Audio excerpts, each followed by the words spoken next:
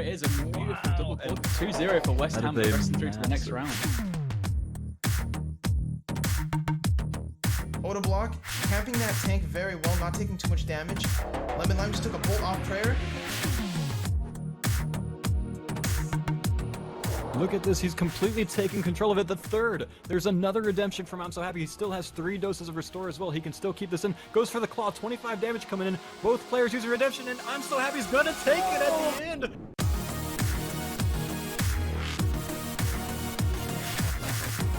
Very good here for Morrow. This is a... Wow, look at this! In 3 hits! 40, 30, 30!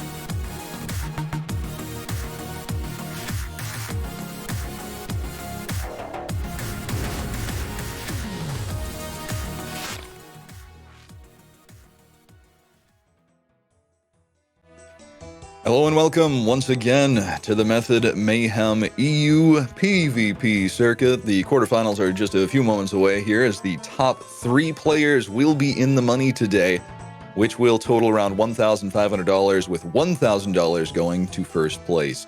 I'm joined once again today by casters Pure Spam and West Ham, as I am your host Poison Potion. And what are you guys looking forward to the most today? Any fights that are standing out right now? I think everyone in this EU bracket is absolutely stacked, as we were talking about yesterday. This is a really competitive matchup in this EU circuit. Not only that, but of course we have 16 people left, 16 people being knocked out yesterday, of which I think 8 of them are going to, secure a place into the grand finals in the grand final championship in a month's time. Every weekend Method's giving away $1,500, and in that grand finale we're going to have $3,000 up for grabs. So there's a lot of money on the line. It's going to be a really exciting day. And I'm looking forward to seeing West Ham, despite being, pushed out of the winners bracket, claw his way back in. And that's the beautiful thing about this double elimination tournament style. He's still got a chance to come back and take it all. What about you, Casper?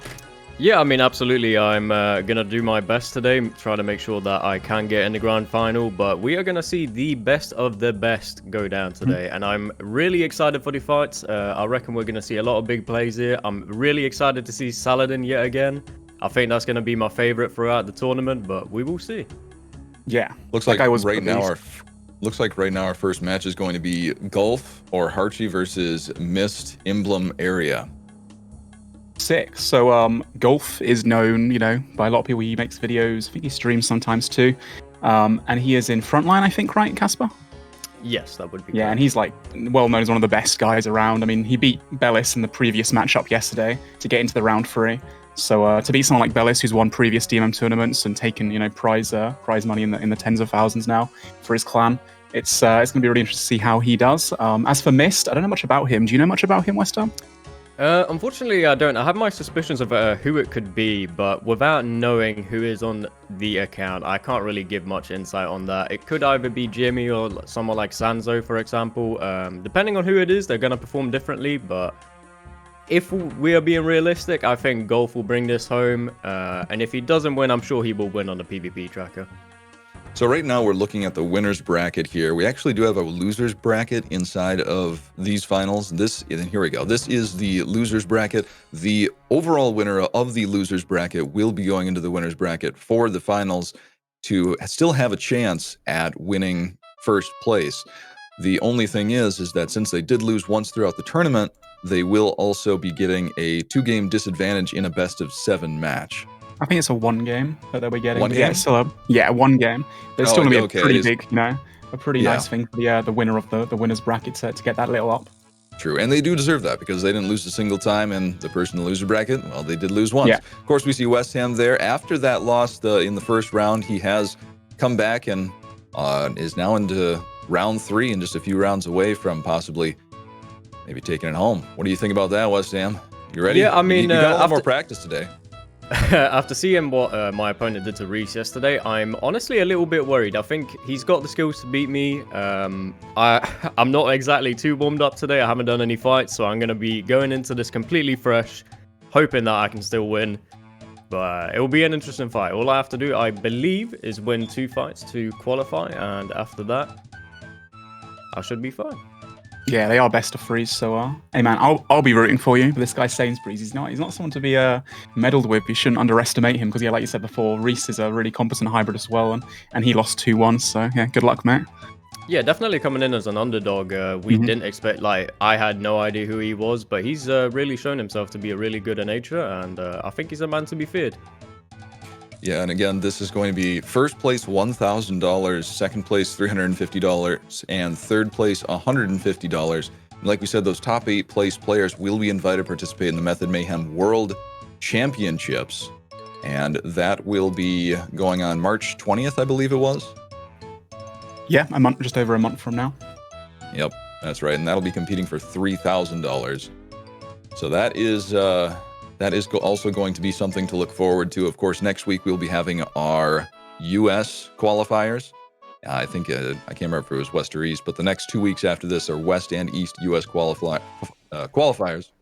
And then there will be one for Australia. Looks like we're ready to go for the first match. Take her away, guys.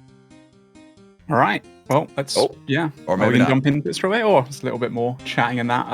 What was the best parts from yesterday? What do you guys love seeing? I remember that we had the 73 AGS, which yeah, I mean, nothing's going to beat that as a highlight for sure. That kind of just took over everything. I definitely had a few more, but after that happened, it just kind of all blanked out.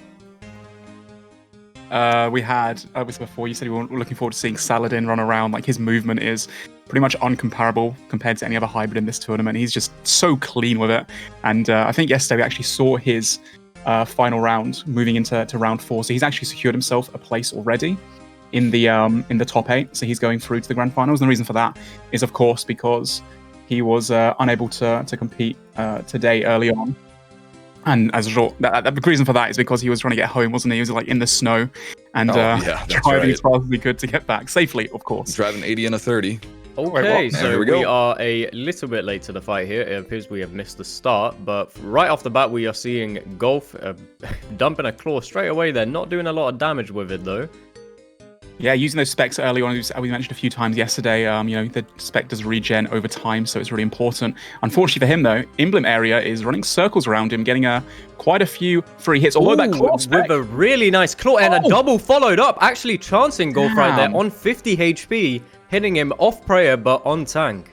Yeah, that's really unfortunate for Golf, and I'll put his Prey melee up in a really nice play from Mist, although now Golf does take the lead, being able to get the DD, get a free hit in here and there. And, the DD breeding meta we've seen quite a lot this tournament. It's so important for getting those extra advantages on your opponent as best you can. Right now, again, all these free hits, just adding up the 27 barrage on the right prayer, a big bolt, 0 on Robes. That is very disappointing there, but getting the Opal Bolt spec for a 12.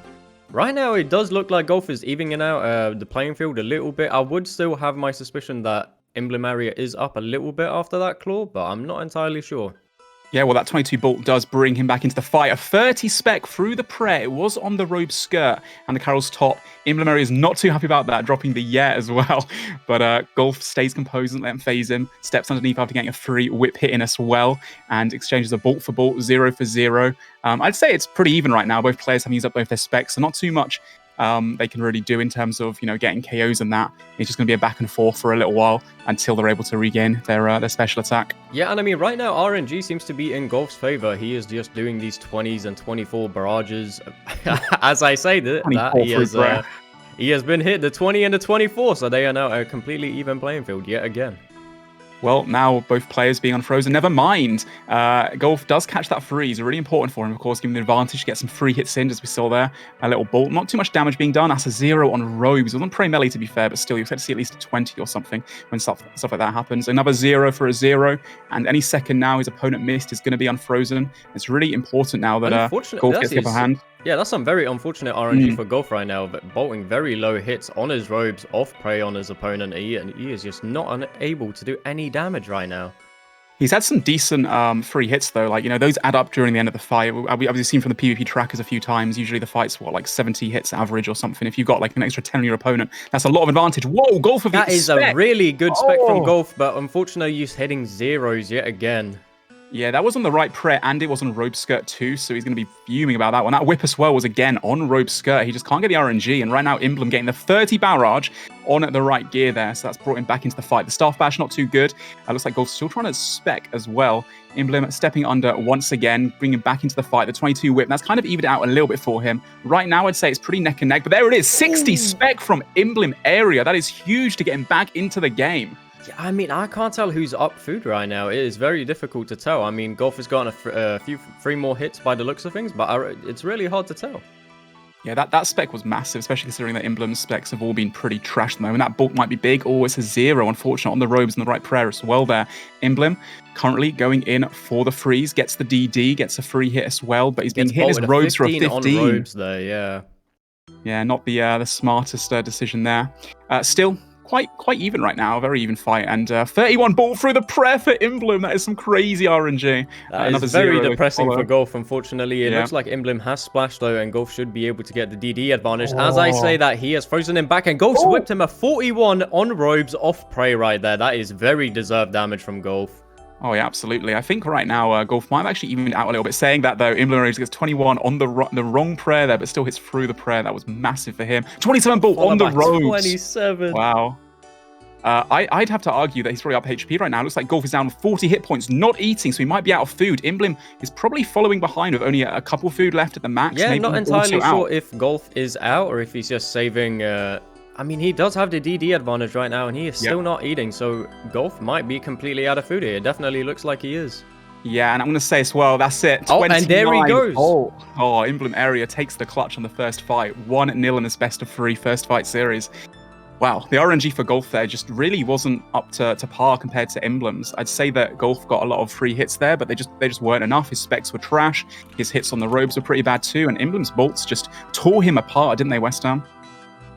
Yeah, so looking at the tracker for that fight, we have Golf with 79 hits to Emblem's 75, and Golf did 47% of his prayers correct versus Emblem's 53. Golf having 618 deserved damage, and Emblem having 528. So the deserved damage there kind of just means that Golf has caught his opponent on robes a little bit more, adding up that deserved damage. Yeah, but so, I mean, yeah, Emblem definitely should have lost, unfortunately. It's an RNG game, so like sometimes that's just the way it goes. But that's what makes this series, this EU circuit, so gripping as well. Because yeah, you just don't know like who's going to take these fights. It can really go either way. And this is exactly why we have a best of 3. RNG can win or lose you one fight, but more than likely it's not going to be winning you 2 in a row. And if this fight had gone the exact same way next time, chances are is that Golf is going to be winning that next one. Yeah, absolutely. Mist, like we said before, he's a bit of an underdog. No one really kind of knew who he was, and he did really well to get this far. Golf, a favourite to win the tournament for sure. So if Mist takes the win right now, it's going to boost his confidence levels through the roof. I mean, just taking that first matchup and winning it puts him in a really nice position right now. He only has to win 1 more, whereas Golf has already got to bring it back and win 2 in a row. Yeah, I mean, as it stands for Golf right now, he is down 1-0, and it's going to be hard for him to pull back from that versus someone at Emblem's skill. Still unsure of who it is, but he definitely is displaying to be a fair fight for Golf. Well, we're jumping into the second matchup. Emblem goes for the freeze, doesn't catch it, and Golf does get the first freeze and a whip hitting a 0. Doesn't go for the DD, he does in the end, and gets a free hit on the robes, only a 6, but hey, he's still up, he's still got an advantage. Another free hit off the bat, 16 as well. He's leading right now, but not by much. They still both have their specs. Currently, Emblem is camping the prey melee, knowing that Golf has that claw spec, and he also likes to use the whip quite a lot too. Yeah, I mean, what we're seeing right now a lot from Emblem is he's very good with the claw specs. He's catching him twice there off prey and not dealing too much damage, though unfortunately only getting just about 60 damage from both of those claws. But he is getting caught on robes a lot. Like, we're seeing every time Golf is DD and Emblem, he seems to be catching him on robes a decent amount as Emblem's trying to freeze him back. Switched over now. Oh, that is a 60 spec from Golf onto Mist. That brings him right back into the fight. He must be pretty happy about that one, pretty chuffed. He gets the DD advantage too, so he's going to eat up to full HP, make sure he's, not going to be in any position to really get some momentum from his opponent. And currently the next freeze is going to Mist. So currently gets a free hit as well. No, that is Golf having the free hits right Golf, now. my apologies, yeah. Golf still having that 50% claw as well. I'm not sure if he's going to try dump it very early, but right now it would be a very good decision for Golf to just kind of save that claw, wait for an extra 50%, and then dump twice at the end, and maybe get his opponent to pay a little bit more melee. Can't really sit like 50 HP when your opponent has a spec, for example, so it's kind of forcing Emblem to eat a bit higher than what Golf has to. Well, that was a 31 bolt Golf just got on Emblem, and currently Emblem's playing this really smart. You know, he knows his opponent's still got a 50% spec, so he's keeping a lot of distance right there. You saw him after the DD. He ran all the way to the west to stop Golf from using spec, and again, he's going for it. Can't get it off. There it is, a 56 spec. They can't be too mad about that one either. I guess the DD as well. Yeah, I mean, Golf is getting some unreal claws there. Emblem having a few decent ones, but only totaling up to about the same damage from one of Golf's claws, unfortunately. 26 for a 23 being traded. Golf has the slight advantage right here, thanks to his specs doing some decent damage right there as well. Both players will get their spec back before the end of the fight, but for now, it's a case of both being able to sit a bit lower HP. We got a 22 bolt from Emblem onto Golf, but Golf does catch the freeze, gets caught back again. Now it's a range versus mage hybrid fight until both players are unfrozen. Yeah, I mean, it all comes down to RNG and here and the prayer switch is getting those prayers correct and making sure that you have your tank off for when you're being bolted. Emblem taking a bolt off prey on robes and only getting hit at 1. That is very unlucky for Golf, but maybe he can redeem himself with a freezer and get the DD advantage. Well, Emblem does catch the DD, not Golf. Gets hit at 30. I think there are 20 from the whip as well. Doesn't go for the DD just yet. Robes on the 0. That's unfortunate right there. Currently, who would you say is up in this fight right now?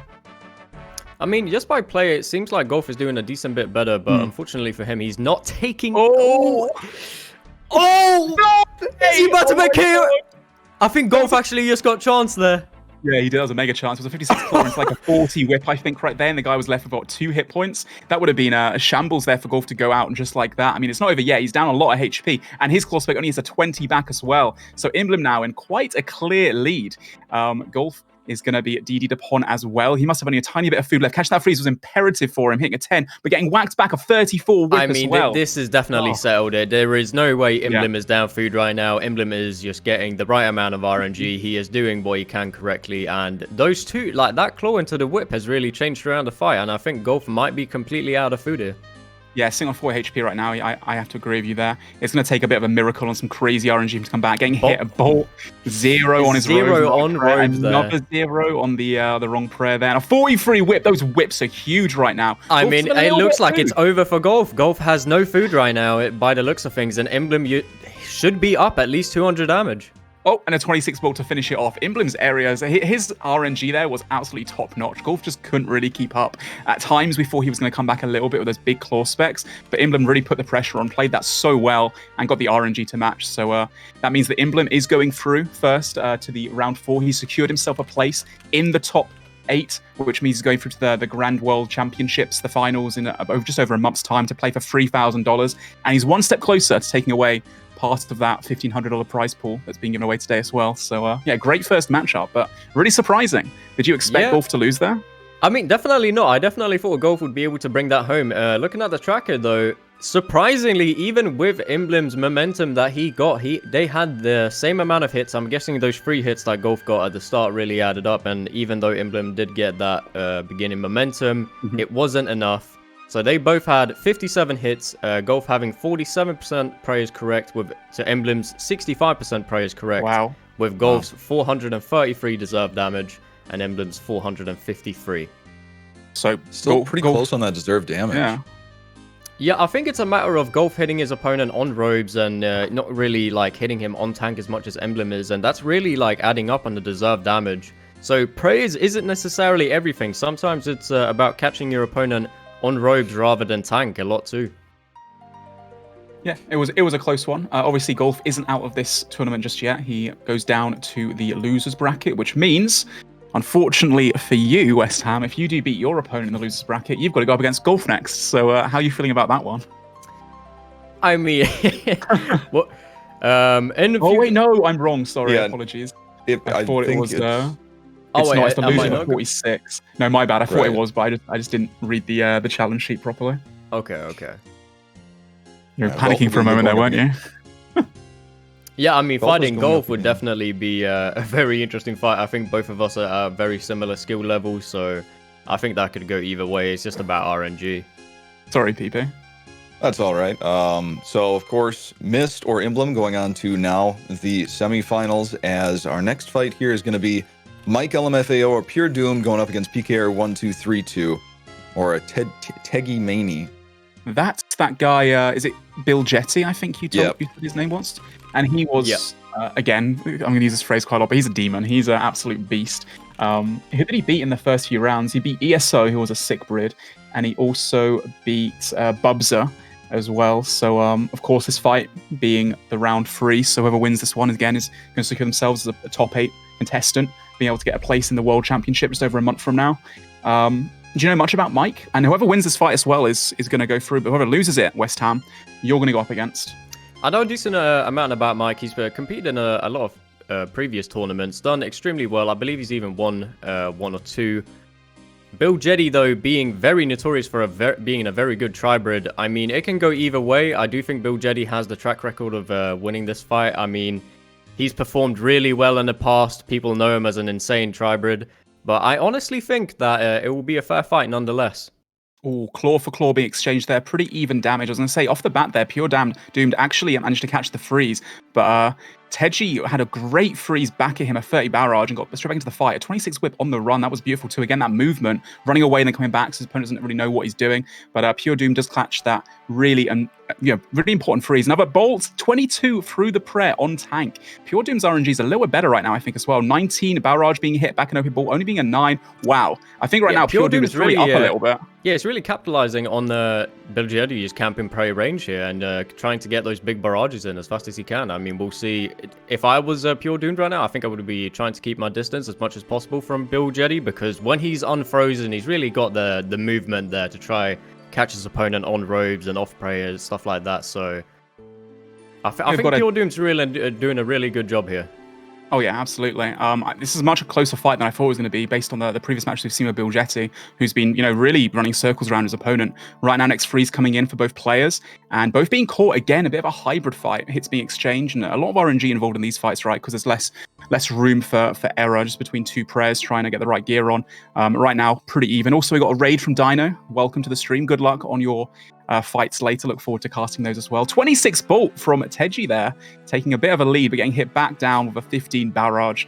Again, I still think that Mike's slightly in the lead here, Pure Doomed, but yeah, it definitely looks like it. Pure Doomed just seems to be focusing on that major range right now, not really using his whip that much. As I say that, as you say that, dude, it happens every single time, doesn't it? You call something and the opposite happens.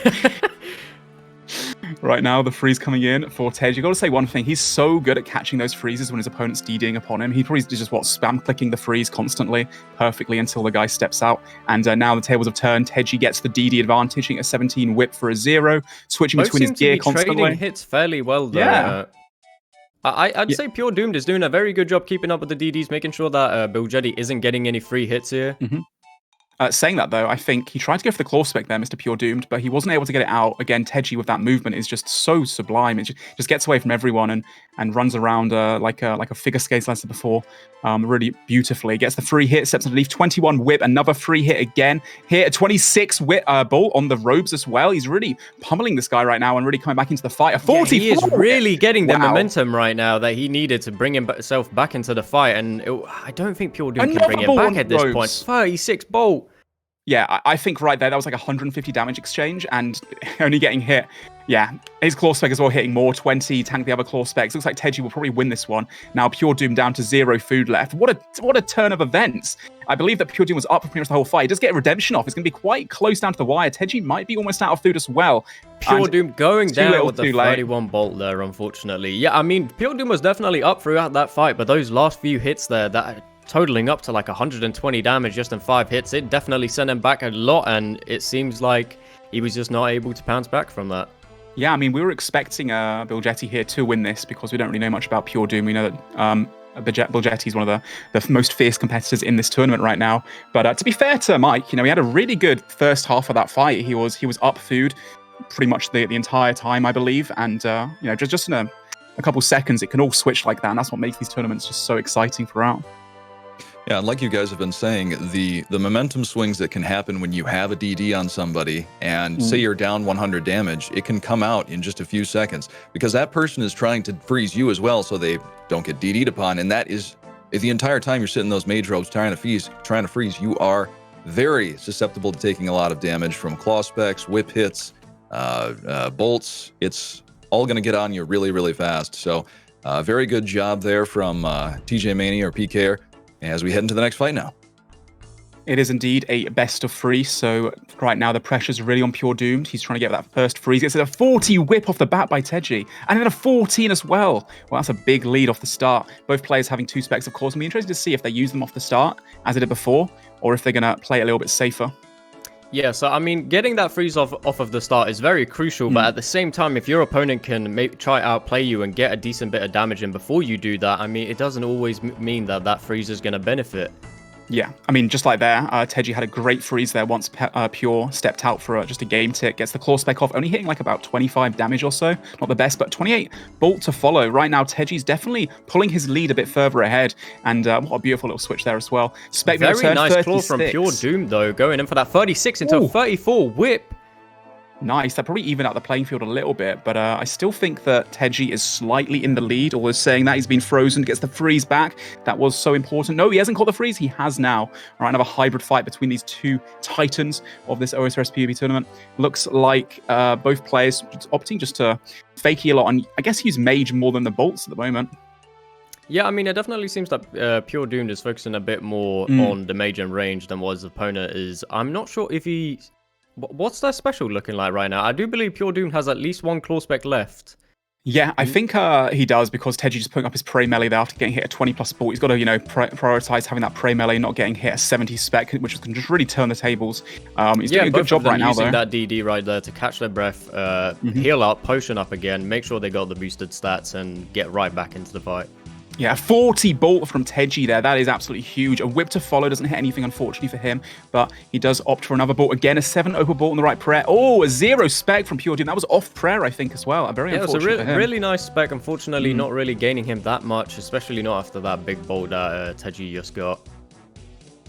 Both players just switching between styles and playing it nice and slow here for us. Yeah, I would say that Bill Jetty would be up food right now, but not by a lot. I think Pure Doom can definitely still pull this back. Well, currently Teji does have the advantage, being able to DD and get a few free hits here and there. Goes for another big bolt. 16 does get frozen in place by 25 from Pure Doom. Great play there by him. Another bolt off prayer. 12. Slowly but surely, he is trying to keep in the fight and clutch it back a little bit. He does have to win this fight to stay in the winner's bracket in this best of 3. Teji's currently up 1-0, and Pure Doom again retaliating, getting a few free hits himself. But Teji again, absolute wizard at catching those freezes when he's being DD'd upon. Stays calm and gets those great clutch freezes.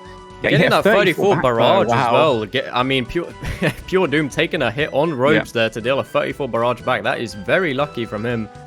And a very good trade that I'd take any day. Well, Teji just got a 28 whip into a 27 bolt there again. These whips are really making the big difference, where I think he's leading slightly, because he gets those 35 from Pure, though, as I say that. And then a 39 followed by a 39! Wow. Okay, well, honestly, at this point, I thought Teji was up, but to be honest, Pure Doomed might be closer than I thought. 24 bolt through the prayer, through the gear, 17 to return. It's very neck and neck right now. I think that Teji does have a spec, which is why Pure Doomed is currently praying melee a lot, but Pure Doomed also has a spec, trying to claw there, but Teji just, using his movement to his advantage, stepping out just in time. 40 spec through the prayer. That is a massive claw on tank as well, through the prayer. I mean, that is really unlucky for Pure Doomed. It seems like his barrages has really popped off this fight, though. He might want to stick to those. Currently going for a freeze, getting a 32. That's a big freeze for Pure Doomed. He's still in this, an 18 to follow as well.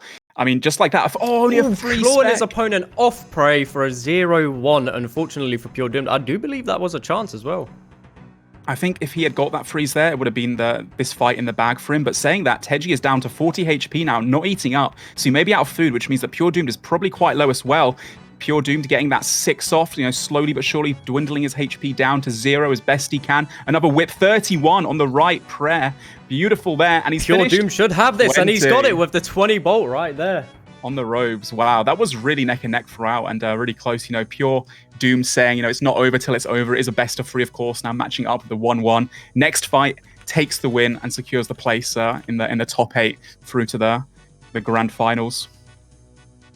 Wow, that was pretty clutch, pretty close. I thought at times that Teji was in the lead with his whips, but I think Pure Doomed actually switched up his strategy towards the end and started whipping just a little bit more, and he got a few 30s and 40s, which really made the difference. Yeah, definitely. I mean, it did seem like Bill Jetty really had the whip RNG right there, and Pure Doomed getting the right barrage RNG, so they were kind of just trading big hits with each other with different styles. Do we have any of the statistics for that fight or no?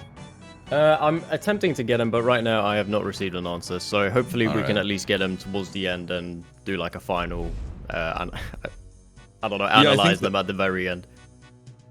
Well, I have to wait for now because we're jumping into the third match in this best of three. Currently 1-1 Bilgetti versus Pure Doomed. Going for the freeze off the bat. Both players splashing left and right. Maybe a bolt being thrown in here too.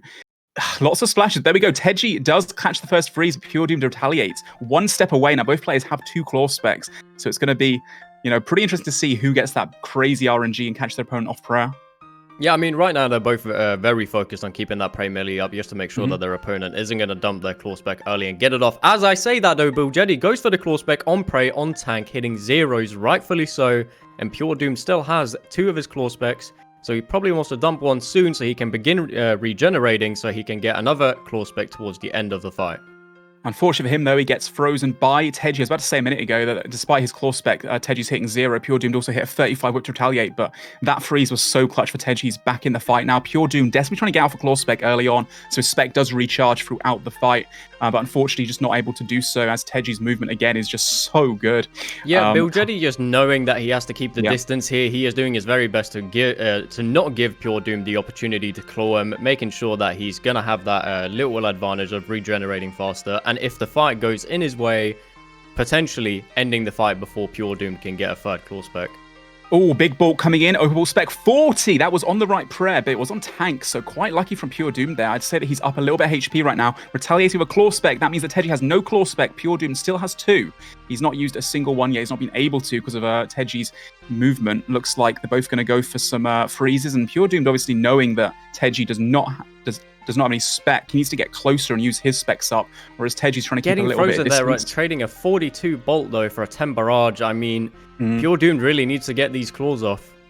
Yeah, ASAP as well, because otherwise want to get the extra one towards the end, which is like obviously a massive difference, being able to potentially output, 70 damage in a single spec. 28 barrage for Pure Doomed into the claw spec, finally being getting used. That claw spec, actually getting it off prey, second one off prey as well, chancing his opponent. I'd say right now that Pure Doom is most likely up food, especially after that 23 bolt as well. I mean, yeah, definitely. In my opinion, that something like that, I mean, that's a very close chance. I do believe that Bilgetti could not have survived that if Pure Doom managed to get a little bit more damage, probably needing 15 to 20 more damage on both of those claws. Bilgetti's not giving up, very unfortunate for Pure. He caught that 29 barrage, which was absolutely crucial for him as Pure Doom was running in for his second claw spec. Gets a 20-ish bolt as well, gets a free hit, steps through his opponent and gets frozen. Only a 1 barrage, luckily for him. Pure Doom taking a 10 or so on the robes, but it was the right prayer on. Getting a free hit, and I'll try to translate this into a claw spec at some point, I'm sure, but Teji will be very careful at keeping his prayers up. Unfortunately, though, having to put prey melee up, 28 opal bolt there from Pure Doom. His RNG right now. Yeah, I mean, this seems to be going largely in Pure Doom's favor, and I mean, if he can keep this up, he's definitely got it in the bag. Bilgetti being extremely low health right now, needing to get that free so he can catch a breath and just get his food up, make sure that he's potted again, and step back right into the fight. Yeah, really surprising game. We didn't think that Pure Doomed had it in him to beat this guy since he's quite an unknown name, but he's going to show that the underdogs that people don't really know of, they're absolute beasts as well. Currently, yeah, I mean, we're looking at 2 rival clans competing here as well. Pure Doom being Kanini versus Bilgetti being Solid Tag, so there's probably a little bit of beef there. Oh dear. Oh, spec coming in from Teji. Unfortunately for him, he had to hit. He hit a 0 or so, like a 10 damage or something. It was on the wrong prayer, I believe.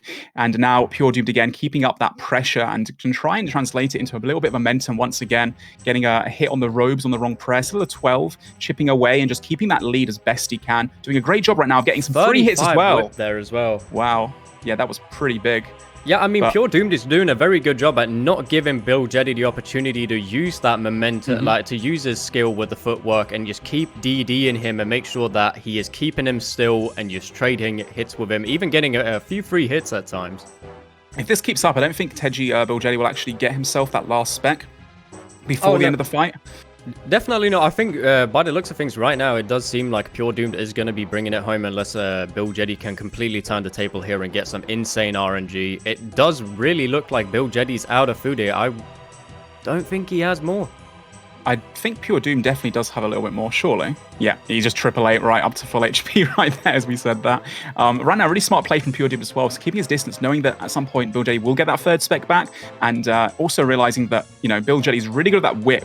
And if he can just keep it to range versus mage and keep some distance, it means that, you know, he's got a much better chance of trading hit for hit. And that, you know, that full food advantage he's got is going to just take him all the way through. Hitting a 20+ bolt there on the ropes through the prayer. He needs one more hit. The claw Going for that last claw for a 0-1 and Bill Jetty getting the redemption off. That is very unlucky for Pure Doom. Maybe his best bet right now would just be barraging away his opponent's HP, making sure that he can't get that redemption.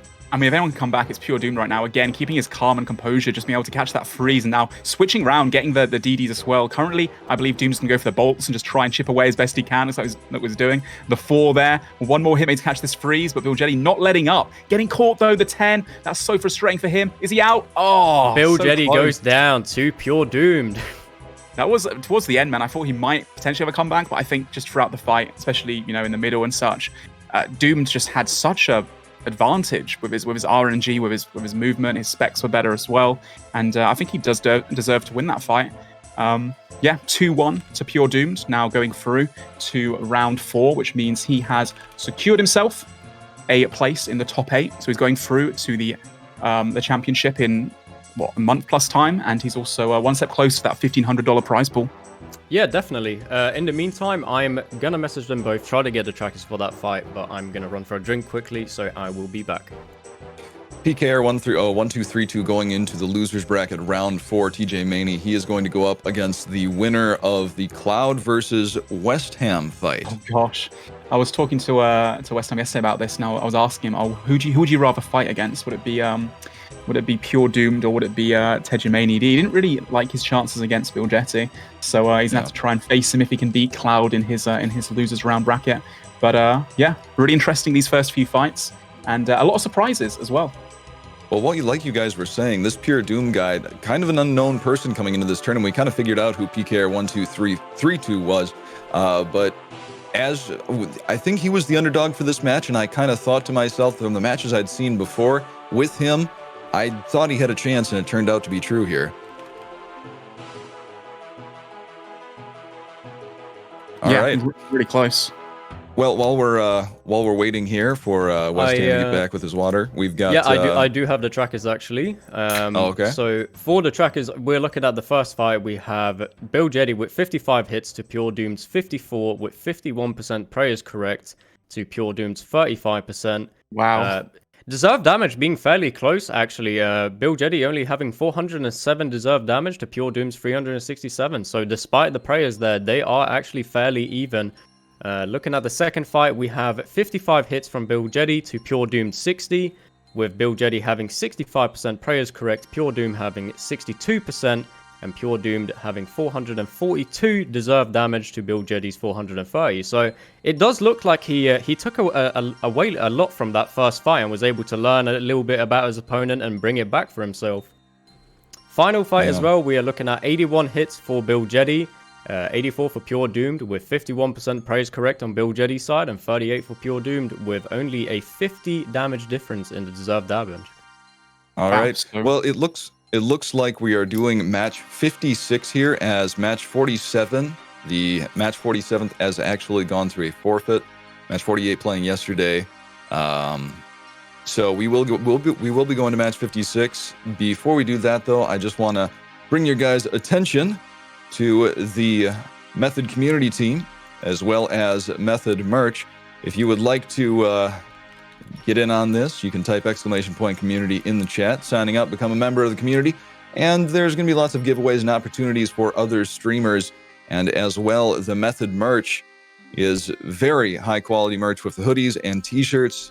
I have some myself. It's very nice. Go ahead and get yourself in on that with ! merch in the chat. As the 50, let's see if I can find my place here now. We're going to the 56th series, and that is going to be a quarterfinals match. Yeah, Salad Man with 99 strength cape or school zing, and here we go.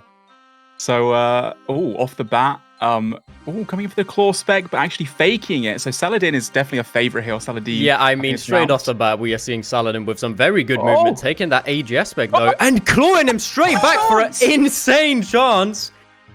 Very close there. Unfortunately for him that he couldn't get the 65 or so they needed to actually spec him out.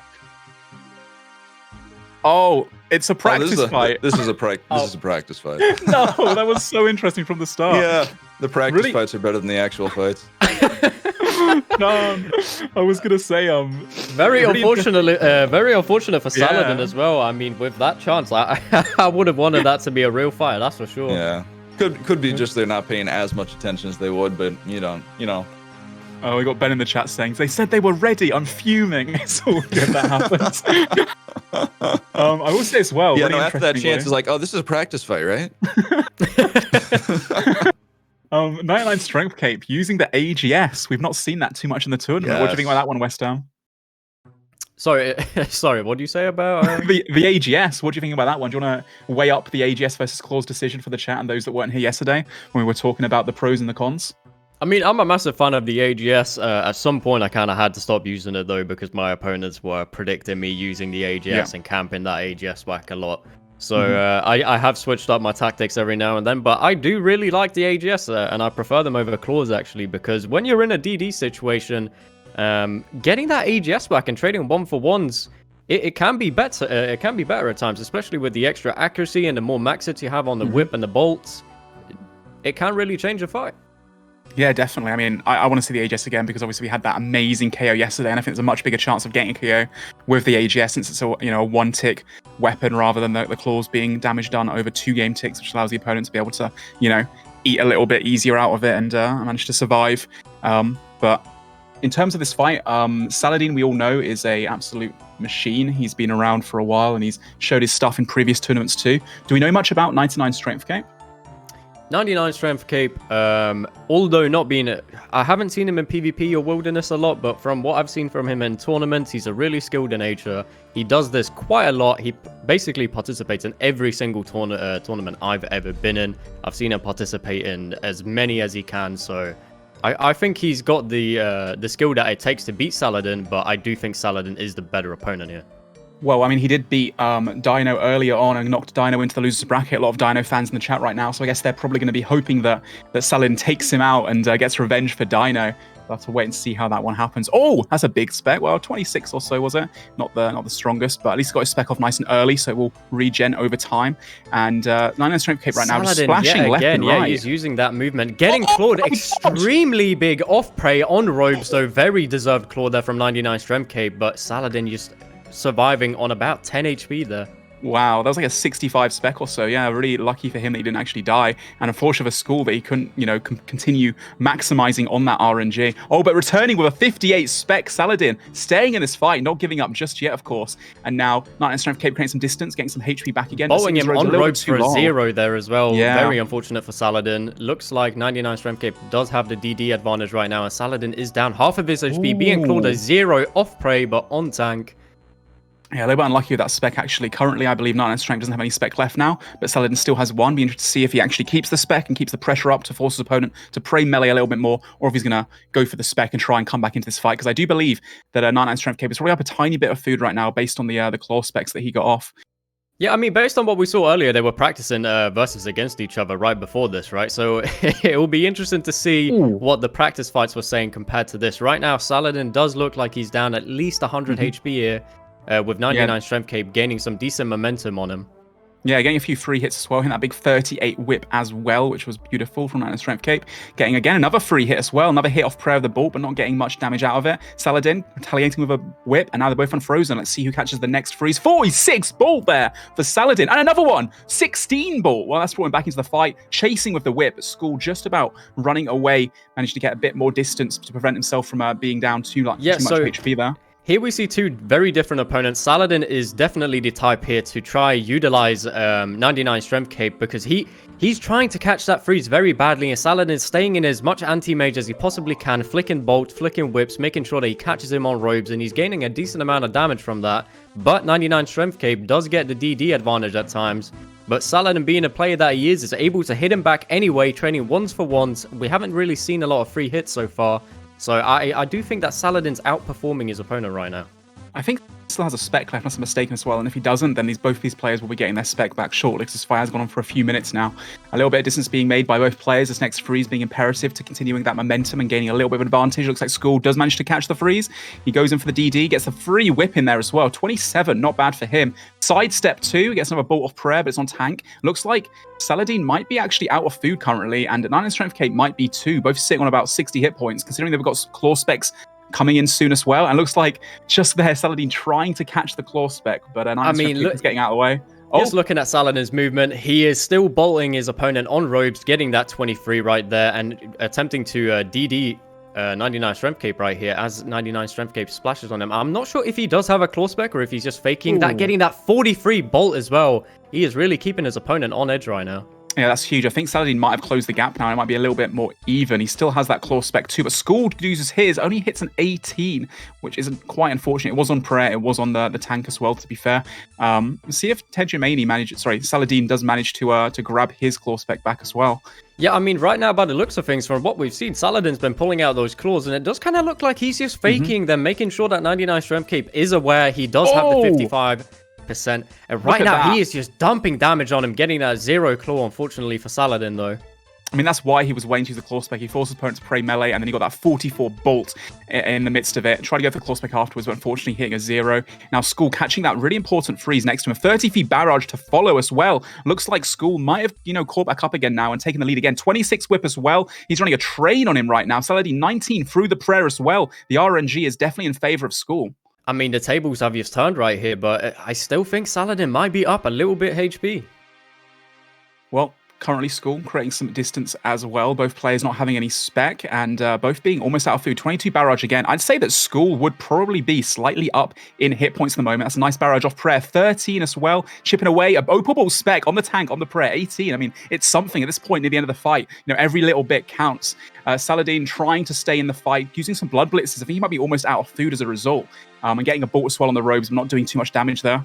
Yeah, I mean, we're seeing 99 strength cape sitting fairly low, high HP actually, compared to Saladin's around 20 HP right now. If he can get the redemptions off, he can maybe turn this back, but as it stands right now, it does look like Saladin is about to go down.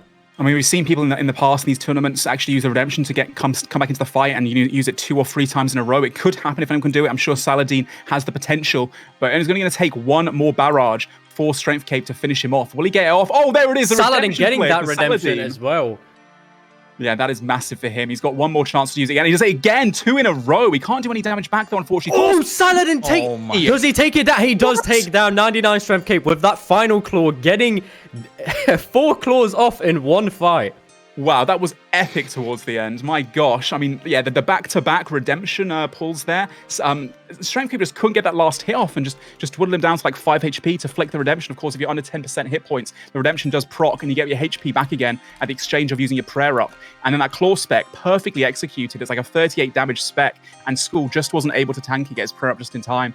So, yeah, really close matchup there. And that's a 1-0 to Saladin in this best of 3. I'm upset I had 2,000 channel points on 99 strength cape.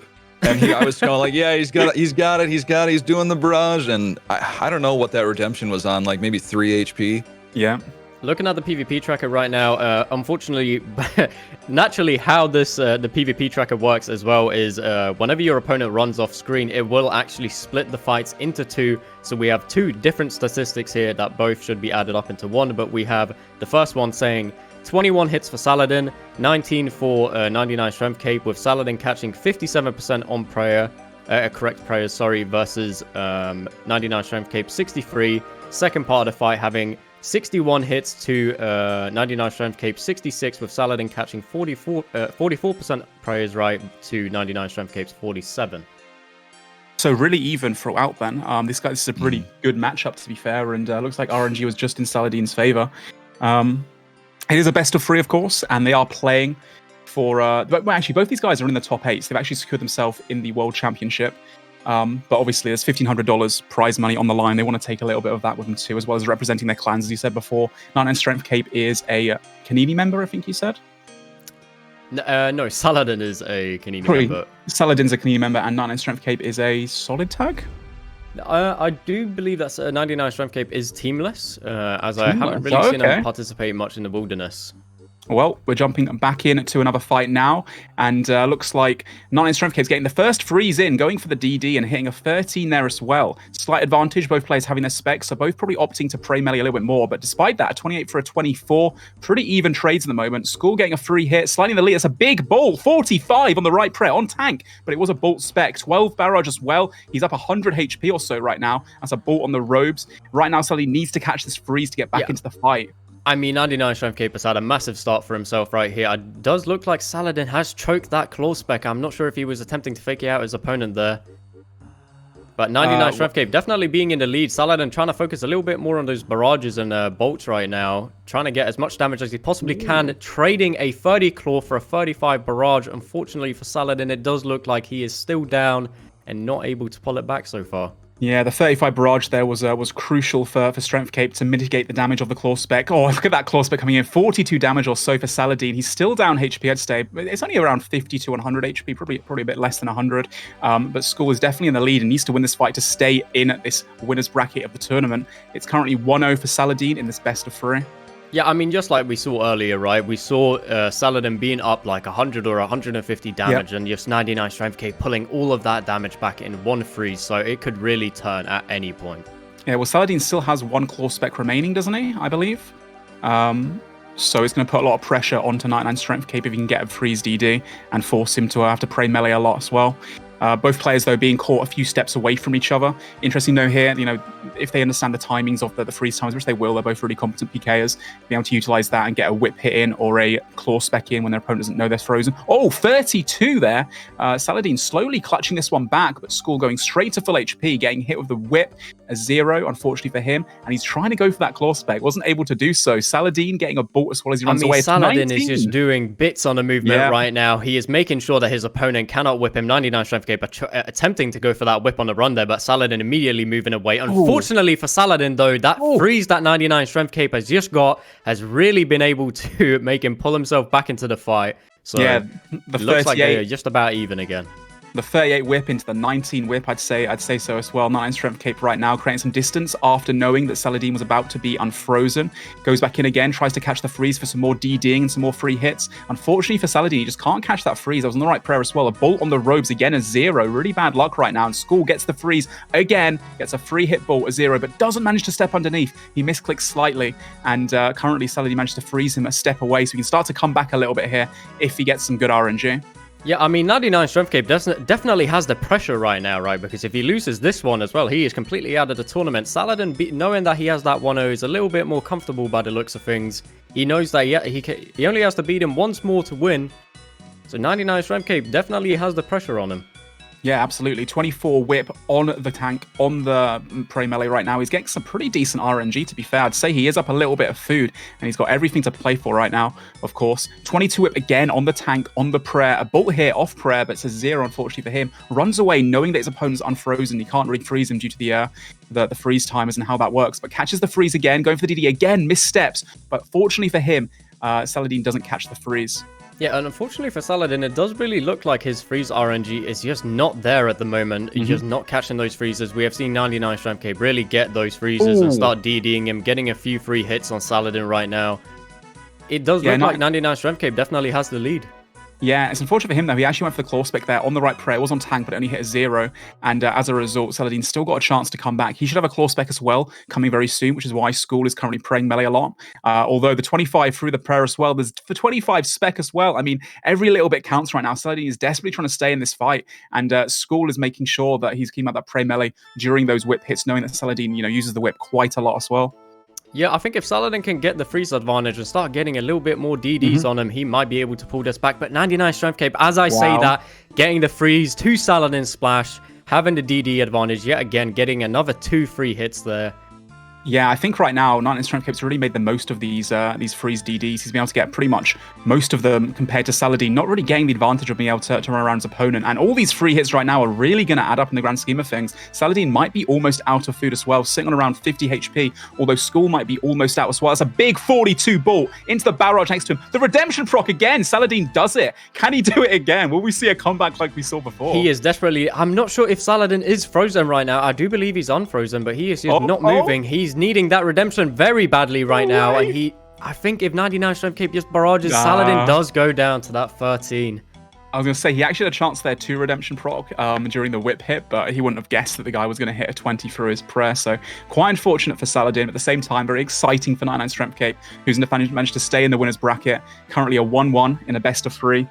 Winner has a chance, of course, the prize money. Although you said before that Saladin will be knocked out. Whoever loses this is done in the loser's bracket, so they've still got a chance. But obviously, being in the winner's bracket, so close to the finals now, you know, they really want to make sure they can take this one. Yeah, I mean, Saladin definitely being a tourney favorite right now as well. We are really loving his movement, and I would like to see more from him in this tournament, and seeing him go to the losers bracket would be very disappointing. When you have fights that are this close, redemption play seems to be so important, and knowing how to give yourself the best chance for proccing it again and again seriously has been turning the tides of the fight. Didn't work for Saladin this time around, but it did win him that fight in the last one. So when the RNG is similar, that is what it's coming down to. Well, we're jumping in to the first matchup, and we have, once again, 99 Strength Cape versus Saladin in this best of 3 round 4 winners bracket. So currently being frozen, quite a bit of steps away from each other. Both going to keep that distance for now and switching between the bolts and the mage. Saladin deciding to keep on his Carol's top and his mage's book with the extra mage defense, which is working out for him quite well. Although saying that, Skull gets an 18 barrage through the prayer. Really good RNG for him. Yeah, it does seem that Saladin's reading his opponent fairly well. I mean, if 99 Strength Cape just decided to bolt there, he would have bolted Saladin on robes, off prey, and maybe been able to get some really good damage in. But Saladin reading him correctly and just knowing that he's going to camp those barrages, he kept it as the most anti-mage he possibly could. And Saladin getting a 60 claw straight off the bat there to 99 Strength Cape's only about a 20 claw.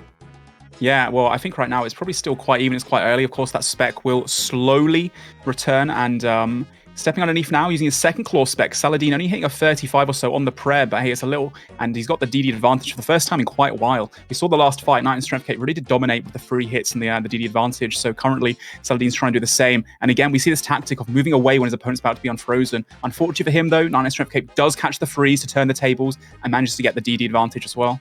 Yeah, it'd be really interesting to see the freeze RNG of that last fight. Right now, 99 Strength Cape is getting those massive bolts, those barrages, making sure that he's utilizing those free hits while he can. Saladin is about to be unfrozen, getting clawed off prey for a 19, followed by a 24 whip. It is not looking good for Saladin right now. I think that last whip there was almost a chance as well.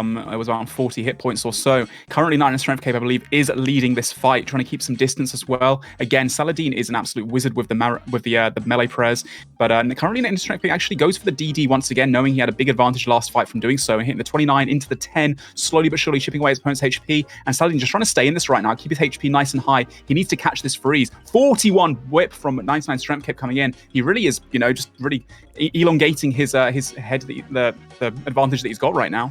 Yeah, I mean, 99 Strength Cape is just getting the right amount of RNG right now, kind of changing up his playstyle, using his whip a lot more than what he previously has, maybe catching Saladin off guard with that tactic, and it is really working out for him right now. Saladin is just not hitting anything. 99 Strength Cape is pummeling through him. I wouldn't be surprised to hit if 99 Strength Cape is currently up like 200, 250 damage. Yeah, well, he's got the DD advantage once again, hit a little 20 there, but now he's got pretty low HP. He's going to decide to eat up after getting the DD, so he can't get hit, lots of free damage, and really smart play right now. Saladin trying to stay calm as well, get his prayers right, and get a few bolts off to trying to get back into the fight, really. Skull's currently like 110 HP or so he's going to have to take a lot of damage in order to get back down to low. Currently, both players will have their spec coming back any second now, and again, Skull gets that DD advantage, almost gets a free hit there, but misclicks. 33 whip, though, on the tank, on the right prayer. Beautiful for him. A 32 bolt to follow. The RNG is going all his way, and yeah, good fight, he says. Yeah, I think Saladin realizes it's all over now. Yeah, I think Saladin has accepted defeat. He knows that unless he gets some insane RNG, there is absolutely no way he can pull this back. His 99 Strength Cape has dealt so much damage. Saladin is unable to do any back. He's splashing over and over again, not able to get those DDs, to get those free hits in.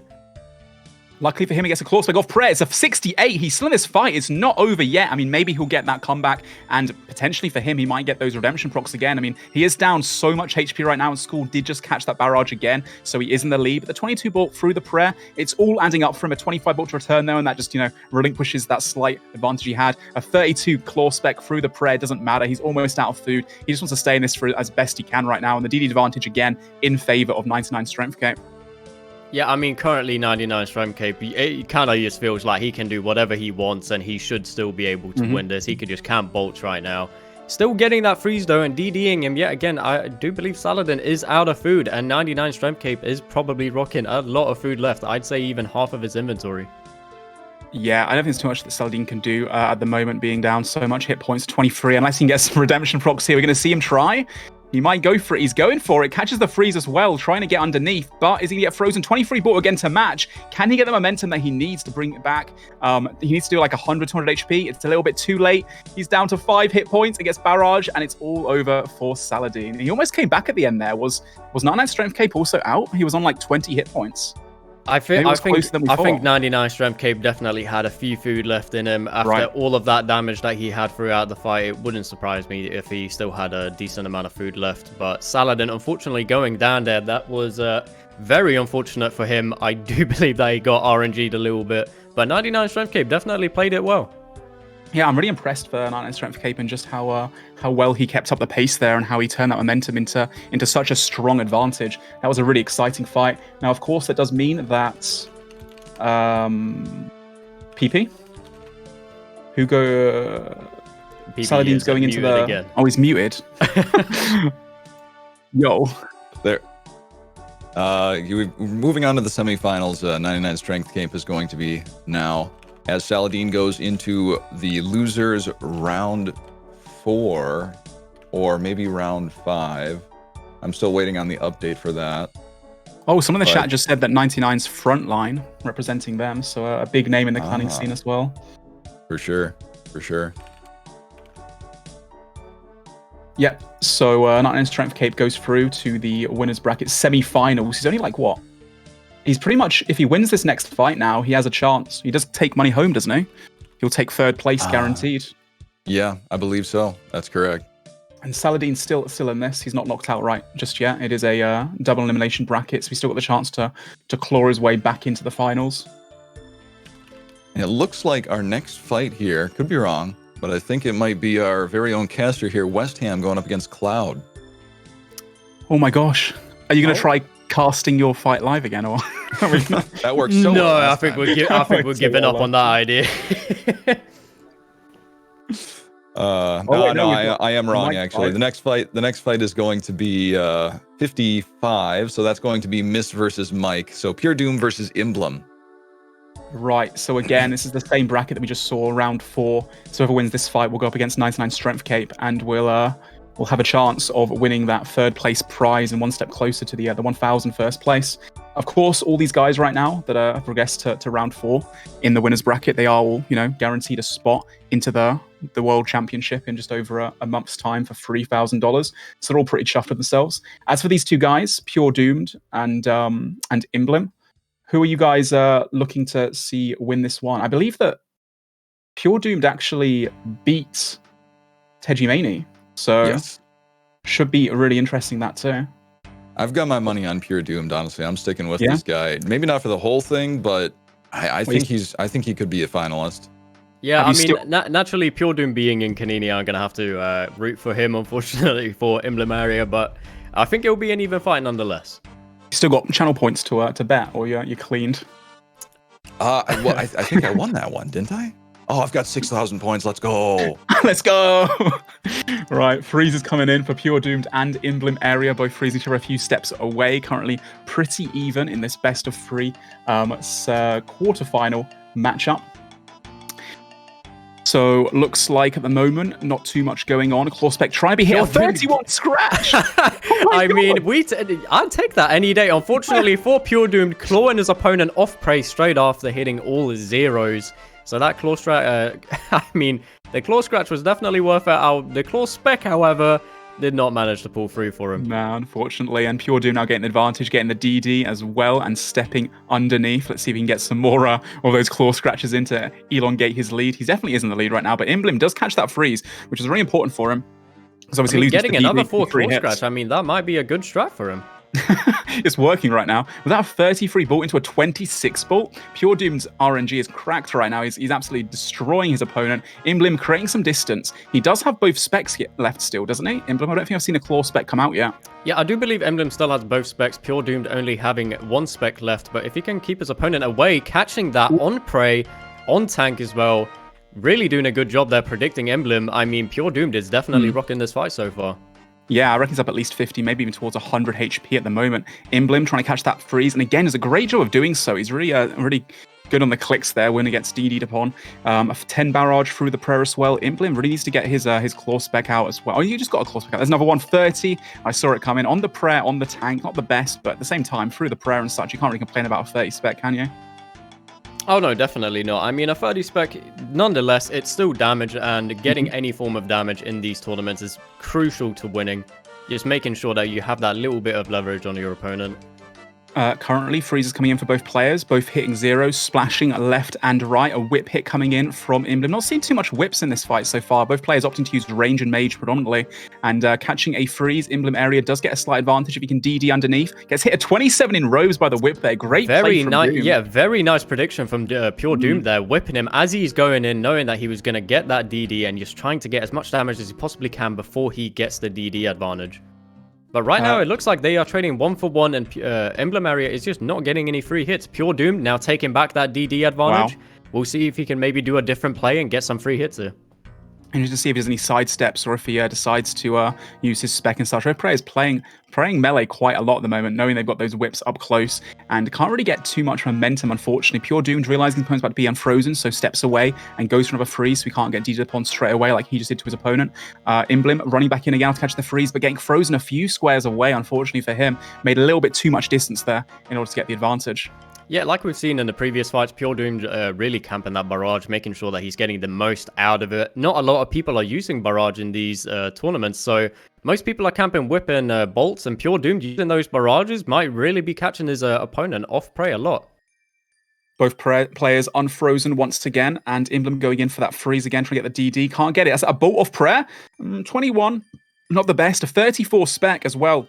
Taking that 39 bolt right back, yeah, that is very disappointing to see. I mean, there's nothing you hate more than dumping a spec and then getting hit all of that advantage straight back, but he pulls it through with that second claw spec, dealing about 62 damage right there. I mean, this is really looking like it's in Pure Doom's favor. That's the Spark Max switchback special right there, running away from your opponent, running back in again with the claw spec in. That big 60 damage was huge for Pure Doomed. I do think he has pulled ahead right now. A 30 bolt as well. But being hit a 39, was that, or a 29? And a claw spec 38 as well. I mean, Mist is not out of this one yet. And he might be able to pull it back. I do feel like Mike is definitely in the lead though. Yeah, I'm unsure if Emblem area might be out of food. No, eating up to about 50 HP. It does look like he doesn't have a lot of food left though. I mean, right now, Pure Doomed is just making sure that he's full health, repodding, and then going straight back to that DD advantage. He's got quite a few free hits in here, which is beautiful for him. A 33 whip as well on the right prayer, trying to catch the freeze once again, getting a 9. Is he going to get DD'd upon? Imblim needs to control the fight again, but gets frozen just a few squares away before he gets able to get the DD and start to claw back at this. I think Pure Doomed is about to finish him off. And couldn't get the redemption off. Does he go down there? Yeah, he does go down. I mean, Pure Doomed coming out of nowhere as an underdog, and he's taking down all of these opponents. I mean, it is crazy to see.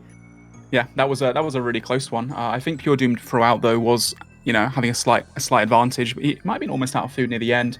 Both players playing that really well. We saw the movement and creating some distance throughout. I think what really did it for the Pure Doom there to win that fight, the whip hits, they were pretty big. For a while, I got some 30s and some 40s in there, and it really helped clutch him that win. Oh yeah, definitely. I mean, looking at the instant replay that was blacked out there for a second with the Method Twitch channel go ruh-ruh. Pure Doom is really doing his best here, and I think he's performing really well. I mean, I'm interested to see the trackers of that one if I can get him here. Now, you know what actually won that fight for Pure Doomed? It was the 200 IQ claw scratched 33 off the start. That's just shook his opponent up. What? Who am I fighting? Who does that?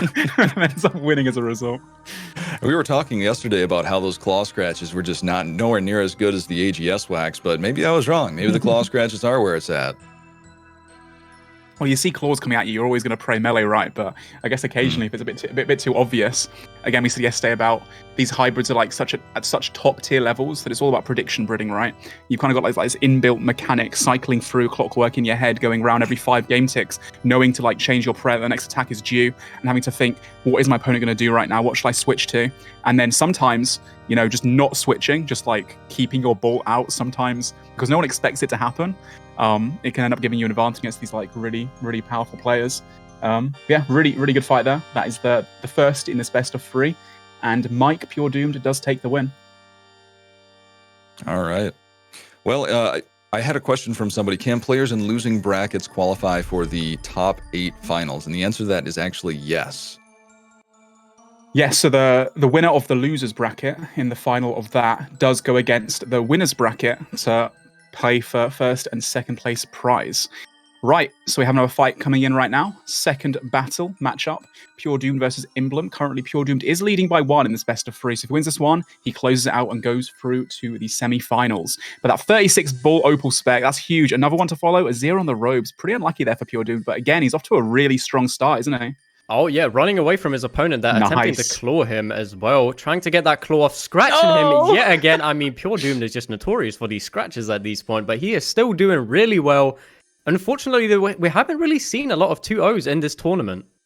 Oh, he's being run a train on right now. Pure Doom taking like 70 damage right there from 3 hits by Emblem. He's straight back into the fight at the moment. That was a pretty smart claw spec to you know, predict as he came in to go for that, but unfortunately hit a 0. Another spec coming in as a second spec from Emblem. It was a really good prediction right there from Pure Doom, but unfortunately not paying off in his favor, clawing his opponent off prey on robes and still not getting any damage, scratching him on robes, off prey.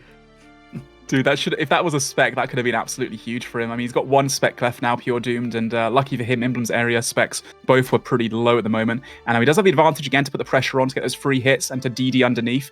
Unfortunately for him, he has got a little bit too much distance there and can't get the claw spec off. It's a bolt, only a 32. It was no bolt spec. I mean, Emblem will take those, and Pure Doom does get the DD once again, getting a free hit. I'm going to go for that claw spec, or at the same time, maybe keep the claw spec, as his opponent knows he's got it, just to put a bit more pressure. A 39 bolt being retaliated from Emblem area right now. He's not out of this one yet. Yeah, I mean, what we've seen in the past, I mean, keeping that claw spec as well, and making sure that your opponent can't risk the HP, keeping them on edge, just knowing that your opponent has that 50% still, it can really be beneficial because, I mean, Emblem area does have to pray melee a lot more than what Pure Doom needs to right now. Going for the barrage of the claws on, it hits an 18. Cannot complain about that one from Emblem. And I'd say right now it's relatively even, but Pure is probably slightly leading, getting a big 28 barrage there in this hybrid fight, keeping some distance. Emblem coming in for this now, doesn't have a claw spec. His opponent does, so he walks in, gets his opponent to pray melee and then runs away again. Really smart play, but Pure Doom does hit a 30, so it doesn't really do much for Emblem. But catching that freeze is huge for Emblem. Can he come back now? No, a 42 spec through the prayer. Pure Doom's second spec, definitely worth there. And then a free ball. Is Emblem almost out of food now? He's just sitting a little bit low. He's sitting very low HP there, and unfortunately for him, he did not manage to get the DD, so he has to eat while Pure Doom is just pumping damage on him right now. Unfortunately for Pure Doom, though, even having that advantage, he's not hitting a lot, even bolting a 0 on robes there. Yeah, he was off to such a strong start, and I think towards the middle of this fight, Emblem's really come back and got some pretty decent RNG. Although saying that, Pure Doom is going to go try and catch this next freeze now, getting a 19 as well, chipping away his HP. Again, another hybrid fight. Oh wait, Emblem is not frozen. He is frozen. Really smart for Pure to catch that there, but getting hit a 37 bolt in retaliation from Emblem. Big bolt spec, 24. Straight away with that 24 though. Very low opal bolt spec though, I must say. We haven't really seen a lot of big opals. No, of course, it's got a max hit of over a 50, so it can really turn the tables and turn the tide. 37 whip coming in from Emblem. A spec coming out very nice for claw Pure spec Doomed. being traded for that 23, though. Unfortunately for Pure, that claw spec has gone straight to waste and back at even playing field. It does look like Pure Doomed is up HP right now, though. Emblem using his spec. This freeze. He hit a 32, unfortunately, and he's being DD'd upon now as well from Emblem. Gets a couple free hits in there. But 29 ball, that's huge for Pure Doomed. I think he will be in the lead by a little bit. And looks like Emblem's out of food, sitting on 20 HP, question marking, because his RNG has been pretty trash at the moment. And unable to really get an advantage, despite having the DD mechanics in his favor. Yeah, I mean, right now we are looking at Pure Doom probably being up enough to safely secure this fight. All he needs to do right now is just keep barraging his opponent. Yeah. Emblem area not even flicking any prayers at the moment, doing that first mage flick there. Yeah, I think it's a little bit too late. He's having to focus on switching his prayers so much that he's not able to actually do any damage back. Although saying that, a 25 book a ball, I mean, it's something. He's tanked like 6 hits in a row from Pure Doomed. Pure Doomed smartly, you know, walking away so he can't get deed upon and keeps his lead. Currently, Emblem down to about 6 HP. He can't keep this up for much longer, surely. At some point, Pure Doomed is going to finish him off and Emblem will crack under the pressure. Is he going to come back? Right It's like now, 10 it hits seems in a like row, Pure isn't Doomed it? is just not doing any damage, hitting a 1 there as low as he possibly can, getting that 22. Pure Doomed has advanced, and Emblem Area is out of the tournament. Going down to the losers bracket, actually. Sorry, my bad. Yeah, that was so close towards the end as well. I really thought that maybe Emblem might have dragged that one out, but Pure Doom definitely had the advantage, and that means that he's won, yeah, as you said, 2-0. He goes through to the semi-finals. Of course, all these guys have secured themselves a place in the Grand Championship in just over a month's time for $3,000, and Emblem's not out of it just yet. He's still got a chance to come back in the losers bracket and still take some of that $1,500 prize money that's up for grabs today. So Pure Doom going up against 99 Strength Cape, School Zing, and we will be having a couple more. I think we're going to be having a break coming up right here. Yep, we will be having a break. Things to come though, we will be seeing the fight between West Ham and Cloud, as well as the fight with Dino and Bubzer coming up right after that. Yeah, very shortly before we go on break as well, just reading out the PvP tracker for those fights, we have Pure Doomed with 77 hits on the first fight, to Emblem Area 67 with 36% prayers correct on Pure Doomed, and 51% on Emblem Area side. Unfortunately though, those extra hits that Pure Doomed got seems to have gotten him a little bit of an advantage on the deserved damage, having 43 more deserved damage. Second fight, we are looking at Pure Doomed with 76 hits to Emblem Area's 66, yet again having better prayers this time with Pure Doomed's 47 to Emblem's 42 and being up 100 deserved damage. I called Dino. I called Dino.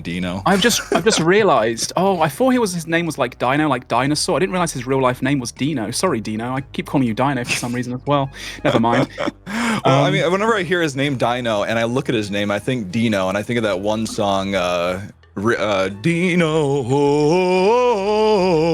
Oh my God! You actually have. Not only do you have a beautiful radio voice, but you've got a beautiful singing voice as well. My gosh, so talented.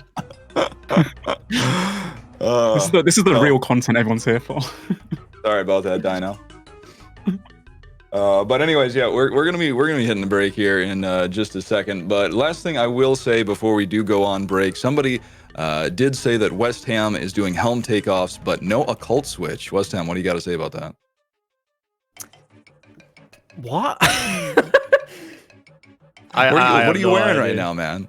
I'm wearing a helm of needs, bro. I've never done a helm. No, helm of needs. I don't see a helm of needs on your webcam right now. No, it's all about the fashion state, man. He's got those goggles, yeah. the gnome goggles, baby. He's got the gnome goggles and he's got the Fury. I mean, Fury's probably good here, anyways. You don't bring in a cult switch. You the tank. Yeah, unfortunately, I'm very focused. I got to prepare for my fight here as well. Oh yeah, of course. Good luck, mate. After the break, you'll be fighting. Very true. Again? Oh, all Cloud right. Sainsbury's. That's right. So we'll be going to that match right after this break. We'll see you guys in a couple minutes.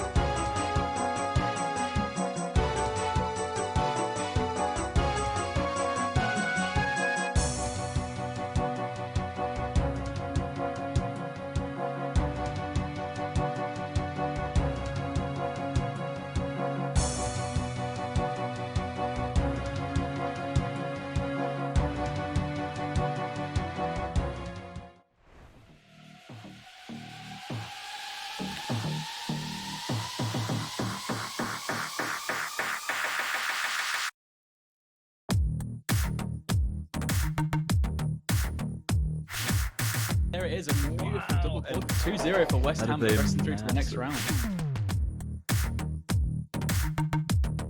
Auto block, camping that tank very well, not taking too much damage. Lemon Lime just took a bolt off prayer. Look at this, he's completely taking control of it. The third. There's another redemption from I'm So Happy. He still has 3 doses of restore as well. He can still keep this in. Goes for the claw, 25 damage coming in. Both players use a redemption, and I'm So Happy's gonna take it at the end.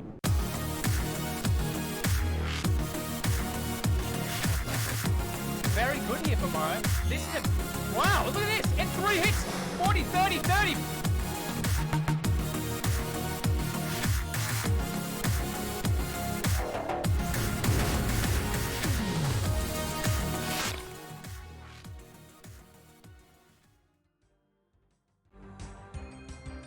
All right, welcome back.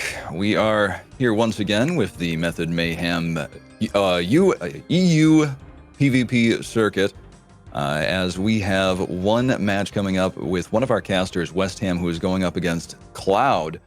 And we know quite a bit about West Ham. I'll let you talk a little bit about this Cloud guy here, Ian.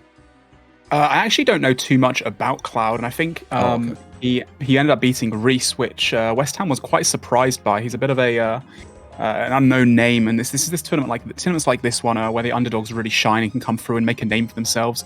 West Ham is feeling pretty confident though. He is of course using the AGS over the claws as well. A pretty exciting one. After that, we've got Dino versus Bubser as well, another big fan favorite. We are currently in the losers bracket that we're watching at the moment. Of course, it's a double elimination bracket tournament, which means that if you do lose one fight in the winners bracket, you go down to the losers bracket. If you win the entire losers bracket, you're still, in the tournament and you go into the finals. So all these guys are still playing to win money. Of course, $1,500 on the line today. And everyone that's in the winners bracket right now has made it through to the top 8 for the Grand Championship in about a month's time, the World Championship in a month's time. Also, ESO forfeited, which is why we have Hamzori being 2-0 up on him and getting a free win through. Unfortunately, that happens sometimes. People just can't make it. Real life stuff happens. Yeah. So I think going to be the X factor this fight, as we do know, West Ham is going to be going with the AGS over the claws. And as we've seen for most of the tournament, people have been taking the D claws as... I think statistically it is an overall better weapon for an Outlast fight, but West Ham definitely knows how to use those AGS whacks for sure, as we saw yesterday. Yeah, we touched upon it yesterday and touched upon it a few times. The only real differentiation in gear setups at the moment is the claws versus the AGS. And West Ham likes the AGS because he's a DD Britter. Going for the AGS spec off the bat, actually. But his opponent does read him very well and praise Melee for it. West Ham versus Sainsbury's currently both being frozen a few steps away. Now, the AGS whack, what makes it so good is if you can get the DD, you're trading hits 1-for-1 unless you get frozen. And obviously, AGS being 50% slower than a whip and 20% slower than a bolt or a barrage. If you're trading for 1-for-1, it's way more accurate and has a higher max hit, so it's really powerful. He goes for the spec. Oh, retaliation, a 0 spec for Cloud that right there, and then another spec. Both were off prayer. Really unfortunate RNG for him. West Ham retaliating again, hoping for those 50+ AGS swings without even using the spec. Another one, a 3. He's really just getting the RNG he needs, but right now he can afford to try and go for those AGS whacks and hope to hit a lot of damage, since he is currently about even. It's still very early on in the fight. Getting DD'd upon from Sainsbury's. Doesn't go for the DD, surprisingly. He's going to go for it. He is going to go for it right there. Again, not too much damage being done right now. West Ham needs to control this fight again. He needs to catch that DD, because having a DD advantage is so big. You can't see what your opponent's really switching into and can't predict them, can't choose when to hit your opponent until they've actually stepped out. Currently, Sainsbury's not really been able to capitalize too much on that DD though. He doesn't get too much damage out, maybe like a 20 or so. And West Ham now switching the table and going for a DD2, exchanging a 20 bolt for a 20 whip, going for those AGS whacks, but Sainsbury's knows just what it's all about and plays Melee perfectly. Although a 27 through the prayer there for West Ham, it's somewhat working for him, but he's just swung like 5 times in a row, and all of them are pretty low damage hits. Quite unfortunate, not really being able to make too much from that DD style. Now, Sainsbury's will probably get the next DD first, as he is unfrozen. And there he goes for it, gets a free hit as well. Sidestepping, going for the whip hit too, getting a hit off prayer. Only a 12 though, and getting a free hit too. Right now, it's pretty 50-50, pretty even. And West Ham does catch that clutch barrage. And again, going for another AGS swing right now. And another one. I mean, even though he's hitting on prayer on tank, he can still hit like 30s through the prayer of the AGS. It's very accurate compared to other weapons. So he's getting quite unlucky right now to hit just how many zeros he's hit right now. Gets a bolt on the robes as well, 11, and Sainsbury's closes that little bit of advantage that West Ham had by catching the freeze, going for the DD2. West Ham's ready to swing with the AGS whack, but Sainsbury's, knowing he's got the AGS, steps out sideways, so West Ham's not able to, and that means that Sainsbury's gets the free hit as well. Oh, a beautiful play there by West Ham. The AGS spec only hitting a 17 from, unfortunately. I believe Sainsbury's doesn't have any spec left, and now West Ham no longer has spec either, so he's going to have to wait for them both to recharge towards the end of the fight. Now, both players being on a frozen, the next freeze is going to be imperative to get an advantage and create some momentum, but West Ham, ordering himself to kind of get into the corners to try and get some space. We can't be DD'd upon very easily. A whack there coming in. Not a bad whack, but again, not really what he's looking for at the moment. Will he catch this freeze here? Looks like he splashes once again. A lot of zeros being exchanged at the moment and not too much really going on right now. But as we know in these tournaments, it can change. And there it is. Sainsbury's getting a 10 freeze into the 10 whip as well. Getting a DD advantage as well, which is pretty hype too. Right, West Ham there going for a bolt, but again being DD'd upon against Cloud. Catching the freeze was so important there. 31 barrage as well, which is huge. Goes for the swing with the... oh, a 40 AGS there. Finally, the AGS actually does something for him. And I think right now I'd have to say that West Ham is probably up quite a bit of HP. A 0 AGS spec. That is first spec as well. That's really unfortunate there, unfortunately. He's just hit nothing with it. He's still up quite a bit of HP, but he's got to be careful because Sainsbury's does have one coming as well. 38 AGS whack there for West Ham. Honor the robes as well. Deserved damage indeed. I think he's up probably at least 100 HP, maybe more than that. It's looking like he will probably win this first fight. Although saying that, it's not over till it's over. Sainsbury's does get the DD to retaliate. He has got a claw spec waiting for him. So, he can come back to this fight if he hits a big 70 or so damage. If he gets a max claw, West Ham trying to catch the freeze. He does manage to catch him diagonally. He does catch the freeze, but gets to hit 29. And there it is. Oh my God! West Ham! Oh no! Oh, I did say he had the claw spec ready. And West Ham just, for some reason, did not eat. You have 2 game ticks in order to eat in a situation like that. And I mean, first of all, it was a 68 claw spec, I believe. Sainsbury's right here playing that so well. Currently, West Ham's on full HP, right? He goes for a whip hit, 29. And then he switches prayer at the last tick, West Ham, just a little bit too late, puts on Prey Mage, and he threw that fight. He was leading that by at least 100 HP, potentially even 200 hit points. I mean, mistakes happen in situations like this, right, PP? There's a lot of pressure on the line, but he's going to be kicking himself right now for doing that. And I would say West Ham did get pretty lucky. The beginning of that fight, he got specced, I don't know if it was once or twice, both off prey on robes, and he took not that much damage from the claws, but he ended up making up for that because that was one hell of a stack. 29 into the upwards of 60 damage, full HP stack in just a couple of game ticks, and he's gone. He just didn't expect it. I think he was maybe he got a little bit too confident with the HP he was at, and that was it. I've just read the chat. He said it was pot blocked. So basically in RuneScape, when you eat a food or you drink a potion, you have 3 game ticks where you cannot then eat another food unless you've got Karamwams. And I guess he was out of Karamwams. So what happened there was he just didn't, obviously in this gear, when there's so many zeros being translated, he just did not expect his opponent to hit a 29 whip and into the 60 plus claw. It was some crazy RNG for Cloud. Very well played too, though. But West Ham just made a slight mistake there, trying to, I guess, restore back up or brew back up. And it just wasn't enough to out-heal the damage output that Cloud got there. So a little bit of a mistake, but it happens.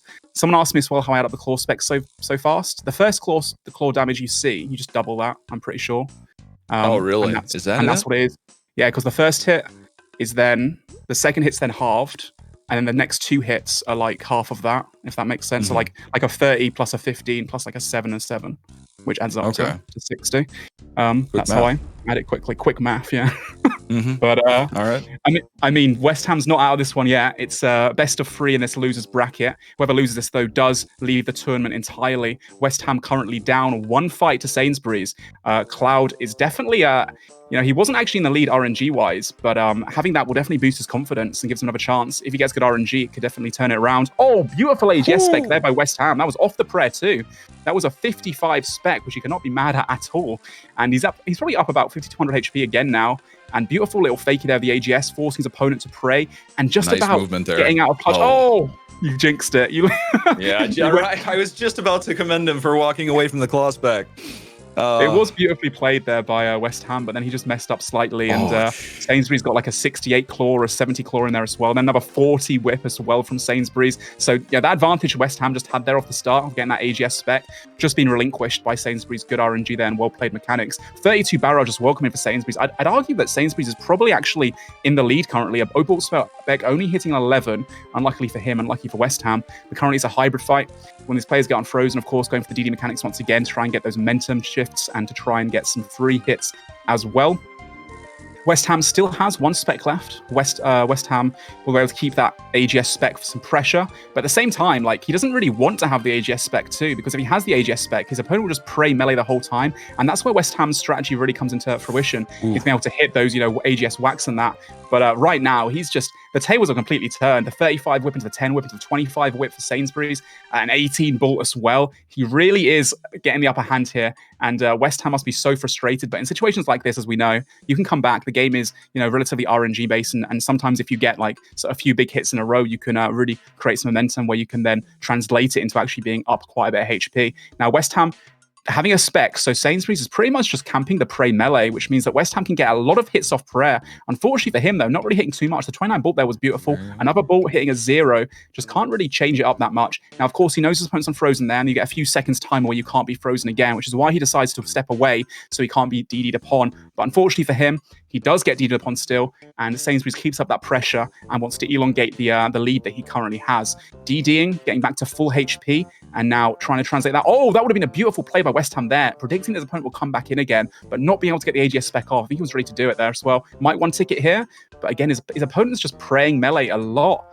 That was a good move as well, but again, just not really getting that RNG that he's looking for. 27 there coming in from Sainsbury's, the bolt spec. West Ham does retaliate over 22 through prayer. It's something. I mean, he's just hoping right now that his AGSs can hit, and that's off prayer. It's on tank, but still a 0, quite frustrating. He has no spec now, but that might lead Sainsbury's to not actually praying melee as much. He does know how West Ham PKs right now because of having a few fights, but West Ham's got to be careful too. Like, this guy's now got another spec back again. I believe it would have recharged. He tried to go into the claw spec, so that's a potential 70 damage that West Ham cannot afford to take right now. Being down 1-0 in this best of 3 series as well, it's really important that he does clutch this back and get some kind of momentum shift. A 27 hit through the prayer. I mean, at this point, he'll take it. He just needs something to kind of, snowball that effect of getting a few chain hits in a row. And oh, that was a great play by Sainsbury's there, hitting like a 30 or so or 20-something claw spec as West Ham ran towards it. Nice. Going for a 20 barrage as well, not too bad. And deciding now to try and catch the next freeze. West Ham going for a whack as well, but hitting nothing. Going for the DD. And I mean, he's down so much food right now. I'm going to guess he's down at least 100 damage, probably towards like 150 or so. I mean, it can change in a few hits. Yeah, the on-ropes hit, but just not being able to capitalize on it, not getting the RNG that he's looking for. Hits a 19 bolt there. That's a bolt on robes as well. 15 only. Tries to catch the freeze. 2 splashes. Now Sainsbury's does have the advantage, has the upper hand. Will he be able to close this one off? Looks like West Ham might be almost out of food, if not out of food. Sitting on around 60 HP. Being hit in his robes again, and his AGS swings, which is like the tactics he was really relying upon, and just aren't hitting at all. A 20 bolt into a 14 barrage for Sainsbury's, another barrage off prayer, only a 6. Fortunately for West Ham, he had freeze immunity timer for a few seconds, so he didn't get frozen straight away. He needs to catch this freeze, needs to change the tides of this fight. Another AGS whack, just hitting a 0. Incredibly frustrating for him. He just can't seem to really pull this one back again. He's on 30 hit points. It's pretty much over for him at this point. And again, he's going to be kicking himself after this fight, right? Just because he ended up basically just making a big mistake in the last one and getting pot blocked and dying as a result despite being up food. Wait a minute, what? What? Wait, I wasn't even... Was that a KO? Nah. I was looking at West Ham. I didn't even see the other... Dude, I'm pretty sure that right there, Sainsbury just made a mistake. He sat a little bit too low and had the wrong prayer on. And then West Ham got an incredible bolt, hitting a 41. Not even a spec either, I don't think. 30. Did he not eat here? Look. So I think he freezes him. Hit the 19 on the prayer, and he was a bit too late to change his prayers. And the 41 max hit bolt came in. The RNG there from West Ham. I mean, just like that, one player makes a mistake in one fight. The opposite happens in the next one. It's 1-1. I guess they're resetting now. Both players jeopardizing mistakes that cost them the fight. And I guess we're onto the the best of 3. I cannot understand how Sainsbury does not eat in that situation, especially after the barrage for 19. He's sitting on 40 HP, and he's still I don't know. I don't know how he doesn't go for the eat. Yeah, I don't know. Someone in the chat said he was probably out of food as well. But to be honest, I don't think he would have been. I'm not sure if he was, because I'm sure West Ham just was quite down quite a lot of food there, despite having a nice little start. Well, I mean, West Ham's still in it. I guess if anyone's going to be able to come back after that frustrating loss at the beginning, making that little mistake, it's going to be someone like West Ham, right?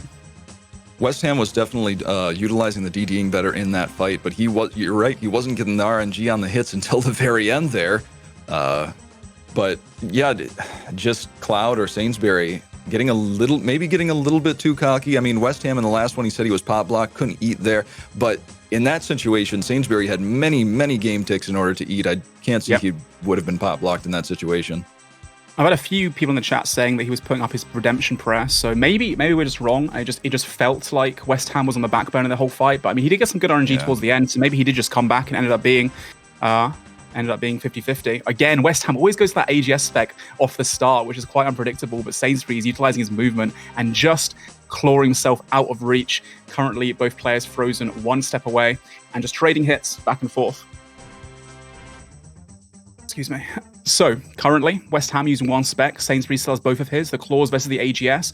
West Ham's going to fake it at AGS a lot. Oh, he gets hit both on prayer, about 24 claw. And another one, a 20-ish claw.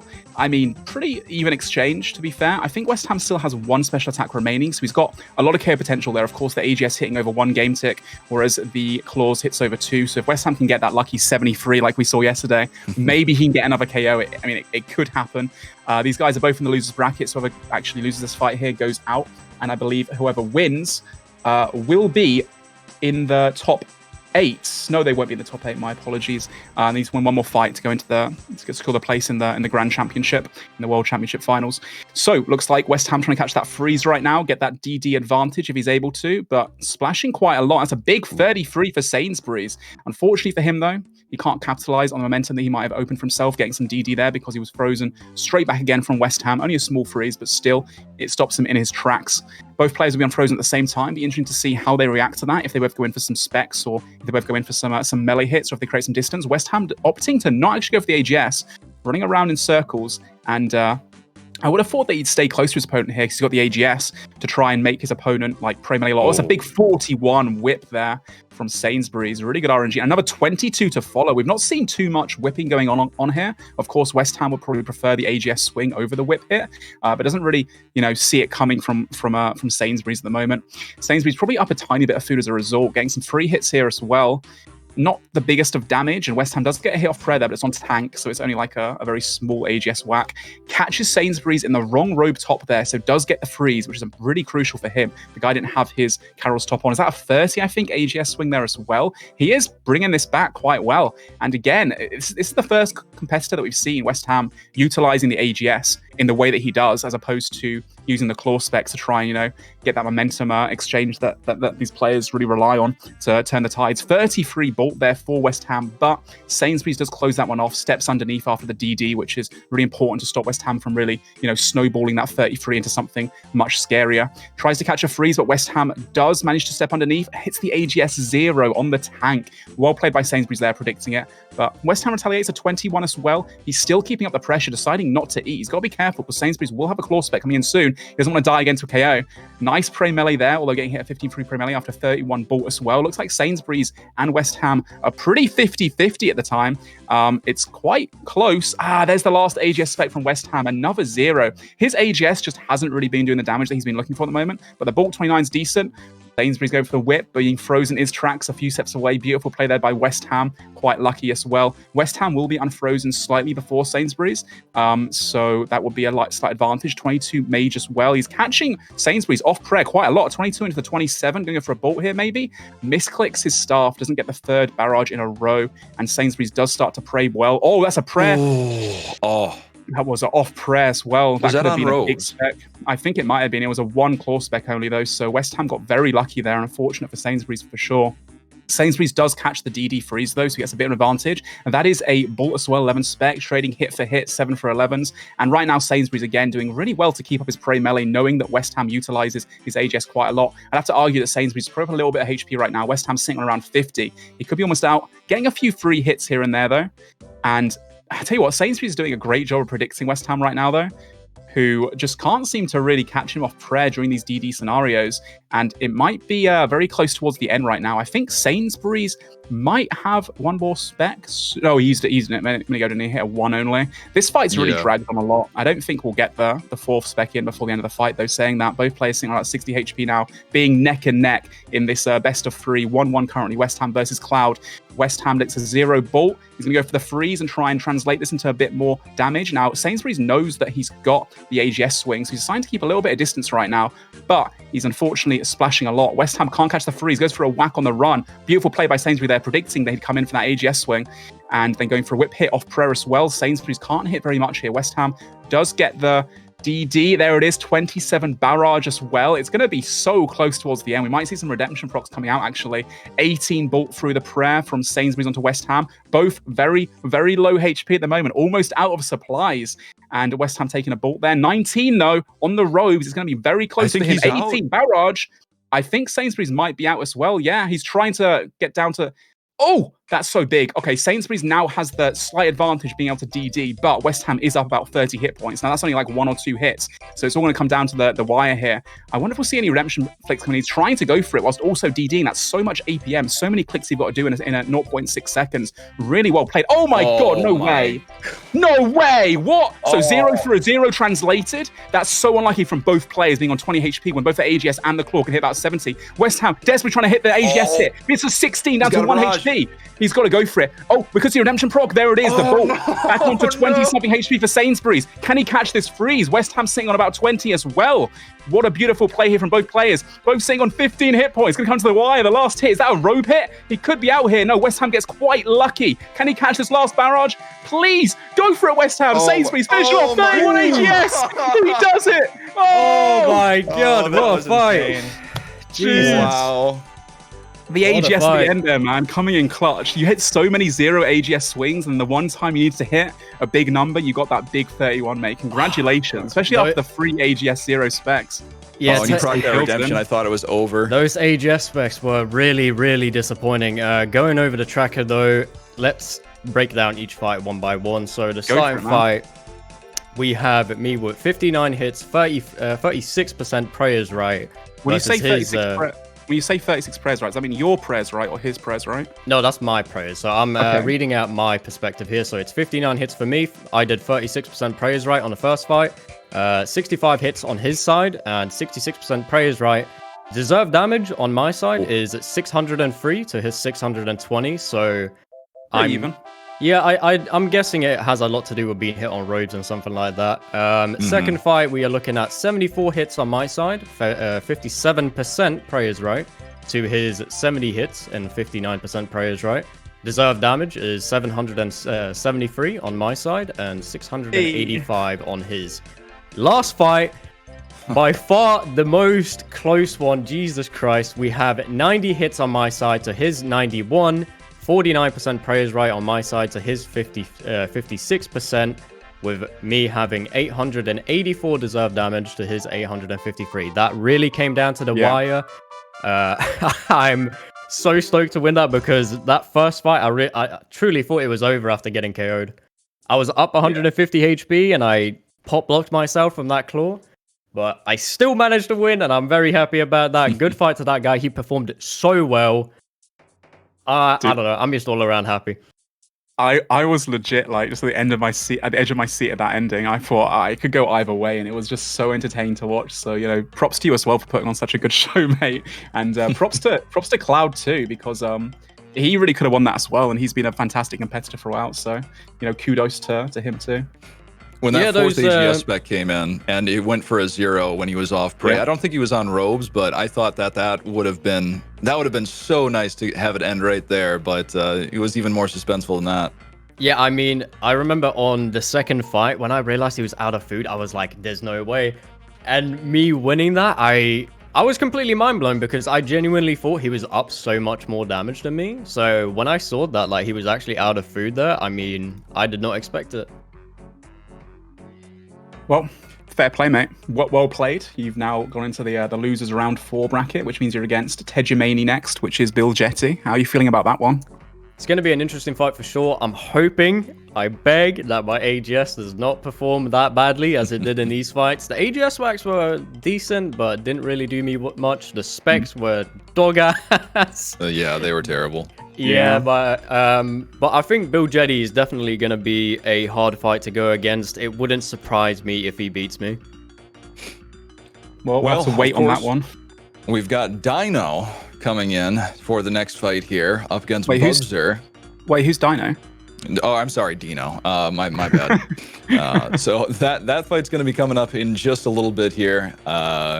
And let's see, we also have a couple more. Oh, and before we do that, though, why don't we go ahead and check out the Method merch as well as the Method community team. You can type !community in the chat, as signing up to become a member will offer a lot of benefits, as well as giveaways, opportunities for aspiring up-and-coming streamers. And, of course, you can type in !merch in the chat to get your hands on some of the hottest new Method merch. Very nice merch. And we will be heading into the next match in just a few seconds here.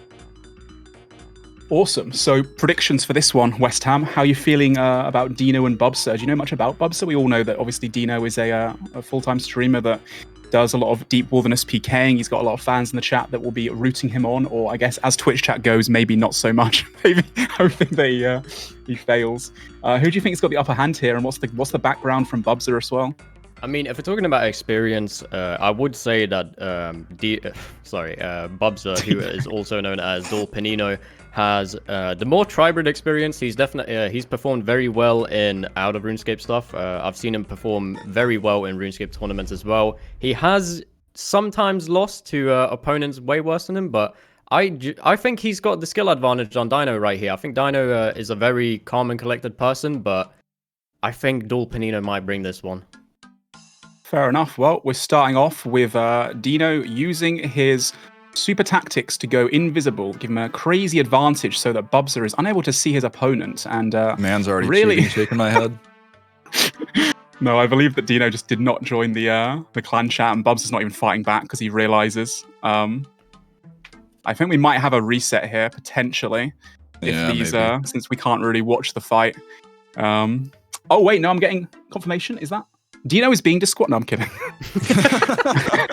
I guess we've got to wait and see what happens there. But just a little bit more about these two guys. Who's your money on? Poison Potion as well, and Twitch chat too. Who you guys think's going to take this one, Dino or Bubzer? Oh, I think Dino wouldn't stand a chance here, but Dino's definitely got. He's probably going to be winning here. Well, does look like they're deciding to continue the battle despite that slight mistake at the beginning.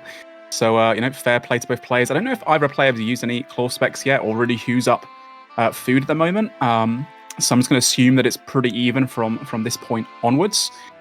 Bobs are doing a good job here of catching his opponent off prayer, going for a claw spec, hitting a 0, retaliating 0 for a 0, both on prey melee, both on tanks. So yeah, I mean, you can't complain about those situations. When you do hit a 0 and you see yourself getting hit a 0 back from that same claw, I mean, at the end of the day, you both did the same amount of damage, so it's not really that big of a deal. I think right now Bubs is taking the lead actually slightly. He's got quite a few hits off prayer on Dino right there, and Dino trying to catch this freeze, does catch it and goes for a step under to get a potential free hit or 2 in here. He does get a free hit with the whip, hits a 0 unfortunately for him, gets a bolt in as well on the robes, also a 0, very unlucky for Dino right now, gets hit by the 31 barrage, and Bubs can turn the tables now. Catching that freeze was so important, also very lucky as well to actually end up on top of that exchange.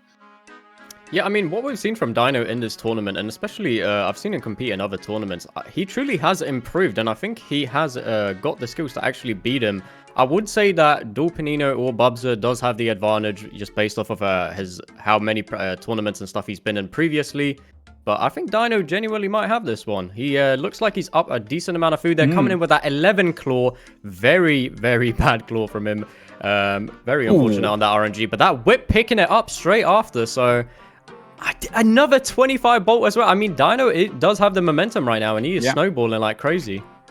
Unfortunately for him, though, he was stopped in his tracks by Bubza, who managed to catch that really important freeze. I think, regardless, though, Dino probably ended up about 50 HP up in that result. Does catch a freeze again. Really important there. Very well played by Dino as well. Decides to go for a few whip hits. You know, his opponent doesn't really see those coming. Gets a free hit of the bolt as well, hitting a 12 or so. And might get a bolt here in prayer. Oh, there we go on the robes. 19 whip. Yeah, right now he's had so many free hits. I would argue that Dino's probably up HP at the moment. I think he flicked on a smite there too, didn't he? Yeah, but Bubza's definitely choking a bit here. Clawing his opponent off prey on robes, though, only hitting a 31, but that 13 bolt may be adding up a little bit of extra damage that he needed. Dino sitting extremely low HP right now. Yeah, a little bit of a mistake actually sitting that low, because then you've got to start eating, and obviously when you start eating, you can't retaliate, and you get a bunch of free hits being taken on you, as we're seeing right now, the 26 whip as well. Dino using his triple E right before this as well. I'm not sure if he has another Karumb one, but right now he desperately needs that HP, and he does not have the momentum right now to be sitting that low HP.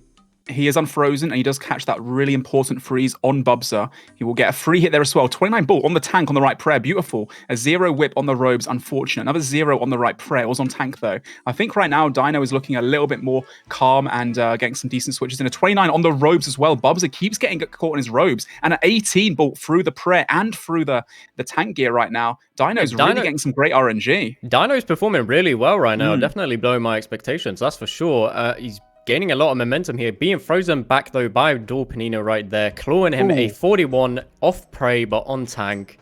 I mean, you can't complain about a hit like that. Nah, that's a pretty big hit. I think at the moment, Bubza wasn't really utilizing his D square for a little bit either. He was keeping his mage Bacon for a bit of mage defense, and that's why he was taking so much damage too. I was going to say, is Dino actually out of food? But no, he just had to eat up a little bit before that. He's going to step away. He doesn't want to get DD'd upon, but he does get frozen. Dino's definitely playing it a bit risky, sitting low HP very often, sitting 40 to 45 HP. I mean, you kind of need to predict your opponent really well. And I mean, one mistake could really send you there, because his opponent can bolt a 53 or whip a 45, for example. So, I mean, sitting that low HP is really dangerous. He just got caught in robes there by a bull. It was the right prayer, but it could have done a lot more damage there from Bubza. I was going to say, just there, Bubza actually turned the tables again and took back quite a bit of damage, around 50 plus damage. Dino's sitting so low again. I'm not too sure why. He has the opportunity here to actually eat, to sit underneath and DD, but now he's on 34 hit points. Is he out of food? What? I thought he was winning that fight. Darn. That means that Bubza's retaliation there at one point must have really made a difference. And I guess maybe at the start of the fight, we didn't get to catch the first 20 seconds, 30 seconds, because Dino forgot to join the clan chat. Yeah, I suppose the start there must have really made a massive difference on that, because it really did look like it was one-sided and Dino was winning that. But it appears that Dual Panino has actually brought it home. Yeah, he just needs to win one more now. That faithful barrage into the 23 right at the end just closed it up for him, 60 damage almost. And I thought Dino was looking really calm there and was all over him. He got so many free hits, but yeah, like we said, maybe we missed a claw spec at the start. They might have hit a 70 or something. That's all it takes sometimes. Huh. Well, it looks like Dino's got a... like I was saying, I was going to mention the... Oh, what do we have here? I actually made a mistake. I should probably confirm this. It wasn't anything to do with Dino. It wasn't Dino. Wait, what am I looking? Wait, it's coming. Just give it a second. But I was about to say, we're using an Oculus orb for these tournaments. So the person that is doing the camera recording is sitting at the duel arena. And of course, there's one spot in the duel arena that you can't see at the very far end. And that's why we couldn't see Dino for the first part of that fight. But it's only one tile on the very far end, so it doesn't happen often, but when they do go on that tile, we can't see it. Yeah, so that was just a case of us just not able to follow the fight, unfortunately. But hey, man, from what I saw right there, I mean, if he can bring... I think he's definitely got a chance to bring it back. Dino, he's not out of the tournament yet. It is a best of 3 in this losers round 3 bracket. So there's definitely potential to come back and win 2 in a row. Yeah, what do you think Dino's got to do differently this time, West Ham, in order to take this win? I mean, looking at that fight and from what we saw, I guess the start must have made a massive difference, because Dino was really carrying that fight. He was getting the right amount of RNG. He was getting a few free hits on his opponent as well. I'm really surprised to see that he lost that. I genuinely don't believe Dino has to switch anything up. I think if he does what he did in the middle of that fight, he will be able to win. Yeah, I think one thing that Bubza did a little bit, or was rather caught out with quite a few times, was he was in his robes a lot, and Dino got a lot of free hits as well, which is really huge for him in getting that momentum. But let's see if he can repeat the same as last time, or if indeed it was the case that the start of the fight was the reasoning behind it. Oh, look at that ball off the bat, 31, but getting retired by 36. For a 36, unfortunately for Dino right there. I mean, it'll be interesting to see if he can do a reverse sweep, attempting to catch his opponent off prey there with that claw, but Dolpanino doing the right thing and taking the sidestep, claw him and straight back for that 60 as well. I mean, it definitely looks like it's in Dolpanino's favor right now. Yeah, absolutely. Getting that DD off the bat. And another claw spec. That was on the right prayer, but only a 1 on about 50 HP. Dino could have been knocked out right then and there. It looks like Bubs is up about 100 hit points off the bat at the moment. Dino still has both of his specs, whereas Bubs doesn't have any. So obviously keeping the pressure up, having those special attacks. He wants to get rid of one soon so that it can slowly regenerate before the end of the fight. So he does get a spec. There's one going out, of course. Bubs does pray melee, of course. 28 into the 21. I mean, it's a bit of damage, 40 to 50. He needed that damage right now to stay in this fight, so he can't be too mad about that. Although, unfortunately for him, Bubza does get the DD once again and can start chaining some momentum, getting a few free hits here and there. At the moment, though, you know, Dino's doing a great job of keeping in his tank for the most part, although he just took a bolt on robes there on Major Prey, so a little bit unfortunate for him. He also got frozen potentially here. No, going for the claw spec, 40 damage spec. Both players having used both their specs up now. That was huge for Dino. I believe that's probably evened out the playboard. They're playing side, and it's probably around similar damage done now, would you say, Weston? Yeah, I definitely think it's about the same. Right now, it definitely looks like Bubza has the advantage, though. You're also utilizing this DD that he's got. Maybe Dino will be able to catch a freeze here and pull it straight back. But from what we saw the second fight, Dino did get a lot of free hits. So if he can keep getting those freezes, he definitely should be winning this. Well, both players being caught at either sides of the map right now, so it's a mage battle. Hits being exchanged. Pretty much a 1-for-1. Maybe Dino's come on top of this exchange slightly. Yeah, very interesting to see them just keep casting barrages. Both it does look like they are within range. I think if they put on long range on the crossbows, yeah, there we are. They are finally starting to bolt. Yeah, as you said that they switched to it, didn't they? Looks like Dino does get the freeze there. Gonna go for a DD, gets a free hit off the whip as well, and a 34 barrage for Bubza. That was so huge there in order to stop Dino from maybe chaining that and getting a little bit of momentum. Looks like he might actually get the DD too, Mr. Bubza. He'll be on frozen any second now. Yeah, I mean, what we're seeing right now from Bubza and Dino, Bubza definitely has, from what I can tell, has caught more freezes than Dino and has really got the DD advantage. Saying that, though, Dino just got a freeze, so he's able to get these free hits in now. Maybe that will be able to turn the fight around. I see Bubza's gotten a few decent barrages. Hit Dino bolting him a 28 right there into the 22 whip, actually dealing a massive amount of damage, followed by that 27. I mean, another 19. This definitely looks like it's good. It's going to be a good fight for Dino. Oh, and a 12 as well. I was going to say, most of those, actually 2 or 3 of those hits were both on tank and on the wrong prayer, but he still managed to get the RNG and hit almost maxes on him. And just like that, Dino changes up the game completely. Another 12 through the prayer, through the tank. Dino really is starting to snowball these hits together. And I think that Bubza might almost be out of food. They might have a spec left as well, though. I'm not too sure. These their third spec yet?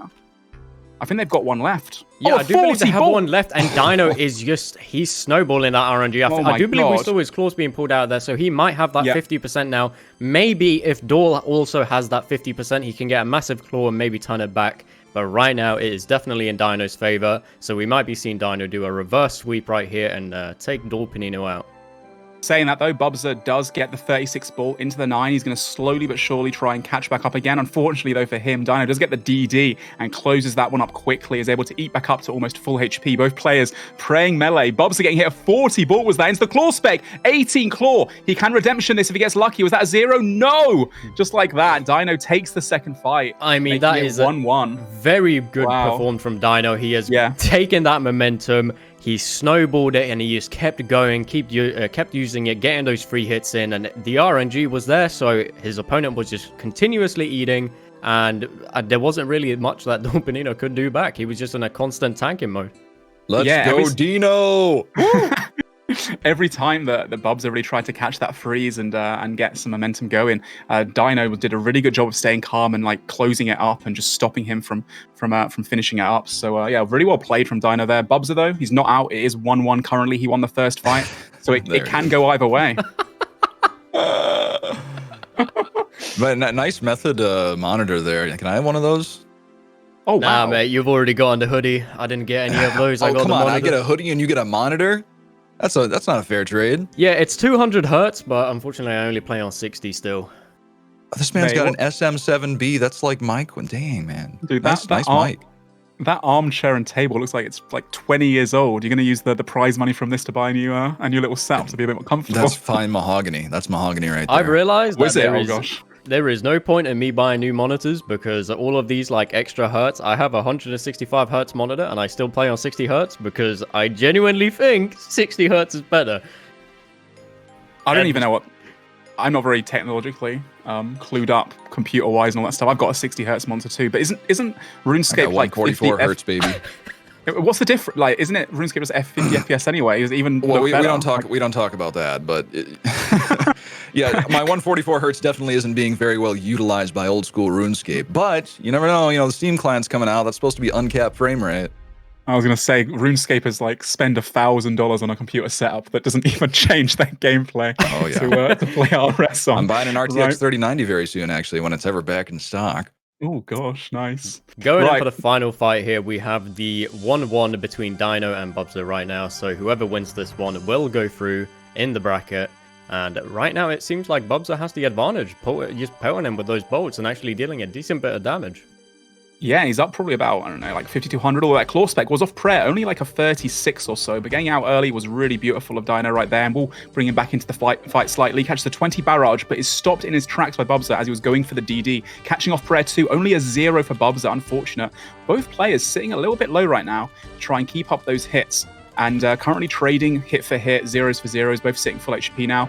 Looks like it could go either way still. It looks like Bubza as well, being unfrozen any second now, is going to go for the claw spec. He does pray melee there because he knows that Dino was about to come in for it. Great prediction there as well. So Dino wasn't able to. And now Bubza does catch that freeze, does go for the DD. Dino had to play here with pray melee up quite a lot, which could mean that he's going to get a few hits taken.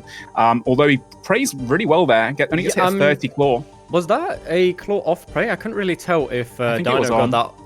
Yeah, I'm not sure, but either way, Dino did manage to get a claw off prey on Bubza, unfortunately not dealing a lot of damage there.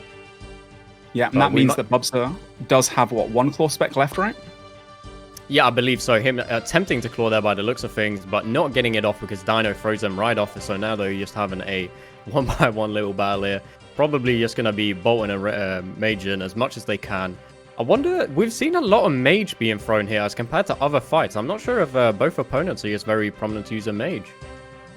Yeah, I don't know. I think with the mage book, obviously, I think that's why they're probably opting for it, and of course catching those freezes and that. But they're both playing mage a lot too, so I would see them, using some more bolts, but they just can't seem to get those 40 bolts that we've seen in previous tournaments. 27 barrage from Bubza coming in here, but Dino, luckily for him, does catch the freeze back again. So now they're both next to each other. Bubza does have one claw spec left, I believe, which means that Dino's got to be really careful about getting caught out on the prayer, but that means also that he's got to pray melee a lot, and Bubza gets a lot of free hits in here, about 40 damage or so being exchanged. Unfortunately for Bubza, they're getting an Opal Bolt spec off prey, but not dealing a lot of damage. I mean, he is just not able to get that prey. Dino is just constantly running away from him, making sure that he can't get that claw off, but it might be a good decision to save it as well, making sure that Dino stays on his toes and is not able to sit as low HP as he has been in previous fights.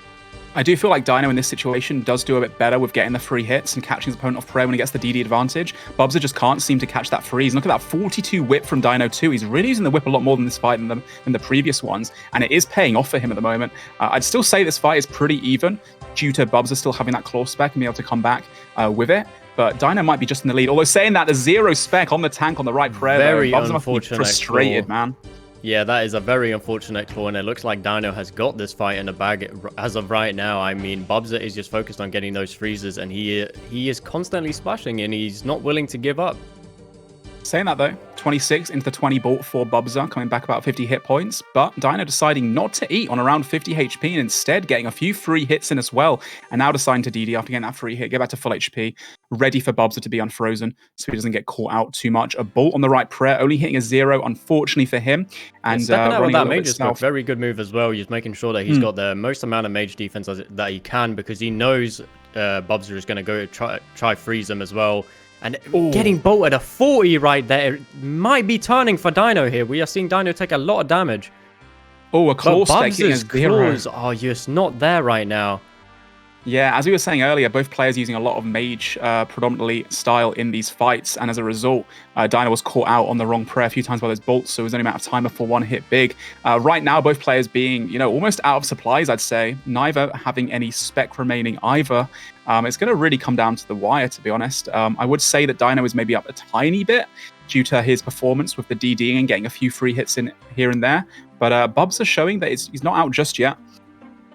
And also getting some DD advantage there too. Yeah, I mean, right now it just appears that they're both trying to catch a freeze. Bubzer being on the short end of the stick here yet again. Yeah. Dino getting the DD advantage. I mean, if Bubzer can continue to trade with him and actually do a decent bit of damage, right now they are both just trading whip hits and bolts, and Bubzer seems to be catching him off prey a little bit more. Yeah, Bubs' luck here with the hits isn't the best. Dino's getting a little bit lucky, although that was a nice 37 whip and the prey mage as well to stop Bubs from able to hit him. Bubs does get the DD though, but that exchange is very good for Dino. Of course, Bubs got to eat up now and, you know, can't really utilize the benefit of having that DD advantage that much. Dino chucking a few bolts, trying to retaliate like you said before, getting the 1-for-1s, although getting hit a 24 barrage, and Bubs keeping up the pressure right now. Dino getting away from him and then going for a freeze, getting hit a 24 bolt through the prayer. Bubs is coming back into this one. It's going to be closer than I at first anticipated, although neither player can catch a freeze. That's I off believe prayer we've too. seen 4 claw specs so far, and Dino appears to be out of food, flicking that redemption. Yeah, I think towards the end there, neither of them catching a lot of freezes. Getting hit a 52 bolt, one away from the max hit right there, and it appears that Dino actually might be losing this one. Yeah, that 52 plus, the first 50 plus we've seen today, and Dino just can't get his desperation claw spec out to try and come back into this fight. It looks like Bubs at his full hit points, 100 HP. It's going to take a miracle right now for Dino to come back. He's trying desperately to flick the back. Oh wait, did he get it? Oh no, 12 HP. Dino just, you know, nearly out of that fight, just kind of lost the momentum that he had during the middle of it, and wasn't able to really take it. Bubs are getting that 52 bolt as well. I mean, that's a game changer for sure. Unfortunately for Dino, Bubs really got the RNG at the end there, dealing about 150 damage in just a span of like 30 seconds even. Yeah. So unlucky for Dino, but Bubs definitely played it well. Let's see if I can get the trackers for those fights. I think just before we saw that exchange of damage, that 50 into the 30s, into all that stuff that Bubs hit there, I would argue that it was probably even, if not Dino being up a tiny bit of HP, so he must be kicking himself right now, just, you know, being really frustrated. But to be fair, he did put up a good fight throughout. He is out of the tournament now. That was the losers bracket, but you know, well played to Dino. He put on a good show, didn't he? Yeah, for sure. Oh, Potion, you're muted, my friend.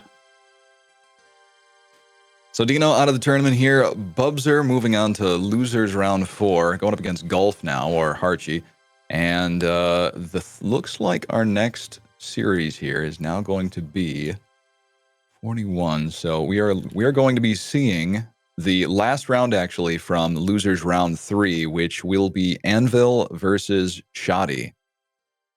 So Anvil, actually, we saw in the winners bracket, is the person that kicked West Ham out of the winners bracket in the first round. So definitely one to watch, because of course West Ham is a titan of this tournament. Will be interesting to see how he does. As for Shatty actually beat Bellis 2-1. So Shatty isn't someone to be is someone to be feared as well, to be fair, because Bellis has won previous DMM tournaments. He's well known in the hybrid scene in general for being, you know, one of the top dogs. So it should be a really interesting matchup, this one. And of course, whoever wins this fight goes against Ethan Pipsqueak, who previously beat Hamzori in that really epic matchup yesterday. Yeah, I mean, that was definitely a highlight of the tournament. I don't mean to backtrack here, but I have got the trackers for at least 2 of the fights. Apparently, the first fight that Dino won, the rune light bugged out. So we are looking at the second fight here, which Dino had 85 hits, but 47% prayers correct to Bubs' 84 hits and 49% prayers correct. This is probably the most even fight I've ever seen in deserved damage, because we are looking at Dino with 760 and Bubzer with 761. So there's a 1 damage difference in the deserved damage right there. So that is about as even as it's possibly going to get. And looking at the last fight, we have Dino with 90 hits to Bubz's 89. Doing a bit worse on the prayers here with 37% to Bubz's 55%. Darn, well, it really could have gone either way there, and that's the beauty of this tournament. We're jumping in with Anvil versus Shatty in this losers round free bracket, the final one of this bracket, and looks like Shatty does catch that first freeze and gets a 35 whip as well, getting a free hit as Koru attempted to go for the claw spec there, but just wasn't able to pull it off. Another 11 bolt on the right prayer, 22 whip again, and stepping out perfectly against the claws, getting a few free hits. Shatty is doing so well right now against Koru, a 21 bolt through the prayer as well. He's up like 100 damage off the start, isn't he, West Ham? Yeah, so I believe what we have right here is also two very friendly clans going against each other. We have Shadi being in Kanini, and Koru, from what I've been told, is apparently in Fruitcakes. So whoever wins this, I do believe that they're going to have great sportsmanship, and I don't think they're going to be salty at all.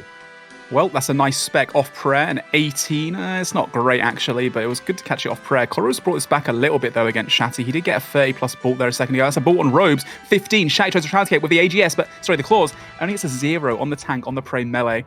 Beautiful play there, getting the prayer up just in time, but then Shatty gets frozen, trying to go for the DD2. Unfortunate for him. Not entirely sure either, but I do believe Shati was the person that AGS to 73 yesterday, so he has switched up his spec weapon this time. I'm not sure if him and Billis had some form of agreement to bring AGS, but rather disappointed to see the change. It's very refreshing to see those AGSs being pulled out. Quite unfortunate there for Shadi. It does look like Shadi is taking a lot of damage right now, sitting fairly low HP, but getting that free so he can pull himself back and maybe get some damage in right here. Oh, he's just taken like a 30-20 into a 30 again. His lead that he had from the start is kind of starting to dwindle now as Koru does claw this fight back into his side. Next freeze being really important. Nice claw spec. That's a 50 claw spec right there from Koru. That is huge, I'd argue now. And a 25 barrage too. He's actually probably in the lead now, despite Shadi being almost 100 Koru damage up at the is start. just getting some insane damage, and unfortunately for Shadi, he is not getting any RNG, and he's just constantly on the defensive right now, hoping that he can maybe pull it back here if he heals back up to full and use the last bit of his freeze here to maybe get some free hits and getting at least one free hit in there. But still not getting that much damage in, only doing about 14 damage throughout that entire freeze, and immediately being stripped away from him with that 38 whip. Shadi is definitely on the low end here. He is getting absolutely pummeled right now, and Koru is just loving these barrages. He's loving these hits. He's seeing nothing but 100 plus XP drops. Unfortunately for Shadi, I don't think Shadi's hitting a lot and not seeing it. Oh, as I say that, he has hit a 27 barrage. Yeah, right. I was going to say there, he got caught on off-prey mage for like 3, 4, 5 hits in a row there, and Koru just got the RNG he needed to bring this one back in again. Now Shadi's going to go for the freeze potentially and try and stop Koru from getting away from him, but Koru does escape slightly. No, Shati does actually grab the freeze there and goes to the DD, but he getting a 32. Oh, that was a chance of the whip. If that hit a 40 there, it could have actually KO'd Shati. 10 bolt, and now both players being frozen a few steps away from each other. Koru will be unfrozen first, though, and I do believe he'll have a spec coming up at some point soon, too. That's a big bolt, potentially. 32, was that? Or was that just a 12? Poor Shadi right now is just not dealing enough damage back either. He has a very low chance of redemption here, and I have a hard time seeing Shadi being able to pull this back. But we have seen it before, and maybe if he can use the redemption prayers right, get some RNG here, and possibly turn the fight around, at least getting a 33 to that 12. Unfortunately, clawing a 2 though, and getting hit a 17 straight away. It looks like Shadi is about to perish here. Oh man, and he tanks the 0 claw spec from Koru too. I think it's just too little too late, as you just mentioned there. I mean, we've seen it happen before, but yeah, he can't really clutch that one back after that bad claw spec. Shadi going down, Koru taking the first win. That's a 1-0 lead in this best of 3. What do you think Shadi can do better then to try and come back from this? Because at the start of the fight, it looked like he was doing, everything right and was up by quite a lot. Was it just a case of bad RNG, or is it simply a 50-50 situation?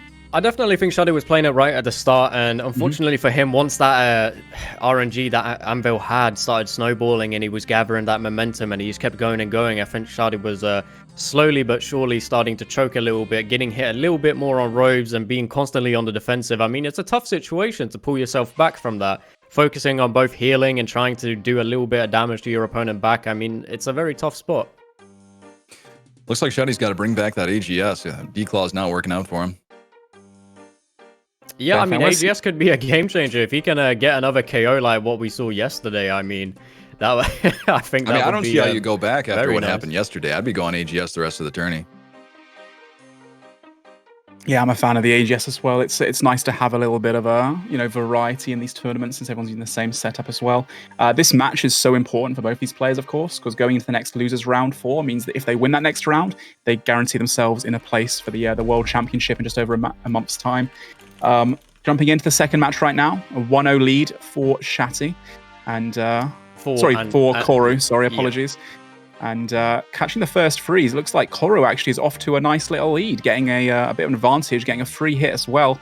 And hopefully for him, he'll be able to translate into even more. 34, but being returned to 26 ball, 26 barrage. These barrages for Koru are just doing so much for him right now. He's not really using that DD. Shadi pulling out the claws there. Not sure if he intended to spec, but at least bowling his opponent off prey right there. Trying to catch that freeze, maybe getting a little bit of DD momentum. Koru attempting to claw him back and predict him standing under. Shadi just stepping away, getting his momentum right here, clawing that 50. I mean, it looks like Shadi's on the high end right now. Yeah, definitely. Unfortunately for him, though, that second claw spec was a 0 on tank and prey melee. Koru did predict it, and Koru still has both of his specs remaining, so can definitely, change that up and mix up the board a little bit and make it back into an more even playing field. Koru having the DD advantage and trying his best to maybe fakey those claws and force Shadi to prey the wrong thing. He does get a claw spec off, only 20 damage. I believe Shadi did actually get the prey melee up in time, and being forced to prey melee quite a lot here, not wanting to be KO'd or let up too much after the advantage he had off the start. Yeah, it does seem like Shadi's freeze RNG isn't the best right now, both of them being very far away from each other. I believe he caught it there, but right now it looks like Koru's mage is definitely superior. Currently being frozen away from each other. We're not seeing any whip hits being thrown here yet, so maybe when they start getting thrown in, maybe we'll see a few hits off prayer and a couple 40s to give an opening in order to, snowball that momentum we keep talking about. Shatty being hit through the prayer 12. Oh, that's a good claw spec. It was off prayer, but it was on the tank, and a 29 whip to follow as well. Nice movement there, running away and then staying back in again to force Shatty to pray the wrong thing. Next freeze coming in for Shatty, and he does get the DD2, gets a little bit of damage back again. I'd say this is pretty even right now. Yeah, I mean, from players. What I'm seeing right now, Koru is changing his prayers usually at the very last tick, so Shadi is still catching his opponent on prey quite a lot, but Koru is just switching it at the last second, maybe confusing Shadi to think that he is going to prey mage again. But unfortunately, it looks like the prayers are very favored for Koru right now. Yeah, I think Koru's ability to actually flick that prayer on perfectly on the game tick when Shadi's going to hit and predict what Shadi's going to use just, shows the ability he's got, and the just the sheer experience is really showing here as well. I think the main reason why my Koru's up potentially in this fight as well is his barrage has just been going ham, getting 30s constantly, a 20 there through the prayer as well. It's really adding up. Yeah, it appears that Shadi has completely given up on his range and mage, and he's just going straight for the whips right now, and they are actually dealing a decent bit of damage, adding up to about 60 damage there. I mean, since the range ain't really working out for Shadi, maybe the whip is the strat. I mean, we've seen before the whip can, obviously being a little bit faster, 20% faster than a range hit or a mage hit. You can, do a lot of damage in a short period of time if you do get the lucky RNG right now. 25 ball on the prayer, but on the robes as well. Shadi needs these hits to come back in. Going for a claw spec, actually gets it off on the robe skirt too. Only an 18 damage off prayer. That is definitely pretty frustrating. Yeah, very depressing claw right there from Shadi. Unfortunately, only hitting that low off prey on robes. I mean, it definitely deserved to be a lot bigger, and Shadi's RNG right now is just not there. They are both splashing a ton, and Shadi is just not hitting a lot. Yeah, Shadi actually just caught, Koru actually caught Shadi a few times there off prayer, but didn't do much damage either. Looks like the blood blitzes are coming in, which means he's probably starting to get quite low hit points. Koru still has a claw spec, I do believe, or is about to get another claw spec up, since Shadi just used his and wasn't able to really capitalize too much on it.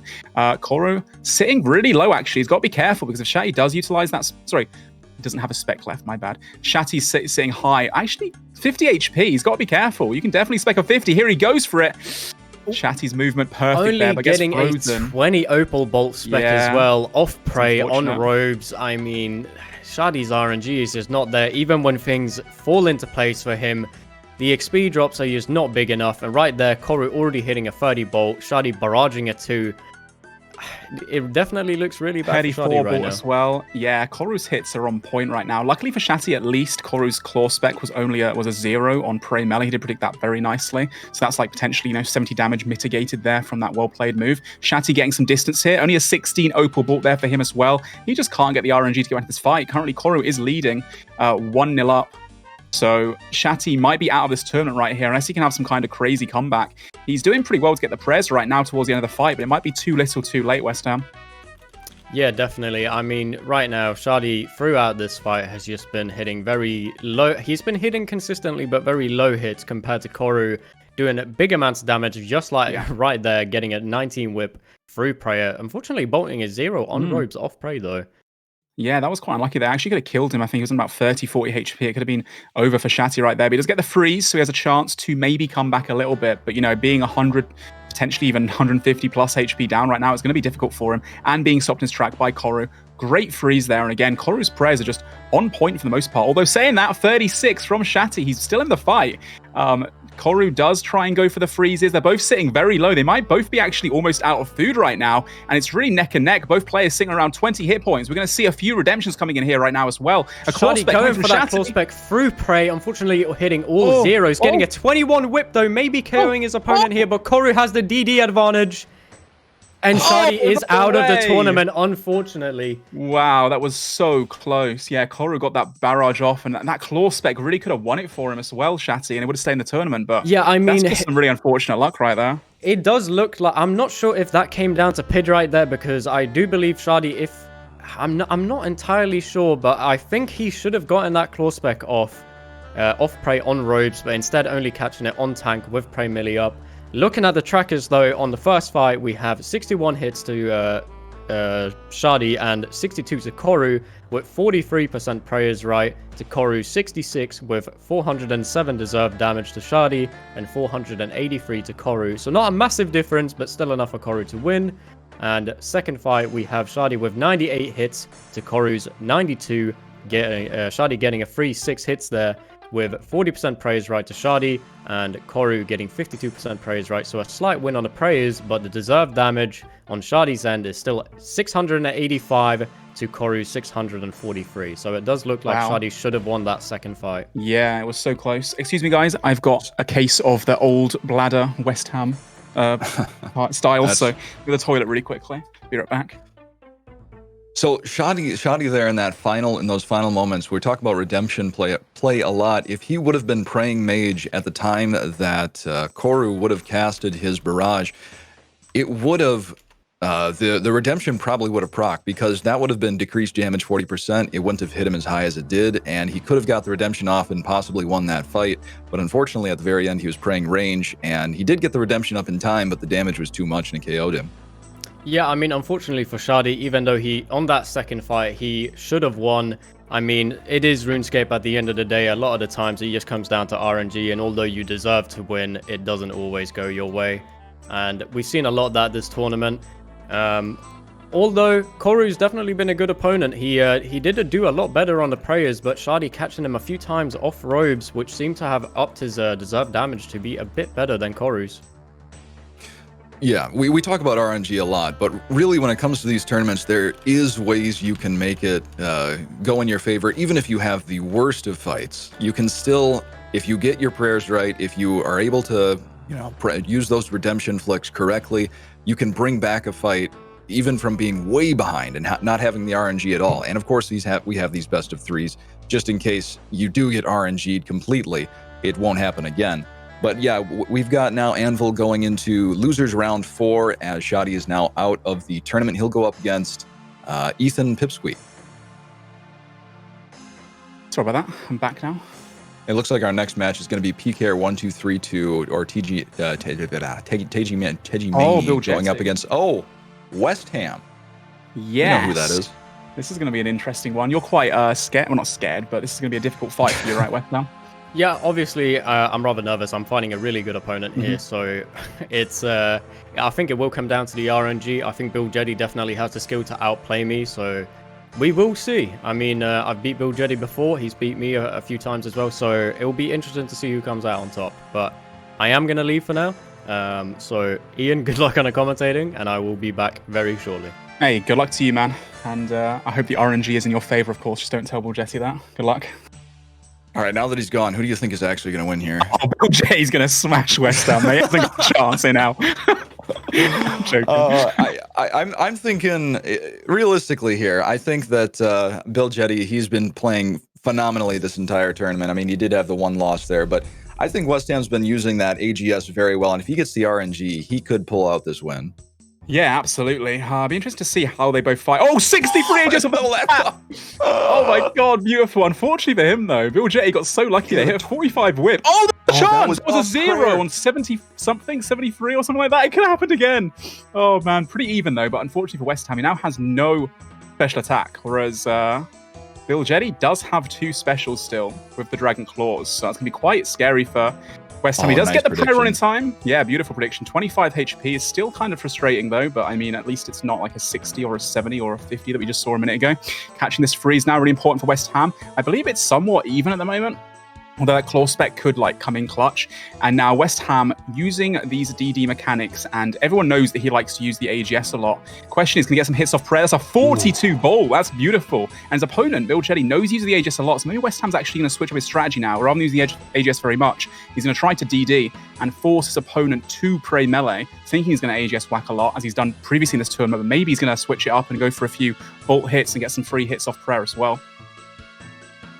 Next freeze coming in for Bill Jetty. 34, that's massive. He will get the DD advantage now, as I believe he was unfrozen first. Oh my God. Oh, that's a claw spec. That's a chance right there. A 45 on 65-ish HP. He could have killed West Ham right there. Quite unfortunate for him. And now he's just chaining this with 20 barrages left and right. West Ham, though, keeping his composure and doing really well there to actually catch that freeze, then completely switch it around, hit a 16 bolt, and he's doing great right now. Although, again, that hit that 24 whip does shut him down for a second. He's got to eat back up again. So really well played by Bill Jetty as well. Nice barrage, though, from West Ham.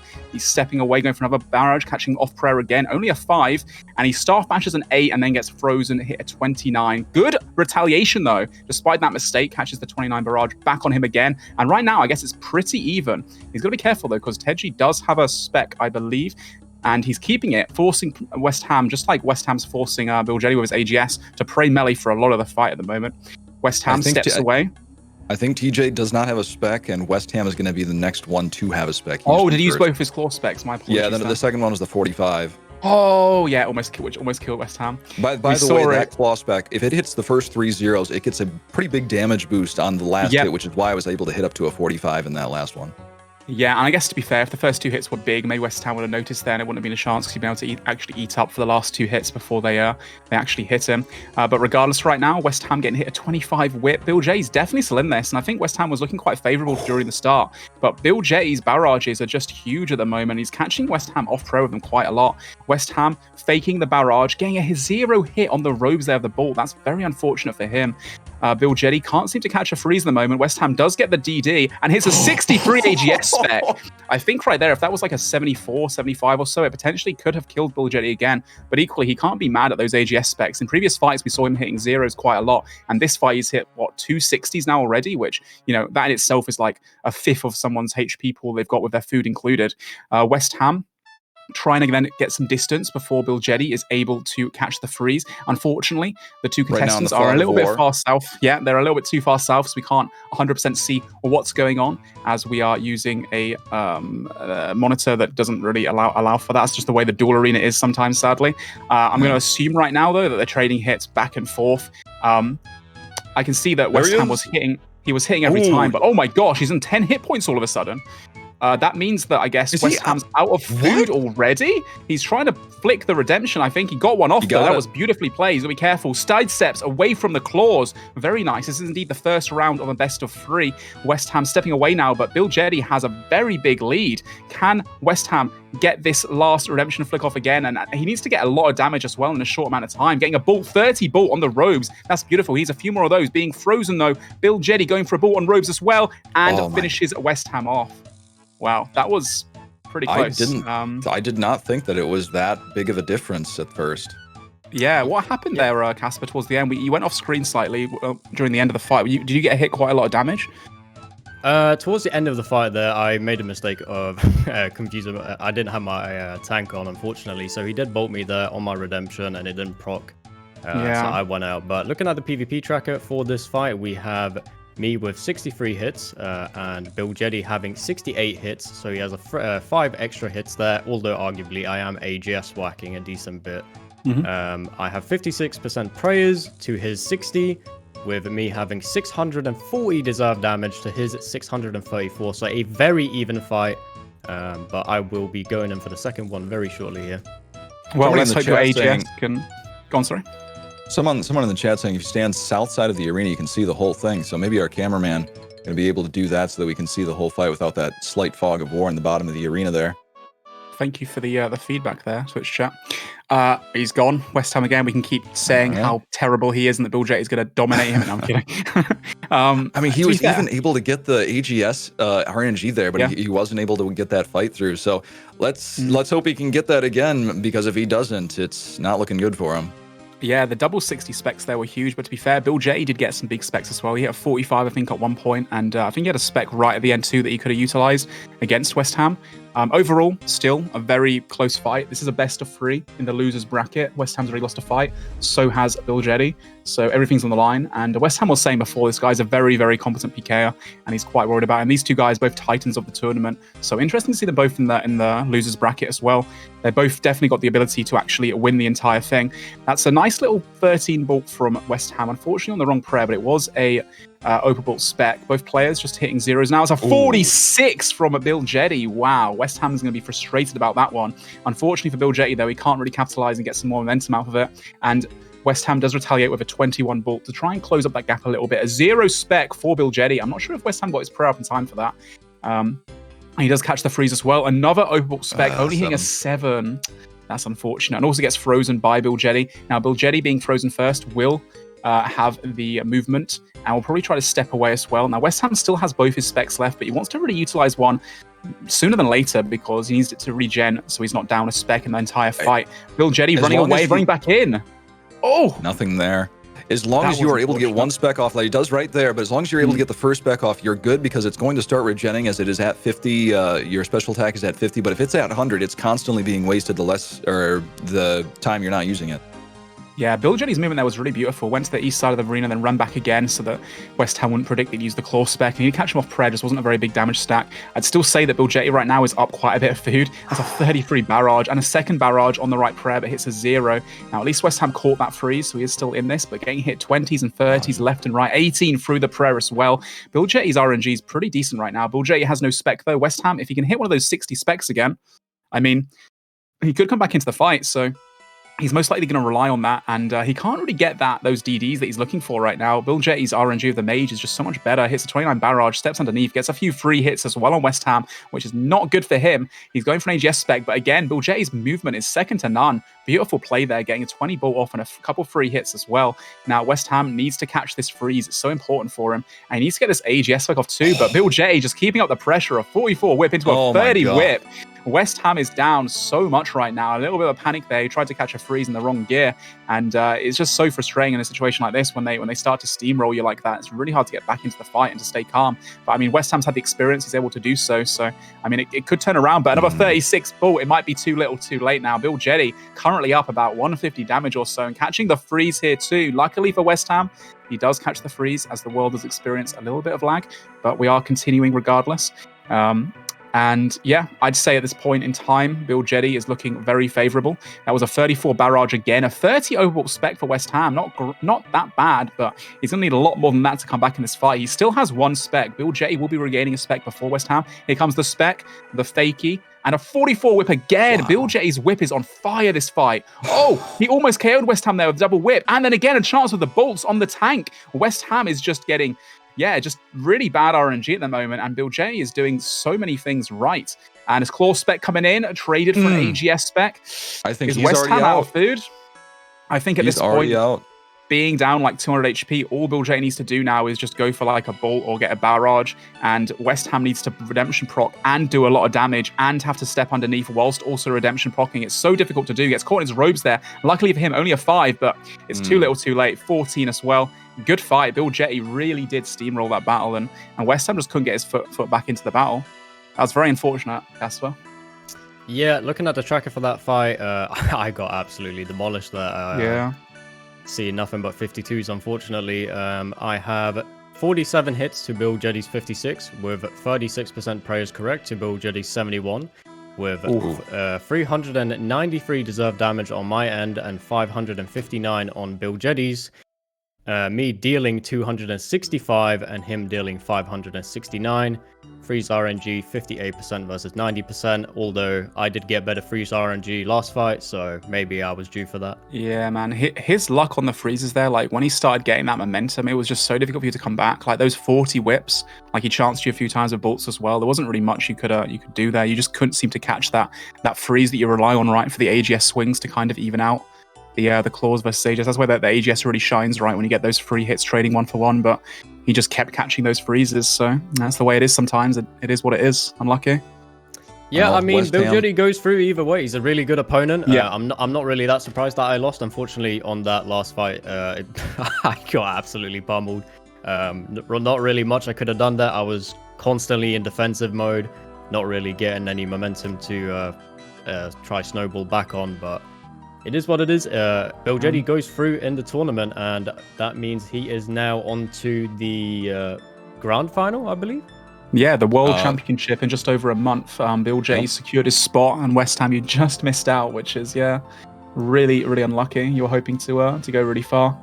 I mean, to be fair, at least, you've lost to someone that has the potential to go all the way through, and if they win the entire tournament, at least you can say you lost to the winner. So. Oh yeah, definitely. I mean, I have a lot of respect for Bill Jetty. Yeah. He's performed really well. I know him as a really good PKer as well. So going down to someone like that, I mean, I do not mind at all. Oh, good fights all around. So I would say PK or Bill Jetty here, one of the stronger participants in this tournament, but another very strong participant, the person that actually put him inside of the losers bracket, Pure Doomed. I think those two are probably the strongest right now. Of course, Pure Doom going to be going up against 99 Strength Cape. I don't think that's the next match, though. Let me check really quickly here. I think we're going to be watching golf. Yep, there we go. You've got Golf actually going up against Bubzer, and that person will go on to take on Bill Jetty to go on to the finals. Yeah, I mean, all these matches we're watching right now of this losers round 4 bracket, they're all extremely hype. If these guys win this fight, they guarantee a spot in the World Championship in a month's time, which has a $3,000 prize pool, and they're one step closer to winning this EU tournament as well. Off the start here, we have Golf getting a lot of damage on Bubster, doing a fantastic freeze there and getting a few free hits, being up like almost 100 HP, but unfortunately for him, he is closed down with that 35 barrage from Bubzer. And just like that, the fight's slightly more even. Bubzer gets a claw spec off, hitting a 0 on prey melee tank. So he's down a spec now as well. He does have the DD advantage, but he's not really doing too much about it. Yeah, Golf barraging there with his Verex skirt on. I'm not sure if that was intentional, but he did end up catching that freeze, and he's straight back into getting these free hits, DDing him. Bubzer trying to get that freeze. I mean, right now it does look like Golf is up, where we'll see if he can be able to use his DD advantage here to get some free hits. But right now it looks like Bubs is doing a really, really good job just hitting him back, making sure that he's not getting any free hits. You just keep trading those 1-for-1s. Yeah, right now Bubs is actually saying this fight, and I think probably closed it out, and it's now a lot more even. Both players having used one spec. They've got one spec remaining, so you've got to be aware of that. And that's why you see Golf putting on prey melee there, going for the claw spec on the robes, but Bubs' movement is fantastic there, and just about gets out of the grasp of Golf's claw spec. Yeah, I mean, what we're seeing right now is Bubzer is actually doing a decent bit better right now. He's getting a decent amount of free hits. Golf is attempting to get his claw spec off, as we saw there, but Bubzer counterplaying it by sidestepping him, making sure that he can't get in melee range, and Golf, yet again, having his Verex Scarred on. I'm not sure if that's a strategy he's intentionally doing or not. Not too warmed up. I saw him claw scratch as well there. Not sure if that was intentional either. Looks like Bubzer is trying to go for a claw spec there, and he's going to DD underneath, and there it is, a 60 claw spec. That was huge for him, although Golf does retaliate with a couple 20s there to kind of even up the playing field a little bit more.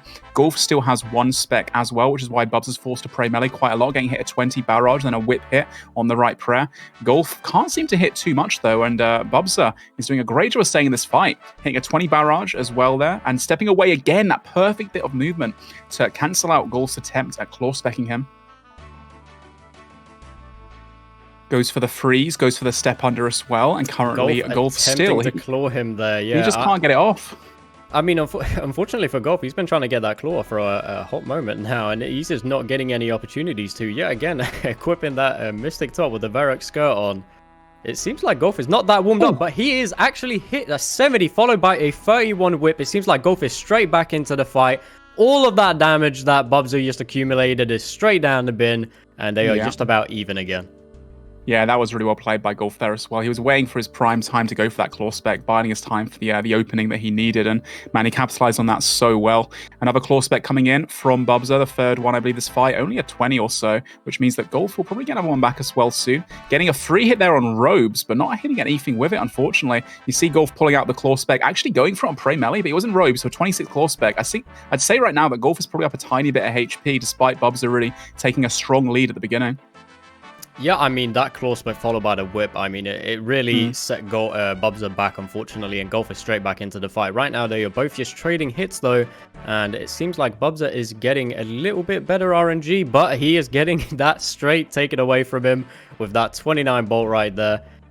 Yeah, it's always hard to tell who's winning right now. They are both just dealing a decent bit of damage to each other. Golf taking that 25 whip followed by the 5 bolt. Bubsa getting a free hit right there. Another free hit as well. Followed by another free hit, but unfortunately all of them being zeros. Golf splashing yet again. Yeah, Bubs had a nice little comeback there, actually. I'd say it's probably even the playing field a little bit more. Golf going across the map. Golf actually has a spec that he's trying to utilize at some point. Bubs is doing a great job of staying away from him. Getting a bolt on Robes there on the right prayer. Only a 13 though. Golf going to go for a whip hit, but can't seem to get it off. I think Golf is almost out of food now on 50 HP, if not out of food already. Bubsa deciding to, actually no, they've just eaten back up to full. Of course they have. They were just sitting a bit low to try and get some momentum going.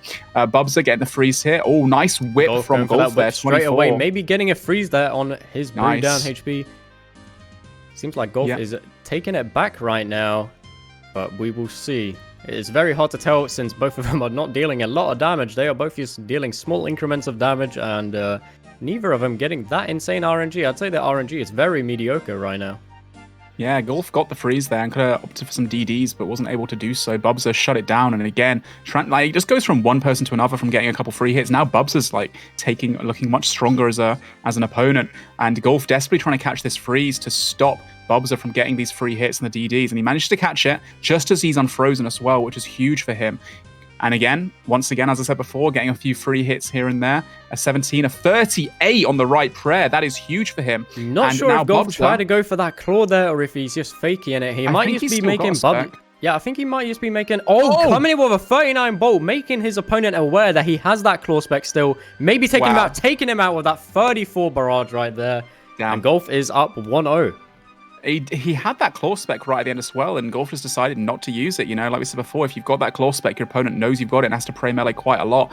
And here, right now, you see, he prayed melee, got hit by the barrage. Again, just keeping melee prey up, Bubsa, and that's why he got hit the 39 bolt. And again, then he starts to pray melee again, and the barrage finished him off with a 34. Really well played from both players there. Really could have gone either way, but I think Golf, towards the end, definitely got some better RNG too. That is definitely the benefit of keeping a spec sometimes. I mean, you don't always have to dump your spec. I mean, if you can keep your opponent on the tiptoes and making sure that they are flicking that prey melee, hitting them more off prey with your bolts and mage, it can be really worth it at times. Those Opal, I always have a hard time saying it. Opal bolt specs seriously can turn the tides of a fight. For those of the people in the chat that are less knowledgeable about these PvP fights, what is the Opal bolt specs and why are they better or comparable to things like Diamond bolts, Dragonstone bolts, and their special effects? So the Diamond bolts are actually very, very close to the amount of damage that Opal bolt specs deal. Diamond bolts having a special effect of completely ignoring your opponent's defense, but I believe Opal bolts have a 10% chance to trigger compared to Diamond's 5% and Dragon bolt's 5%. So Opal bolts are a bit more consistent. They don't hit as high as the Dragonstone bolts, and they don't take away your defense like the Diamond bolts do, but just because they hit so frequently, that is why they are superior to the other bolts. And also, it's because of the defense, I'm sure, because Diamond is able to hit through defense. Meanwhile, if you are a pure account and don't have any defense, then Dragonstone is the best because you can hit up those 60s. Exactly. Yeah, the only downside to the Dragonstone is if you're praying mage, it actually negates the Dragonfire. So in fights like this, the Opal definitely is a little bit better. We see Golf going for the DD there, beautifully played, and actually going up about 50 HP off the start of the fight. He's currently got a 1-0 lead in this best of 3. And wow, it's a Claw Spec retaliation for Bubza, but can't really do much with it. And Golf, again, being up about 70 hit points right now, I'd say, or close to. Yeah, I mean, Bubza dumping that Claw Spec, and unfortunately for Golf, getting a 29 bolt straight off the bat as well to combat his Claw Spec. Right now, we're seeing Golf with 100% spec versus Bubza's 50, and Bubza is currently down food. So if Golf can get some decent claws hits, claw scratching him off prey, unfortunately for Golf though. Going for it again, hitting a 19 total. I mean, not very good specs, hitting another 20, maybe a 30-ish? But it still seems like Golf is in the lead for sure. He's used both specs up now, and I think the reason why he went for those specs is because, of course, he was in robes, even though having prey melee up still, you know, you want to take those like 30s and those 40 specs if you can get them, if you're more guaranteed to get them. But right now, Bubza not letting up. He's actually staying in the fight really well. A 30 barrage into a 32 bolt right now. He's really picking up the pace and bringing this one back a bit, getting the DD on Golf. And Golf's looking a little bit, I don't know, not the most warmed up. He's made a few mistakes, a few claw scratches here and there, and it might cost him this second fight, but it's still early. It's looking pretty even. I mean, Bubza still has that spec as well, doesn't he? Yeah, I mean, for those that have seen Golf in action before, I mean, Golf is very speedy. He's insanely fast at this game. He's clearly knows what he's doing, but I think he might be not too warmed up for this fight. I'm not sure if it's the pressure that's getting to him, but he is definitely not performing as well as he has in the previous fights. Saying that, though, he has gotten a 35 whip right there, followed by the 0 bolt on robes off prey. Very unfortunate for Golf, but Bubza bringing it straight back with that 19 damage with the barrage and the whip. So, I mean, it's really hard to tell right now. I mean, he got a 27 whip there as well, as Bubza stepped out briefly, which is a nice prediction, nice play there from Golf as well. Players will both be getting spec in the next minute or two as well, so we've got to be aware of that and have to be very careful about getting hit those 70 claws. I believe Bubza will get his spec first as well. Nice little freeze there from Bubza, getting the DD as well, able to really hopefully translate this into a bit of momentum if he can get some hits off prayer, but currently he's unable to do so. A 42 whip, that is huge for him, and now Golf needs to catch this freeze desperately, but after taking that damage, he's finding it really difficult to really do any damage back. Yeah, I mean, Golf is just getting pummeled right now, getting hit that 34 on robes as well, off prey. Hitting a 22 back, though, maybe gaining a little bit extra damage back, but Bubza has got the freeze advantage right now. Maybe he's going to be able to get a few extra hits if Golf makes a few mistakes here. Yeah, in terms of like the DD mechanics as well, I believe that, I was a hit off prayer, but it was on tank 0 for Bubza. That's his third spec, which means Golf will get his third one back as well. I'd say that currently Bubza's doing a better job of forcing Golf to be on the back end of defending and being able to use the DD better. But saying that, Golf currently gets a DD and closes that up for Bubza. He has the claw spec soon, which is forcing Bubza to prey melee quite a lot. And Golf really can't hit anything right now, despite having that advantage. There it is, a step out, the step back in, 30 claw spec on prey melee on tank, better than the 0 that Bubza hit. And that's a big combo as well from Golf. Oh, the 5 barrage as well. But Bubza's still got the immunity freezing timer, and he's able to step underneath, heal himself back up again, and Golf can't really turn that little bit of RNG into anything else. Yeah, I mean, it definitely looks like the tides have turned, and Golf is definitely on the upside right now, but Bubza is doing a good job bolting a 50 right there. 3 hits away from the max hit, followed by another 30. Jesus Christ. I do believe Golf got chance there. Yeah, 50 into the 38 could have been a 50 into a 50, and it would have been all over for him. And just like that, I think Bubza's lead is really strong too. And Golf can do nothing but laugh at that and be like, oh, great, I'm getting this orange. Yeah, am I? But to be fair, Bubza is playing this very well. Gets the DD, gets a free hit, gets a 37 whip as well. Bubza is definitely, incredibly in the lead right now. Although saying that, Golf gets the 35 barrage as Bubza almost out of food. He's sitting pretty low. Another bolt for Bubza. He gets a 17 those Opal only. bolts are just doing Bubza absolute bits right now. It does look like he has a slight advantage. I'm not sure if Bubza is out of food, but it definitely looks like Golf has completely ran out of food here, sitting on about 35 HP to Bubza's around 75 to 80. So it will be interesting to see who takes this. Yeah, Bubza actually gets closed up there. Beautiful freeze from Golf, really important, but then actually misclicks and goes for a staff bash, hitting nothing. Currently, both players on even HP. It's going to be the next couple hits that decides what happens in this situation. Bubza gets a hit off prayer, but hits 0. Gets another hit off prayer, but hits 0. Golf hits it off prayer, gets a 0 as well. That freeze is huge for Bubza, but never mind. No, Golf actually unfrozen, got the immunity timer. Both stepping away, both on 30 HP. They're in KOable HP right now. Whoever gets that 40 ball, that 50 ball, or that 35 barrage could quite easily finish up their opponent. Golf does get the first freeze and steps underneath. I would say they are about to generate another spec, but it is incredibly hard to tell. I thought they were out of food ages ago, but Golf brings it home with that 33 whip to finish it off. Beautiful. Well, that evens it out for him then. And currently it is it's 1-1, Bubza and Golf. Bubza taking the first fight. To be honest, throughout that fight, I feel like Bubza did do better. I feel like he was winning, especially with those 50 bolts as well. I thought it was an easy win for him. But I guess that Golf towards the end got a bit of nice RNG too and really just didn't give up, to be honest, despite laughing midway through the fight. And yeah, that 33 at the end closed out for him. Yeah, I mean, when you get hit 2 big bolts like that straight in a row, there's nothing you can do. You can only sit there and look at that and just see your HP being chipped away. And it is very unfortunate. I've been there myself. It is very depressing. But he did manage to bring it back. Muted PP? Well, I was, but I wasn't saying anything, so that's at least. Oh, sorry, I wasn't sure if you wanted to chime in. I'm just trying to figure out the bracketing here. But anyways, right. Yeah, that's another win for Golf here, going on to the losers round 5. He'll be going up against TJ Maney or Bill. Oh, sorry, that was 2-0. My apologies. I thought Bubza won the first one. Oh yeah, no, that's 2-0 to Golf.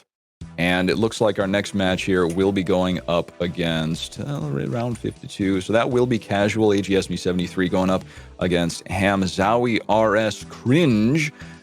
Before we go into a discussion on that, though, I'd like to bring your attention to the Method community team, as you can type in !community in the chat, and you can get opportunities for exclusive content giveaways.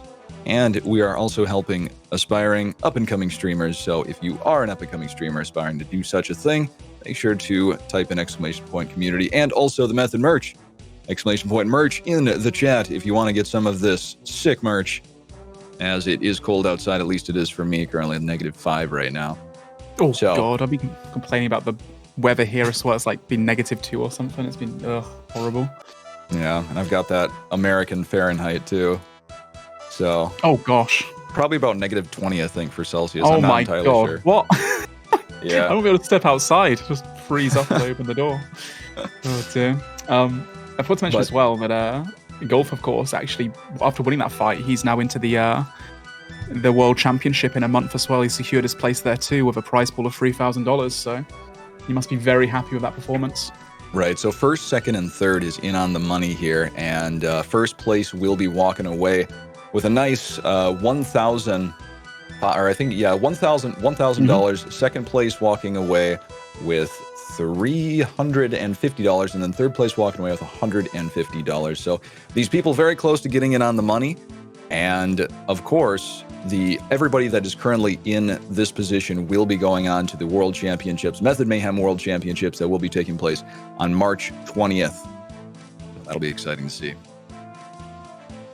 So that looks like Golf is going to take on Bill Jetty in the round 5, the person that West Ham lost to. So I'm guessing you want Golf to have revenge, Casper.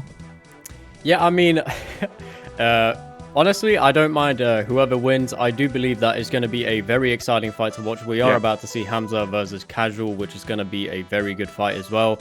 I mean, straight on from here, we're just seeing Titans go against each other, and I'm very excited to see what they're going to bring to the table. Somebody in chat saying for you to order a hoodie, West Ham. They even gave you the link right there. Since you don't have one, you know. Yeah, nah, I'd prefer to wait and get it for free, hopefully. Oh, yeah, very comfortable. Be stingy with money and that. No, I think we all got one for free, but you don't get one. We'll give you a 10% off. It's one Ivan deal. This next fight, Casual. Who is this guy again? We know Hamzori is a leader of a clan, right? Yeah, Hamza is the leader of Solitag, and he will be going against Casual, who I actually don't know what team he is representing, if he's even representing any. But Hamza being the leader of Solid Tag, I mean, we've seen great things from them in the past. Bill Jetty also being in Solid Tag. So I do believe we have two or three Solid Tag members currently still in the bracket. Who would you put your money on for the next fight then? Hamzori versus Casual. If you don't know Casual very well, would you say Hamzori's got a pretty strong lead here in terms of ability and skill? Yeah, I mean, Hamza has performed really well in previous tournaments, even won some of them. I have seen Casual do really well in this tournament, though, so I wouldn't really take it away from him straight away. I need to remind people as well, Hamza, he in the last fights he had previously yesterday when he was in the winners bracket, he lost to Ethan Pipsqueak, wasn't it? Who is like a rival clan person. They both like have got quite a bit of competitiveness there, and he was up so much HP, and then he took all his armor off and ended up losing the fight as a result and getting kicked into the losers round. Yeah. So I don't think we'll see any of that again. We'll probably see him being much more serious now. A little bit of cocky play there. Just letting everybody know here, Hamzawi and Ethan, we're waiting on them to see if they show. They have until 6 o'clock, which is 3 minutes away. Yeah, it's almost noon here. So 3 minutes away here. So that is currently on hold until that happens. We're not going to skip to another fight. So yeah, they've got 3 minutes. If Hamzawi, we got Hamzawi, who so if I get it so wrong. I'm sorry, I'm butchering the names. So if they don't show, I think we're actually going to put Casual AGS Me 73. It's going to be a forfeit, so Casual is going to get the win there if Hamzawi does not show up in the next 2 minutes here. Oh dear. I mean, wait, Casual hasn't turned up? No, Hamzawi. No, Hamza hasn't turned up. Yeah, Hamza. Oh, Hamza hasn't. Yeah. Huh. Maybe because of the performance yesterday, taking off his armor and then losing the fight, he doesn't want to come back for the tournament. He's got his head held down in shame. Oh dear, that's unfortunate because I know a lot of Solid Tag members, by the looks of things in the chat, correcting me when I'm mispronouncing his name constantly. We're probably eager to see him fight. Yeah, two people here we call Ham. Ham. Oh, we just heard something. What was that? Oh, looks like he did make it in time. So we're heading into the match in just a moment here. Yeah, I mean, it's nice to see that he did turn up. I mean, if Hamza didn't turn up, that would be rather disappointing, as this, I would say, is a rather anticipated fight. And then the winner of this fight. Oh, this is so interesting. Yo, if Hamza, or Ham, or whatever, if Cringe goes through this fight, and then the next fight after that is Pipsqueak versus Koru, then we could see a rematch of Hams versus Pipsqueak. You know, with Pipsqueak kicking Cringe out of the first winners round. So that will definitely be one to watch. If they can both go through here, that'll be really exciting and interesting to see if Hamza can get his revenge. That was a very close fight too, 2-1 that match. In the first it came down to the wire as well. Like I said before, a couple of redemption procs and taking off the armor, thinking he'd already won the fight. So. Should be one really good one. There's been 2 instances of that where 2 very good PKers went against each other early. One got kicked out and then has just been decimating the losers bracket. Another person to look at was TG Maney, who was kicked out by another very strong contender that's still in the winners bracket, LMFAO Pure Doom. That was also a 2-1 match. I mean, if Bill Jetty can keep the RNG that he had on me, for example, I definitely think he will bring this home. It wouldn't surprise me if we were to see Bill Jetty win the losers bracket and maybe get himself into the final anyway, as I do believe he's got the skills for it. Yeah, these losers bracket can be kind of hard to understand, but 99 strength cape, if he does lose up against Pure Doomed, he's automatically put into that losers bracket. Then if he wins that, he goes back up against Pure Doom again, I believe. That makes sense. Yeah, but then he's got that 1 game disadvantage. Mm-hmm. Interesting. So for this next fight, who's your money on, Mr. West Ham? Cringe versus AGS Me 73. I mean, I definitely would say that Hamza is the better player here, but I don't know. We have seen Casual perform really well, so I can't really speak for that. But just on previous experience, I do think Hamza's going to win this. Well, we're jumping into it right now. Looks like Hamza's RSN for this fight is TA as opposed to Cringe as before. And he's going for a freeze, getting it, and also not going for a DD. A 33 whip there on the robes. That's huge for him, off to a really good start of about 60 hit points right now, and just about missing the claw spec. Never mind, AGSME does get the claw spec off, but only hitting a 0, as Hamza did have his tank on for that one. Yeah, Hamza barraging there with his Varric skirt on. Still catching the freeze though, hitting another 19 bolt for a 24 trade. I mean, right now, Hamza's definitely in the lead. It does look like AGSME 73 has caught the freeze there, almost being bolt chanced, I believe. Yeah, he's down quite a bit of HP right now, but luckily for him, he does catch the freeze, so he's able to step underneath, and a beautiful sidestep there, not only avoiding the claws, but also hitting a 40 bolt, which puts him right back into the fight right now. Hamza also catching that freeze too, but another 38 bolt to follow for AGSME 73. I'd argue that he's potentially even up hit points right now. Yeah, I mean, he's definitely bringing it back. Hamza taking another 28 bolt, rightfully so, taking a 25 claw as well. Hamza getting bolted on his robes there with his claws out. I'd say that bolt was really deserved, if anything. Getting whipped a 31. I'm not sure if that was on robes. It looked like it was on tank. It was, yeah. Hamza dumping that claw, getting very unlucky as well with a 0-1 claw. And a 16 through prayer too. Looks like AGSME 73 is running absolute circles around Hamza right now, getting some crazy RNG too, to be fair, but still definitely in a big lead at the moment. Now Hamza's not giving up, gets a 26 whip in here, goes for the bolt on the robes, hits a 0 unfortunately for him. He's going for another bolt, 29 on the right prayer, but unfortunately for him, gets hit a 20 back again, does get the freeze, goes for a second one, a 30. He's really chaining right now. Yeah, both sitting very low HP. Hamza still, I assume, sitting fairly low HP here, finally eating up after that attempt from Casual trying to freeze him. Yeah, really risky behavior there actually to sit so low, but I guess if you get those big hits, you know, you can keep chaining them. And a 32 again now, right, just like that. I believe Hamza probably is back into the fight now, and it's evened things up quite a lot. Both players sitting very low. We might see a KO at some point, to be fair. 26 bolt. AGSME 73's bolts are going haywire right now on Hamza, who is just getting pummeled back down every time he gets an opening, deciding to DD, catch his breath, and heal back up again. Yeah, I mean, right now it definitely looks very even. We have Hamza taking another 22 bolt, followed by a 22 whip on Casual, so trading that damage. Just looking to get the freezes here. Casual having the freeze advantage. They are sitting so low HP, getting consistently bolt chanced. I'm very confused on what's going on right now. I mean, it makes the match very exciting, that's for sure, but it's very dangerous too to be sitting that low. You're completely right, when you can max hit 40s with the whip and 50s with the bolts as well. Looks like just there, again, AGSME is still, I believe, up quite a bit of HP, a 17 bolt on the wrong prayer, but it was on ropes. Hamza still sitting really low HP. He is really taking risks here to try get himself back into the fight. Being DD'd upon right now. AGSME 73 needs to catch this freeze as best he can to keep up the pressure and keep up this advantage. Does get hit a bolt there, not the biggest though, and may catch Hamza here with a freeze, which will be huge for him, but will goes in for the claw and cannot get it off because Hamza does stop him in his tracks. That's a nice little bolt on the right prayer there. Oh, a 30 as well on another robes. 30 for a 41 though, bringing it straight back. I mean, both of them still just sitting so low HP. I am completely oblivious to what is going on right now. Hamza getting bolt chanced again. Oh, maybe not. He's actually just sitting that low. I thought he was out of food for a second. And a 26 claw spec for AGSME 73. And unfortunately for Hamza, he can't hit anything with his. Hits a 0. That's the third spec they've had.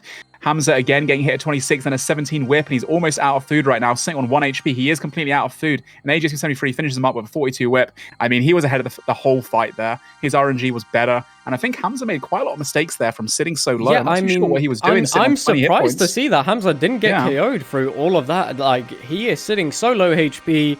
I'm very surprised to see Hamza performing this poorly compared to Casual right now. I mean, maybe he's trying to lull him into a full sense of security, and that was just the warm-up fight. Next time he's going to come back, but it's a best of 3, of course, so Hamza is not out just yet. Casual taking that first fight, and that was a good one to watch. Hamza possibly trying to not eat at any points to try and keep combos going, but the hits really weren't there for him. And like you were saying, kind of a needless risk considering the amount of the highest you can hit with just the bolt is a 53 if you get lucky enough, and the whip is up to a 45. Didn't work out for him that time. See how it goes in round 2. Yeah, but to be fair, like sitting low HP, the beautiful thing about it as well is if you're sitting low HP and your opponent's also sitting low HP, it does like give you a chance where, you know, you can the better PKers are able to keep cool and calm and like know what to do in situations like that. Whereas if you're having to eat food and you're sitting low and you can be KO'd, you might get a few prayers wrong. So maybe that's like part of Hamza's strategy to try and force his opponent to get low HP too, and with his experience, maybe being able to get an upper hand there. But it didn't pay off from that fight, so we'll see if he changes up his strategy, to be honest.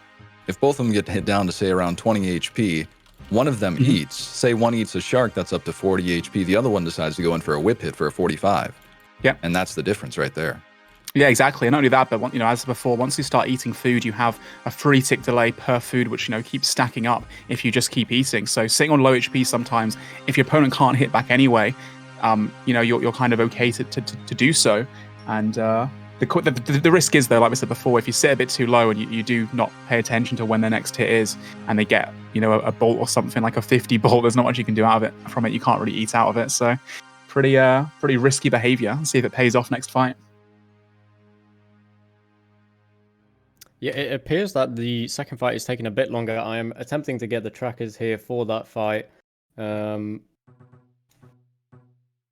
Hamza's ran to the bathroom in the cold weather to try and heat his hands up under a hot tap. Wasn't quite warmed up enough, maybe. I think we've all had that problem throughout these. I mean, these long tournaments, they can really, especially if you don't have the best of bladders. I know I don't. I mean, thank goodness sometimes in these fights I can just head on out, but you guys have been doing this the entire time, so. Yeah, speaking of which, I'm going to the bathroom break again after this set's over, to be honest. Yeah. We've sort of switched positions with West Ham. We do have a break coming up after the. Yeah. Oh, we are straight back into the second fight, apparently. Just looking at it now, I believe that was Hamza on very low HP. Going into it, it's a claw spec coming in from Hamza. A pretty big spec as well, 50 on Aegis 73. Oh my gosh, he could have actually killed him there through the prayer. Both Hamza specs going in, and for some reason, staff bashing and can't continue in that momentum. He is up quite a bit of HP right now. Casual still has 1 spec remaining, though. Going for the maybe DD Hamza right can prove himself, but from that last fight we saw, I am very confused on what happened there, honestly. Yeah, Aegis 73 hits a 40 spec through the prayer right there. Not the biggest of hits, but I guess he'll take those. It does bring him back into the fight. I believe Aegis might be actually up a bit of HP now. And again, Hamza decides to staff bash. Once again, he just keeps misclicking. I'm not too sure what's going on right now, although catches that really important freeze there before Aegis 73 can get underneath and retaliates with a 33 barrage too.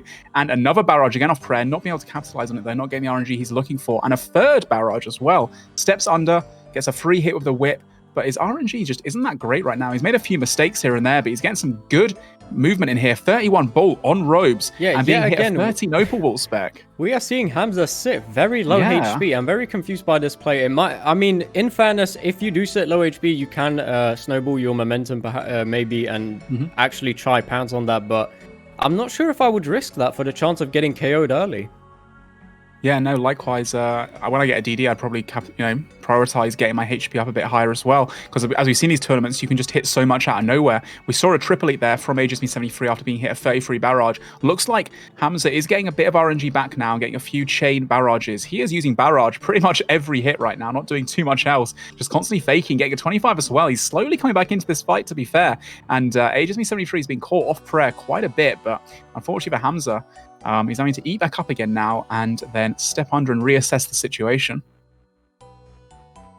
Yeah, I mean, I'm seeing a lot of suspicion that someone else is on Hamza's account right now, but at the same time, I am pretty sure that the referees for this tournament are making sure it's the right person on the account. He's double checking with the Discords, making sure that they're screen sharing and recording and stuff like that. So we all have good and bad days, right? Like that's exactly. I mean, there's fights where you perform worse than what you have in the past. Casual getting chanced by that whip, though. I am not sure if he's completely out of food here. He's sitting on 20. No, he's not out of food. He's just sitting low. They're just trying to. They're giving us the content we're looking for. Get a KO someone. Wait, is he actually out?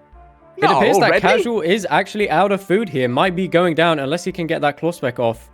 Hamza is sitting very KO'able HP though. Getting that redemption off right there. Getting bolted at 27 straight again. Is he? Oh no, he is still alive trying to get that redemption. Oh, he got the redemption right there. He got the redemption on like 4 hit points and gets back up to like 15, 20 or so. That was a huge misplay by Hamza. He gets the DD as well, and it's neck and neck right now. Oh, never mind. Hamza has a lot more food, and he's decided finally to start to eat up in his hit points and not sit so low. I guess that barrage that he got earlier, like a chain of barrages, really made the difference there. He was off to a bit of a bad start, but really clutched it back with constant 30s and getting the really good movement. Agency 73 is not giving up just yet, though. He still has a chance to come back if Hamza is out of food. Another staff bash from Hamza. He's hit so many of those. Bolt off prayer, only a 12. Now, Agency 73 unfortunately for Casual, they're not flicking the redemption.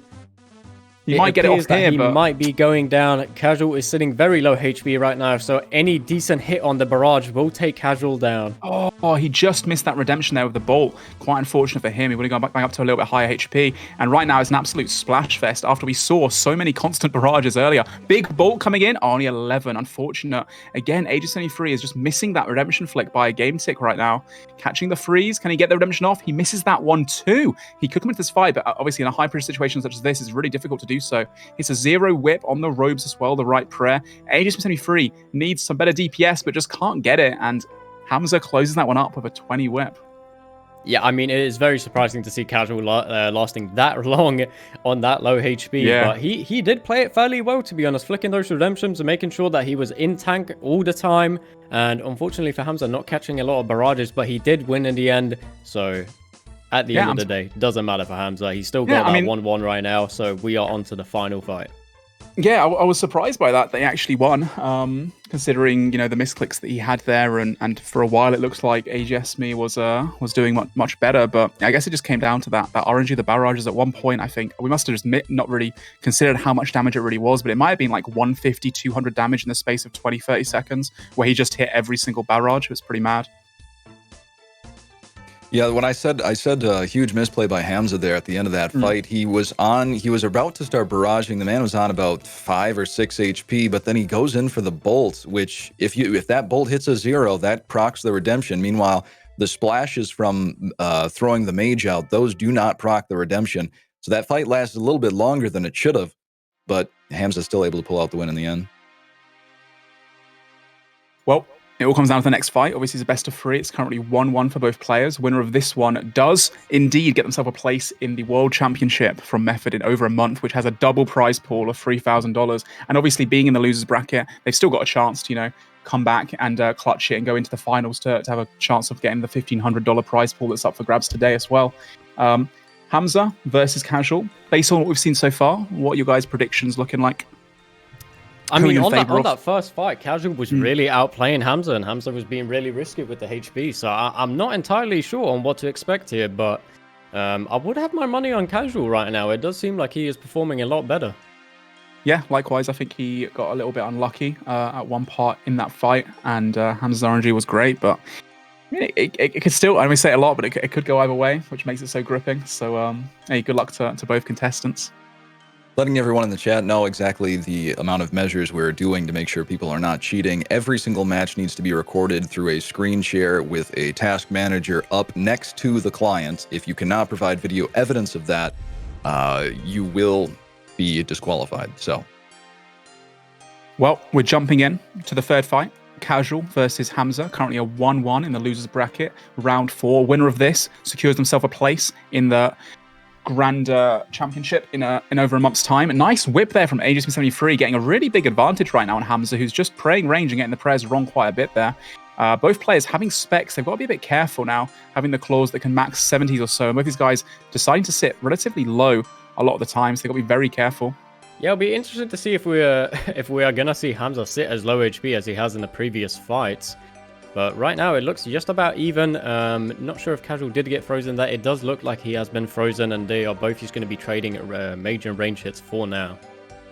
Currently, Hamza actually went for his claw spec. Oh, that's a beautiful hit there. He actually used a brew on about 80 hit points or so. So it looks like he's deciding not to sit too low this time. Maybe learning from his, maybe what we've been talking about and changing his strategy up a little bit. Catching that freeze was so big, just about evading the claw spec from Hamza there. 41 ball for Aegis 73, just like that. He's really taking the lead at the moment. Hamza can't get the claw spec off. He tried twice there. Getting bolt chanced again, and Aegis 73 getting a massive claw. Hamza dealing one back straight after. Hamza getting giga chanced by that bolt. Oh my god. No, that was he was down to like 1 HP there or something. It was a claw spec. Hit like a 50 or so on about 60 hit points. Yeah, I mean, these risks that Hamza is taking, I just don't know if it's worth it. I mean, he could have been taken out right there, but as it stands right now, I suppose he did get a decent bit of damage back from that. You really don't expect to see this in a tournament style where people sit so low, but I mean, it does make it very gripping. But at the same time, a 40 ball coming in for AGS73 there. He can't capitalize on the whip as well. Ham's managed to eat up in time there. Wasn't a KO chance. AGS going to go for the barrage, going to go for the step under. Does manage to do it. Hamza now on the back burner. Can't get the hits off. He keeps giving up some free hits and keeps splashing. AGS73 faking into the ball. Doesn't manage to catch him off prayer though. And again, that could have been a kill there, but a 40-something bolt there for Hamza. He might be back slightly, bringing his the fight back. Another 35 bolt right there as well. Casual taking a barrage, managing to eat up, luckily for him. Hamza still sitting very low HP. We just had someone in the chat telling us that apparently Hamza's monitor isn't working right now, so he's on an unfamiliar setup using an alt monitor, which is potentially why he's at a bit of a disadvantage right now. Saying that, though, he is still somewhat in the fight after those big bolts. I would argue, though, that AGSB73 is up a little bit of HP. Yeah, I mean, right now we're seeing a fairly even fight. Hamza, yet again, just sitting really low HP, trying to capitalize as much as he can on these freezers, getting whipped right there, a 19 on robes. If Casual decides to, if Casual can get a melee hit off, he might be able to chance him. Yeah, Hamza again sitting on 15 hit points right now. Looks like that alternative. Getting whipped on 25 HP. Is he out of food? Getting knocked out, but no, he is still alive. Getting taken out by the claw. Is he still alive? No way again! 3 times he could have died there. I was going to say, maybe the fact his alt monitor might have some kind of, like, I don't know, graphical glitch where the red and the green are somehow merging together, so he doesn't know what HP he's on right now. I have no idea why he's just constantly chancing Hamza right now. I mean, I feel really bad for Casual if he manages to lose this somehow, because these chances that he has been getting on Hamza is absolutely crazy. Hamza getting a redemption on the 35 barrage. The fact that he's saying this fight this whole time is mad. And yeah, AGS. And he did get knocked out by a 30 whip. He said, I don't know what he said in game right there. I think it was something like monitor broke or something like that. I feel bad for the guy because the performance we saw yesterday, he was an absolute machine. I guess he just wasn't up to par today. Like, had a few things that just didn't go right for him. Yeah, really unfortunate. At the same time, though, AGS73 is a great PKer too, and he did deserve to win these fights based on the performance we've seen today. Does this guy get his monitors from Soup, or? Yeah, that's a good one. I mean, it's very inconvenient for the man to be having his monitor go out during the middle of the tourney, but if that is the case, then I don't know what he was able to hook it up to. Maybe he got his MacBook out and started playing. That's why. I mean, he could have been using a trackpad. I'm not entirely sure, but from the reaction of the chat, that is nowhere near the level of play that they're used to seeing from Hamza. But he is now out of the tournament. Yeah, and that means we are. AGS73 is through now as well, isn't he? To the World Championships in a month's time. He's secured his place. Yep, that is true. And he will be going up against Anvil Koru. But the next Ethan is a no-show. Okay, so Pipsqueak did not show up. He is disqualified, meaning Anvil Koru does move on to the losers round 5. This bracket is just it was nothing from what we expected. I'm very surprised to see what we're seeing right now. So that means that Hamza went out when we thought he was going to be one of the favorites to win just now, and then one of his biggest competitors, one of his biggest rivals who actually beat him before in the winners bracket, Ethan Pipsqueak, he also can't make it today, so he's also out of the tournament. That is such a big surprise. I mean, wow, that's unfortunate for them. Yeah, I mean, the bracket we are looking at right now, I could have never predicted this, it coming to this, but we are going to be seeing a fight versus Golf and Bill Jetty, which is going to be very exciting, and I think that is going to be a battle of the titans right there, hopefully seeing at least one of them make it onto the finals. We've also secured our top 8 now, all locked in, getting a place in the World Championship in just over a month's time, those being Mike, 99 Strength Cape, Saladin, Mist, Bill Jetty, Golf, Casual, and Anvil. Those are the top 8 that go from the EU region that we've witnessed this weekend. Obviously, there's still $1,500 up for grabs during this tournament today, but those guys will have a chance to win $3,000 in just over a month's time. Very nice. Very nice. So we are going to be heading on a short break here, and we will be ready to go up with the next match being TJ Maney going up against Golf or Harchi. So we'll see you guys in just a bit. I am going to have a hot dog. Enjoy your hot dog, man. See you soon, guys. Thank you.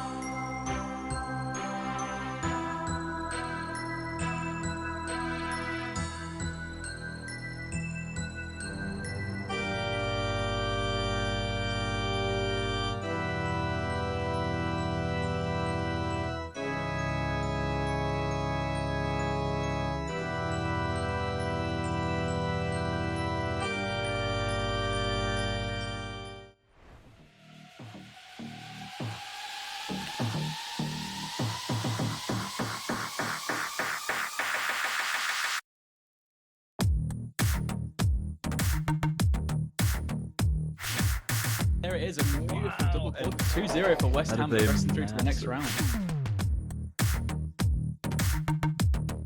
Auto block, camping that tank very well, not taking too much damage. Lemon Lime just took a bolt off prayer. Look at this, he's completely taking control of it. The third. There's another redemption from I'm So Happy. He still has 3 doses of restore as well. He can still keep this in. Goes for the claw, 25 damage coming in. Both players use a redemption, and I'm So Happy's gonna take it at the end.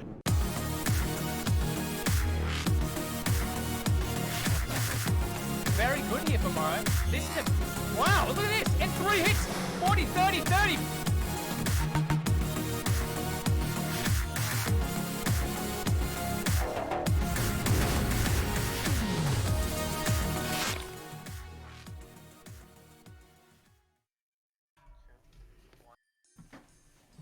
All right, and welcome back to the Method Mayhem EU PvP circuit. Players competing for upwards of $1,000 for first place, into second place $350, and third place $150. We have another match coming up in just a moment here, as that match will be TJ Maney versus Golf, and these are 2 highly anticipated players. What are you guys looking for in this match? Well, both these guys, absolute beasts, behemoths of the tournament we've spoken about a few times before. Bill Jetty's done really well, although surprisingly he actually got knocked out of the winners bracket into the bottom half. Same with Golf. These guys were definitely favourites to win the EU circuit entirely. Apart from them, AGS Me at 73, we saw just there taking out Hamzori, really surprisingly actually, and really winning that by quite a way. And then we have Koru as well, who went through because Ethan Pipsqueak, unfortunately, very unfortunately, as he actually replied after waiting hours for him to be online. He replied like a few seconds after he was already disqualified. It's unfortunate, but unfortunately, you know, we're sticking to a schedule, and otherwise we'd be the casters and the host and everyone else on the production team that's working with us for Method. We'd be, you know, here for an extra half an hour potentially on what is already quite a long broadcast, right? Right. Well, before we head into this first match, I'm just going to turn your attention here to the Method merch. That is right. Exclamation point merch in the chat. Get yourself some of this merch. Pretty good merch. I like it. I've got one. It's pretty good. Ian's got one too. West Ham not so much, but it's fine. Method community team as well. Type in exclamation point community in the chat. Signing up. Become a member of the community team. Offers all kinds of perks such as access to exclusive content, opportunities, and giveaways. Just a few more moments here before we get on into this first fight. I think, why don't we take a look actually at the losers bracket here, because that's what we're going to be focusing on for a little while before we head back to the winners bracket. We still got one more fight in the winners bracket. Oh, wait, actually, never mind. Jumping straight into it. Going straight into nice. it. Let's go. Golf straight away taking a 14 whip from Bill Jetty on Robes there. Golf getting hit a 16 barrage, with Bill Jetty having the upper hand right now with the freeze. Golf still splashing away, not really hitting a lot. Bill Jetty dealing a 29 for Golf's 10. And I believe Bill Jetty is up about 60-70 HP. And as I say that, Golf has barraged 33. But really lucky of Golf there to catch that freeze and then step underneath. Uses his first claw spec there, hitting zeros, unfortunately for him. And then getting retaliated. A 30 back from Bill Jetty right there. And then catches the freeze, goes for the claw spec, hits a 25. Both players now using one claw spec, having one remaining.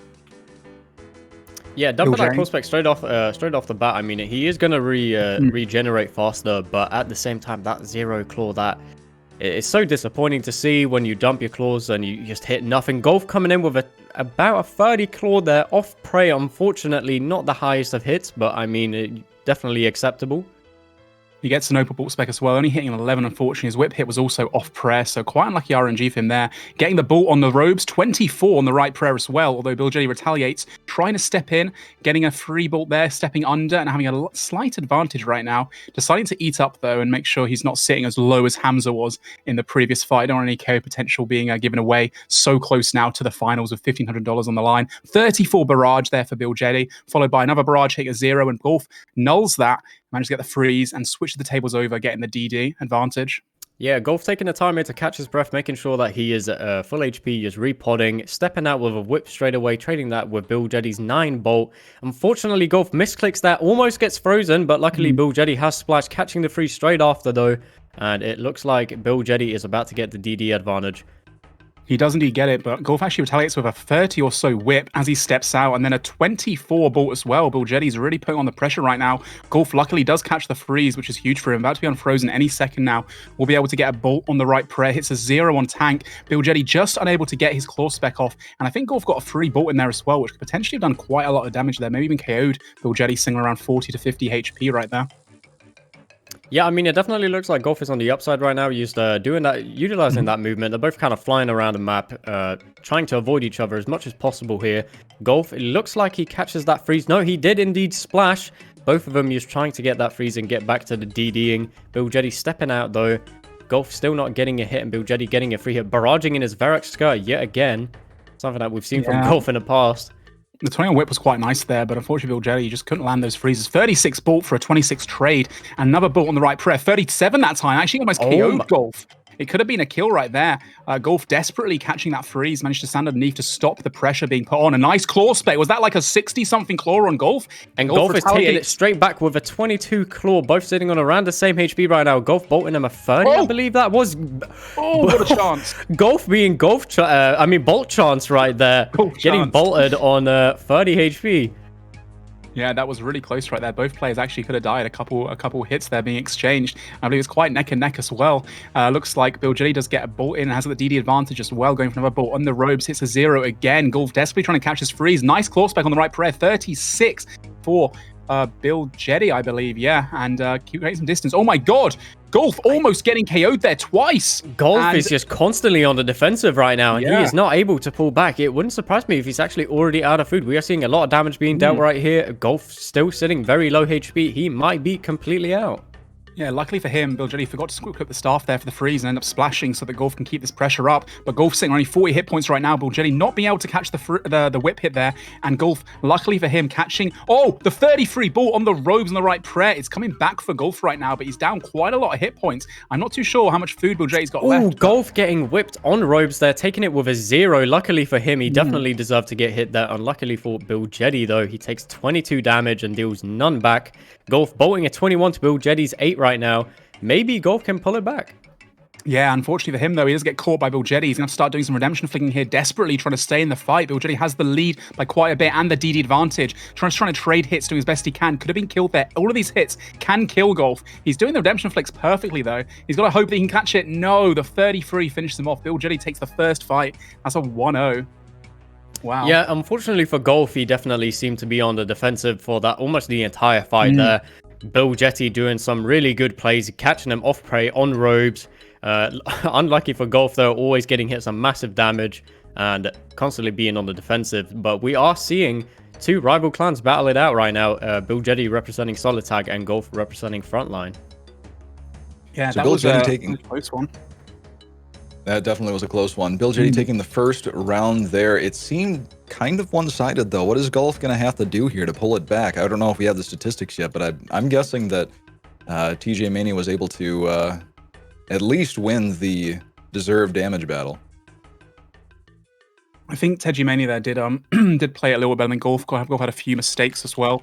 At the same time, though, it did seem quite neck and neck right up until the end. I believe Bilgetti was probably out of food as well, around 50 HP. So, I mean, if Golf got a few bigger hits at the end, only like 50 damage, we've seen that turn around in a matter of a couple of hits. So it could have gone either way. And I think the next fight's going to be very neck and neck as well, of course. Bilgetti having that confidence now in this best of 3, being up, needing to win one more to go through. Luckily for both players, though, they are into the the World Championships in just over a month. So, you know, they're still playing for the $1,500 prize money that's up for grabs today. But they do get another chance in just over a month's time too. Yeah, and I mean, we could see a complete turnaround. Yeah, we could see a complete turnaround for the $3,000 prize pool later on as well. So, I mean, just to be in that bracket right now is, even if Golf does lose this, he still has another chance at redemption in a month. The winner of this fight as well goes up against Saladin, who has been a favorite to win. I mean, all these guys right now have the potential to go all the way through to the finals and win the entire tournament, of course, too. We keep talking about how stacked the EU bracket is, having just so much talent and so many big names and titans of the PvP and H scene. I don't know. I think Bilgetti might have this one in the bag, to be honest. Yeah, I mean, I'm attempting to get the trackers here for the fights, but we might be looking at a having to do that at the end here. But right now, Golf being down 1 fight, so Bilgetti only needs to win once more to take Golf out of the tournament for now. Only to for Golf to have a chance at redeeming himself in a month for the grand finale. But as it stands right now, it's looking fairly even. Bilgetti being frozen, Golf is trying to keep his distance right now, as he knows Bilgetti is about to be unfrozen, and Golf getting frozen there may be able to catch a freeze before Bilgetti runs underneath him. It's unfortunate for Golf, actually. They put on his mage defense bonuses there, but didn't change his prayer to range, so he was able to get hit a 20 bought by Bilgetti, who's now starting to steamroll, getting a few free hits here and there. Golf's first freeze didn't really do much. It's a claw spec from Bilgetti, hitting a 0 double claw spec, both on the the wrong prayer, but still. Oh, Golf coming in with a really big claw, whipping it straight after. Not sure. No, Golf definitely didn't get chance there, but he has 16 whips straight after as well, dealing about 80 damage total. Really a good turnaround for Golf. Yeah, wasn't too bad at all. Unfortunately for him, though, 32 bolt coming in from Bilgetti, who's now able to get the DD advantage as well. 33 whip traded for a 41 bolt as well. A 33 whip again. Bilgetti's going absolutely ham right now and getting some crazy RNG, getting a lot of free hits as well. I do believe that Golf used both of his specs up too, didn't they? Or was that Bilgetti that used both his specs up? No, so Golf still has 50%, so he might be able to pull it back with that, getting another big claw spec. But right now, Golf is really getting the short end of the stick. He is not getting the RNG he needs, and Bilgetti is just hitting too much for Golf to cope with. Yeah, he can't really capitalize on the DD mechanics. Oh, as I say that, Golf bolts a 51, bringing him straight back. He still has that 50%. Not sure if he's going to save it for later, but right now, the wise move might be to just save his spec until he gets the 100%, keeping Bilgetti a little bit on the tiptoes to make sure that he will pray melee a little bit more often. Yeah, that 37 bolt as well coming in there from Bilgetti, from Golf, trying to equalize the score a bit more again now. It looks pretty neck and neck, to be honest, and having that spec, like you said before, is just crucial in being able to, create some momentum as well as give you a K opportunity. Hitting a 6 on the right prayer there, trading hit for hit. Bilgetti's doing a great job right now of predicting the majority of Golf's prayers and equally splashing quite a lot, unfortunately, for Golf. For 11 whip at the right hit, and next freeze is going to be absolutely paramount to seeing where this fight goes. I said paramount. I don't even know what that means. Like really important, like crucial. These are big words. But right now, Bilgetti being on the upside, freezing Golf. Golf is... It might be an actual strategy from him to barrage with only his Mystic Top on and his Varric Skirt. I mean, we've seen him do it continuously, and it has worked out really well for him. Yeah, he says he's still got that spec as well, Golf. He's been keeping it this entire time, hasn't he? Oh, now he goes for it, as I said, hitting a 22 on the wrong prayer. Unfortunately for him, he was on tank as well. Bilgetti now able to play a little bit more safely. Having that claw spec this entire time meant that Golf was able to, force his opponent to pray melee, but he couldn't do too much with it. A 38 whip, though, as I say that, for Golf onto Bilgetti, which is huge. And you know what? It's going to come down to the wire once again, I think, in this fight. Yeah, definitely. I mean, Golf is playing it really well. Combating Bilgetti's DDing right now. They're both just trading 1-for-1s by the looks of things. Bilgetti right there whipping him on his robes, but Golf keeping a shield on to make sure that he doesn't have complete no defense there. I am Golf not out of food. Golf did you just get bolt chance there if he is not out of food? Luckily for Golf, though, he does have 1 spec remaining. He just got chanced. He does have food remaining as well. But that extra spec will keep, once again, Bilgetti on the back burner, having to be careful and prioritize his prey melee. Currently getting a DD advantage, though, getting a free hit on the robes on the wrong prayer. A bolt on the right prayer on the robes, 29. That's big for Bilgetti, just increasing the gap that he's got right now. Another 18 as well. Golf just can't keep up. Got whip chance right there as well, and about 30 hit points. He's got to be careful. I think he might be out it does look like as well. Yeah, it does look like Golf is completely out of food here. It did seem like it was a bit more neck and neck between them, but it seems like Golf is actually at a massive disadvantage right now. I'm not sure if Bilgetti has any food either, but we've seen it before. If Bilgetti is out of food, all Golf needs is a little bit of RNG. Getting that 5 opal bolt spec is very unfortunate. Bolting him a 0 on robes as well, off prayer. Yeah, now Bilgetti catching that freeze can probably close this one up. I believe Golf does still have a spec that he's not used yet, and he's probably keeping it for an opportunity just like this one. Bilgetti not actually putting on Prey melee at all, and somehow Golf is staying in this fight, although it's going to be so close, and unfortunately, just too little too late. Golf gets hit with a 32 whip, and that means Bilgetti closes this one up with a 2-0 victory. Yeah, I mean, very depressing to see for Golf. Unfortunately, his RNG does not pull through there. Getting 2-0'd by Bill Jetty, and I mean, Bill Jetty played it really well. They both did some really good plays, hitting each other on ropes quite a decent bit, especially when on Frozen. I mean, seems like Bill Jetty just is the superior player. I will attempt to get the PvP trackers for those as well. Oh, sorry, Poison, you're muted, mate. I'll let you go.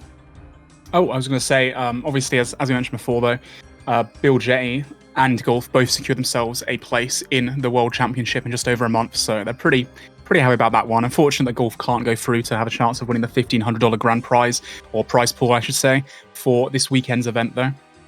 Yeah, looking at the trackers from those two fights, we have the first fight with Golf versus Bill Jetty.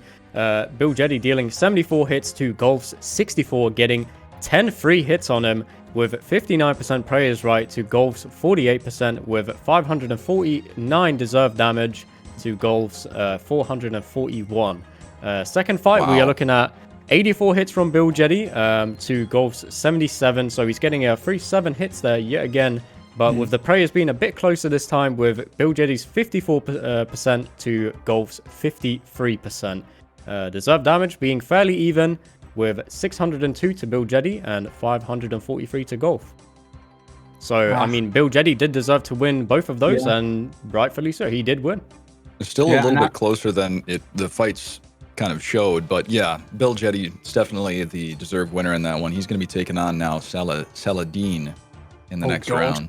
That is probably one of the biggest matchups in this this EU circuit so far, isn't it? These guys both, highly valued PKers in their own right and have had so much experience, having won lots of tournaments in the past as well.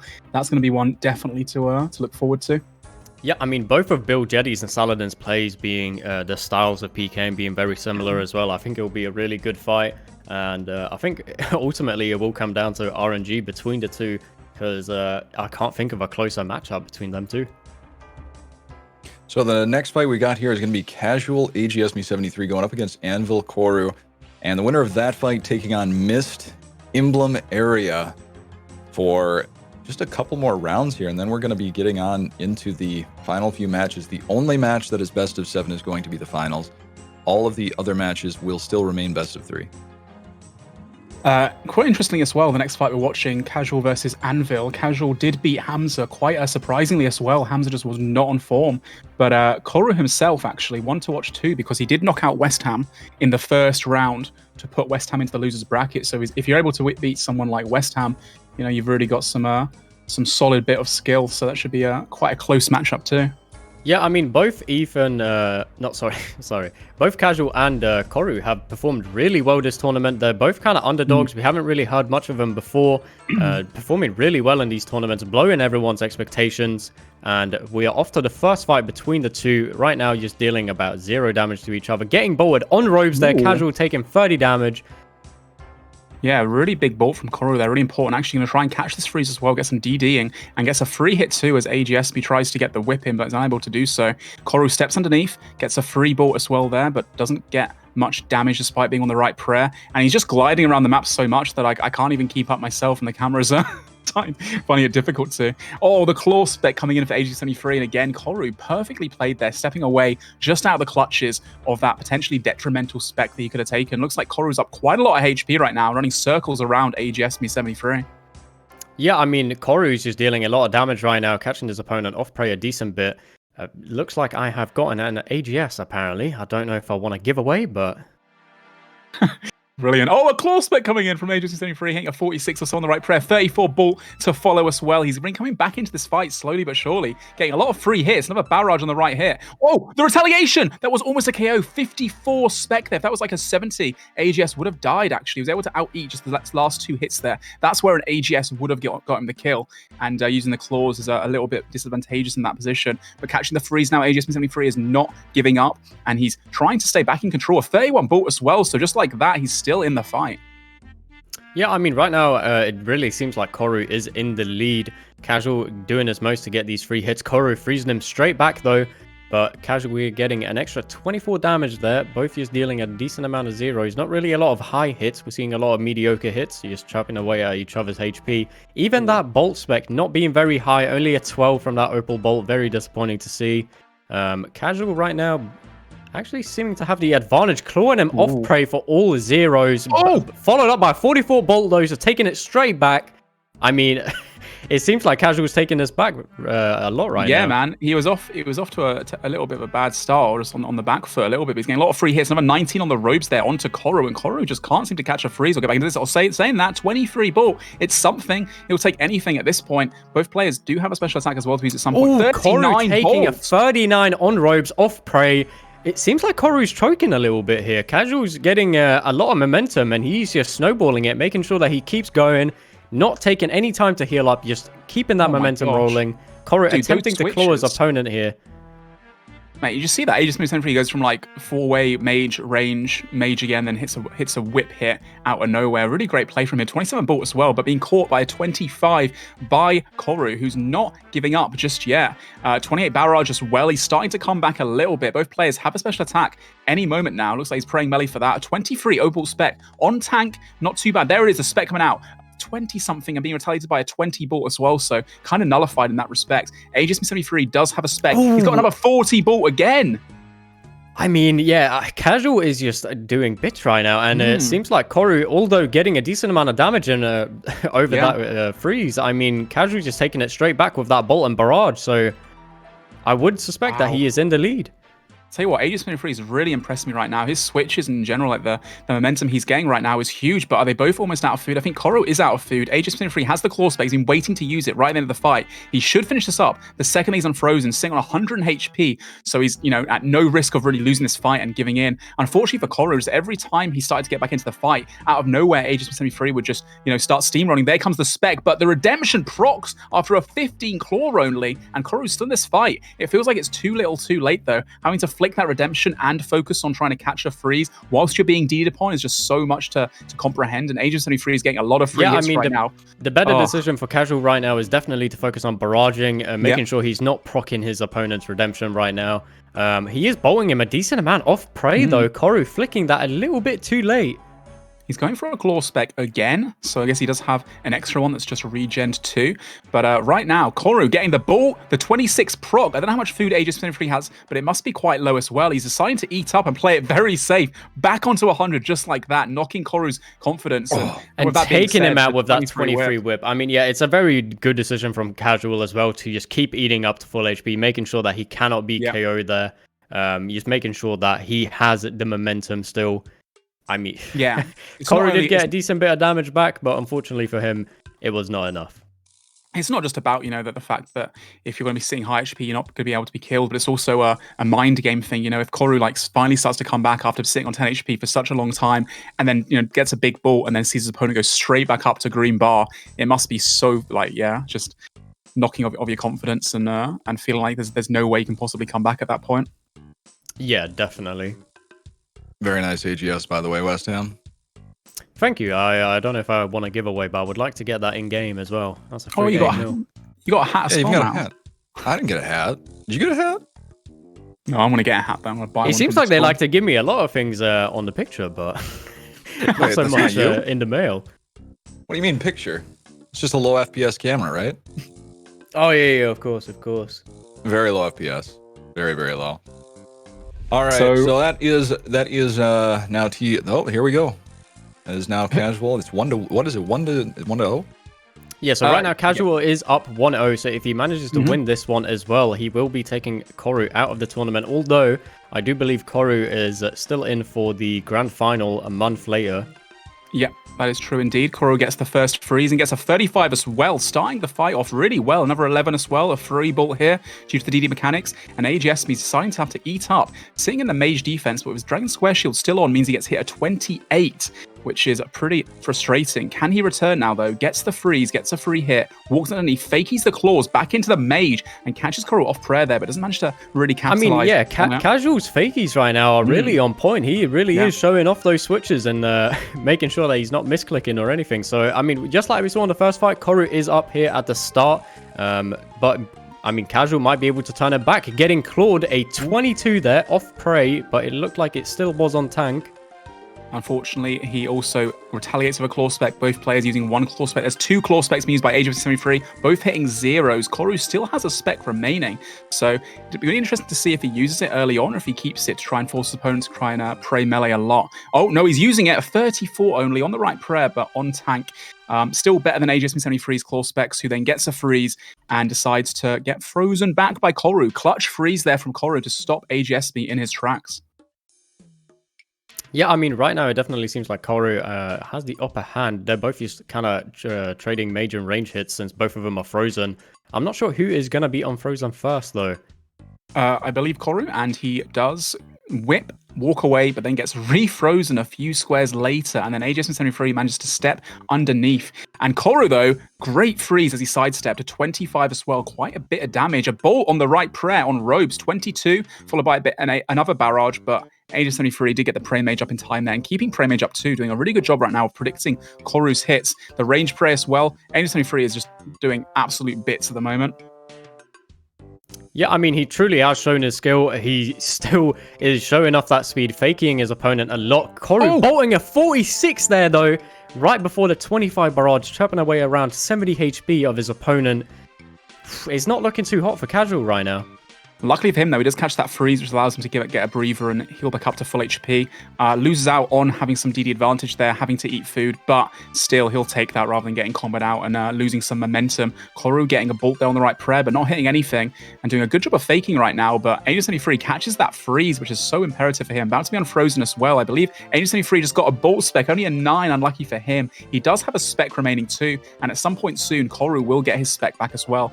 AJ73 deciding to use the claw, to save the claw spec for as long as he can to try and force Koru to keep praying melee, and it's working for him, although that 28 whip twice is pretty strong. Whip on Robes there, off prey, not getting dealt any damage. I mean, that was really lucky on Casual. Still taking that 36 bolt off prey on Robes. Another one, 53. That is the max hit. The first max hit we have seen in this tournament by that bolt. It seems like Koru's RNG right now is unstoppable, although rightfully so that Casual took that damage because he was off prey on Robes. He definitely should have gone hit something. I'm not so sure about the max hit, though. I was going to say, it's looking quite even right now, but AJ73 did have the upper hand from the start. So I'd be interested to see how much food these guys have left. A 22 ball as well from AJ73. A claw spec finally coming in, a 38. Not what he wanted. It was on tank, though, on the right prayer. So you can't complain too much. This is not a 0, as you saw from the last fight. Yeah, I mean, right now, Casual does have the DD advantage. Getting clawed and getting taken out of the... I mean, that means it's a 1-1 now, so they are on to the deciding fight. But Jesus Christ, Koru's RNG is just there right now. He is playing his cards right, catching his opponent off prey, but still, those hits are just insane. Yeah, man, the 50 bolt and the 63 claw spec right there, that's just so much damage, 1/4 of their health pool pretty much just being done in those 2 hits. And yeah, well played from both players there. I honestly thought that AJ73 was going to win that second round as well. He was doing so good, but towards the end, Koru's RNG just lit up and he was able to absolutely steamroll his opponent. A lot of this is style of play and anticipation for some of these players. When they move to some of these switches for a spec, it's in one game tick. There is no reactionary time. You just kind of have to understand, okay, they're probably going to melee here, or they're probably not. This is why fakies work so effectively for some players, and why maybe players that anticipate fakies and then the other player decides not to do such a thing, it can also work for their advantage. It's a lot of mind games going on in these PvP fights.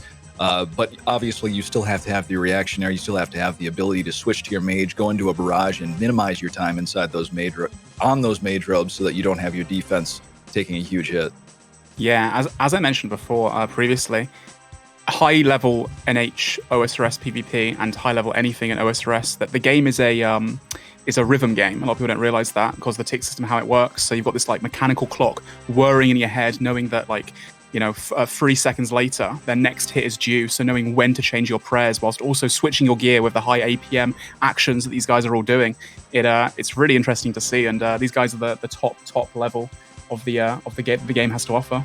It's kind of like an extraordinarily fast turn-based combat system. Yeah. But at the same time, not really. It's very quick. It's very fast-paced, even though it does work on you hit first, the other person hits next, and then there's a time and wait. So Yeah, and we're jumping in to the third match, currently 1-1, Casual versus Koru, in this round 5 bracket.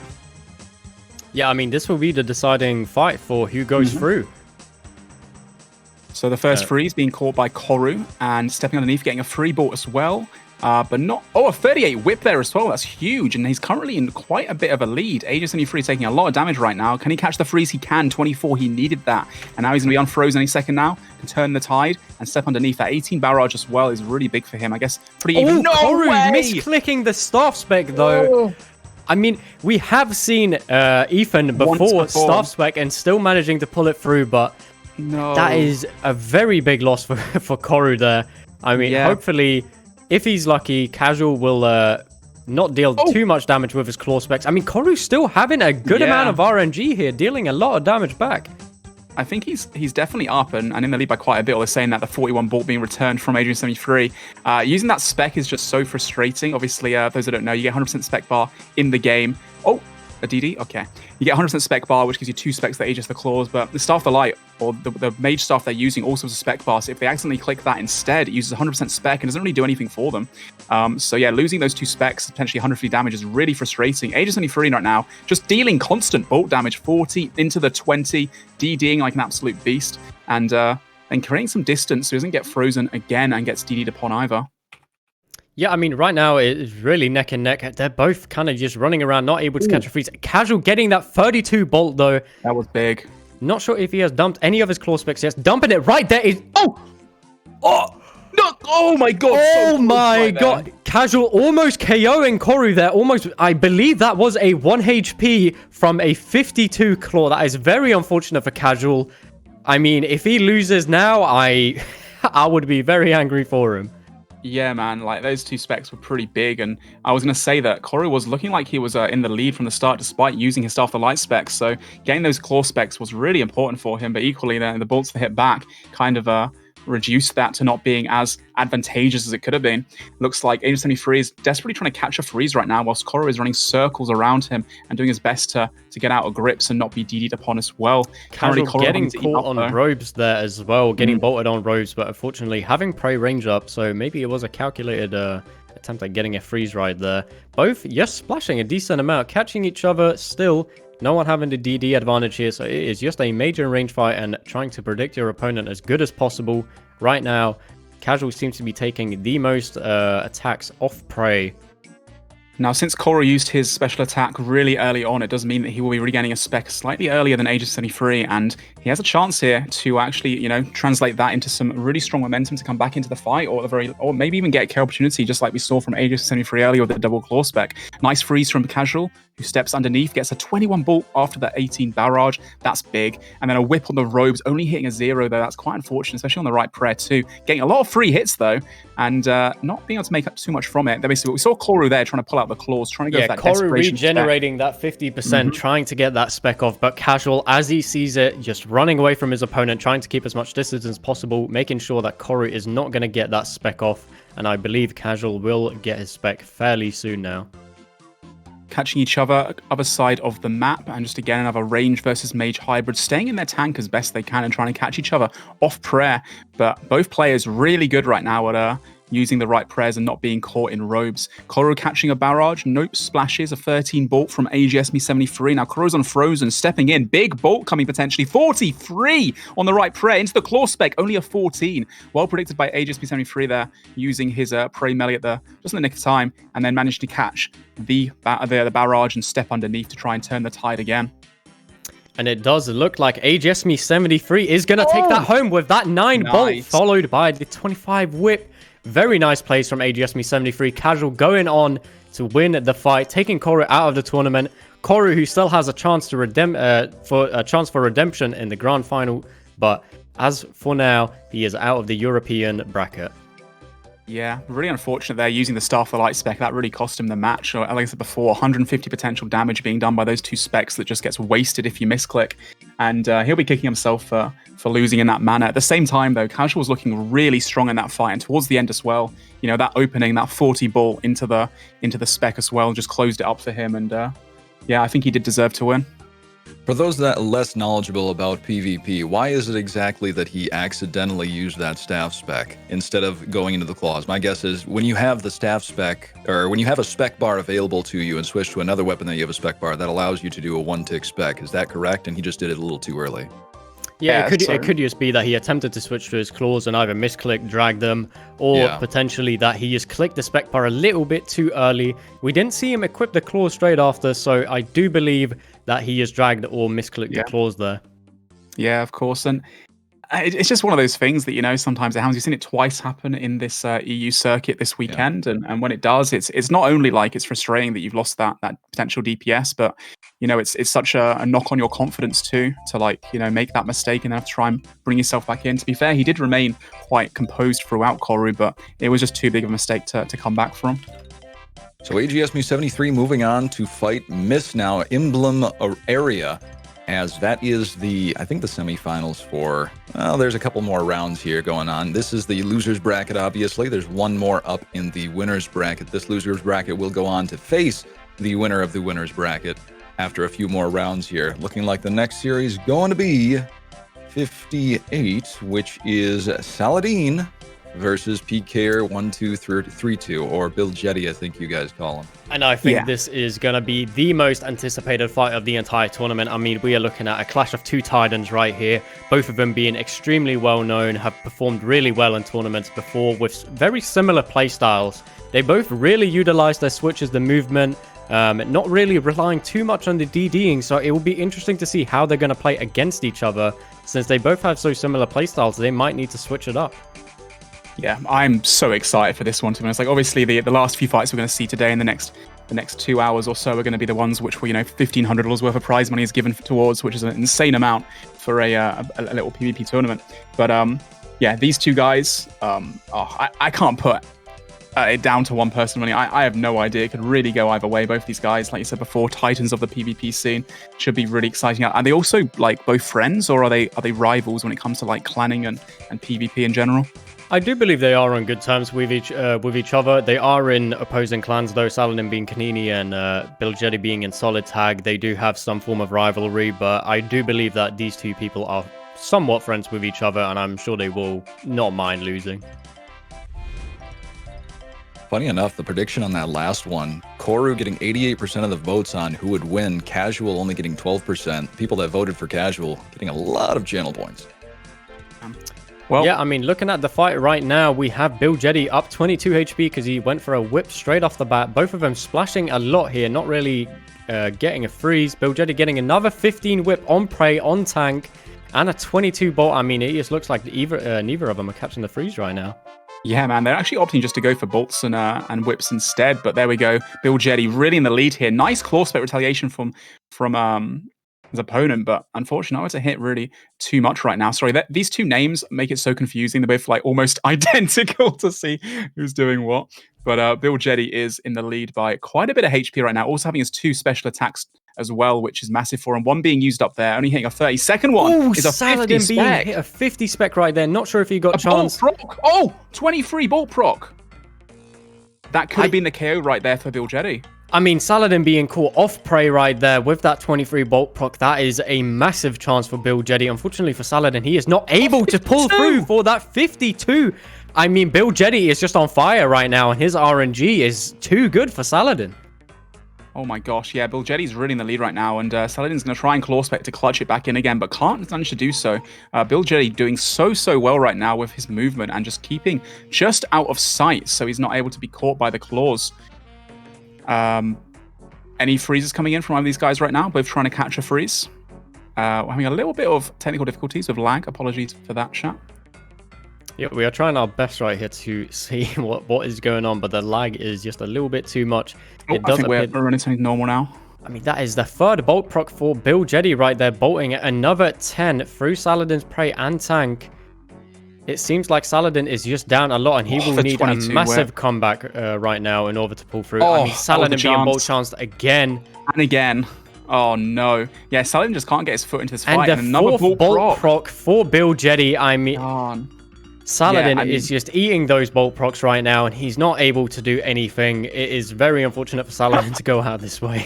You see that messaging game? He's like, surrender! I have you on the ropes. It's my fight. This one. It's a best of 3. It's the first in this series between these two titans. Looks like Bilgetti still getting the big upper hand, having the freeze as well advantage. The DD mechanics come into effect. A 22 whip, fakey. That was beautifully done. Another whip. Coming in potentially. No, he's going to barrage 12. You go for the DD any second now. Looks like his opponent, Saladin, is able to catch the DD, but he's down so much HP right now, and there's not much he can do. Claw specs, claw fakies, run back again, but couldn't get it off on the right prayer there. Bilgetti doing a great job of just keeping up the pressure. Looks like Saladin is down to almost out of food. Yeah, it looks like Saladin is out of food here, to no surprise either. I mean, oh no, he does have food left, but Jesus Christ, he is sitting really low HP right now. He knows that in order for him to catch that momentum back and be able to win, he needs to risk it a little bit. Yeah, well, Bilgetti currently being D'd upon from Saladin. He's trying his best to get back into the fight, even chucking in the blood blitzes right now, because every HP matters here when he's almost out of food. A bolt on the robes potentially, but hits a 0, unfortunately for him. He's getting a couple free hits, but it might be too little too late. Claw spec, a 1. Beautifully played by Bilgetti. They're getting the Prey up just in time and also having the right gear on. Stepping in, nice claw spec. Oh, almost dead. He's out of food. I don't think that Saladin can come back here. I think his RNG just wasn't high enough, and he decides to give up. And good fight. That means that Bilgetti takes the first win, 1-0 to him in this best of 3. Saladin just wasn't really able to get back into the fight for a lot of that. I mean, Bilgetti just kept up the pressure, and his RNG was really disgusting as well. What a beautiful play at the end there, getting the barrage into the claw spec. Even though Saladin did pray properly, it was just too little too late. Seeing on that HP, he kind of gave up, didn't want a redemption proc. He realized he was down like 100, 200 hit points, right? After seeing really those bolts, that is... I mean, Bilgetti did play his cards right, but obviously playing your cards right doesn't always mean that you do that much damage. Looking at the tracker here, we have 49 hits on Saladin's side to Bilgetti's 56, with Saladin catching 65% prayers right to Bilgetti's 59, with Saladin having 412 deserved damage to Bilgetti's 468, with Saladin dealing 290 to Bilgetti's 600. So Bilgetti went well over 100 plus damage from what he actually deserved. Still deserved though. He still won on the deserved front. Yeah, it's one of those cases where, like, you know, if your opponent's getting really crazy RNG and you're getting pretty bad RNG, you know, even if it's 50-50, like, you can't do anything about that. It's just one of those situations we get about. One thing to keep in mind when you're looking at trackers and stuff is if your opponent has way more damage dealt, I mean, that just means that they have the momentum going. It's very hard for your opponent to actually fight back with that. So seeing that Saladin had less hits is not really surprising. I'm actually very surprised to see that he caught more prayers correctly, because being in that defensive stance, I mean, trying to pull yourself back, it's really difficult, and he still performed really well. So with that first match being in the books, who do we have for this next one? Can Saladin make it? I mean, as we've seen in this tournament, you know, even if you're down one fight, both these guys have the potential to come back and win it, and they're going to change up their strategies most likely based on how their opponent has fought.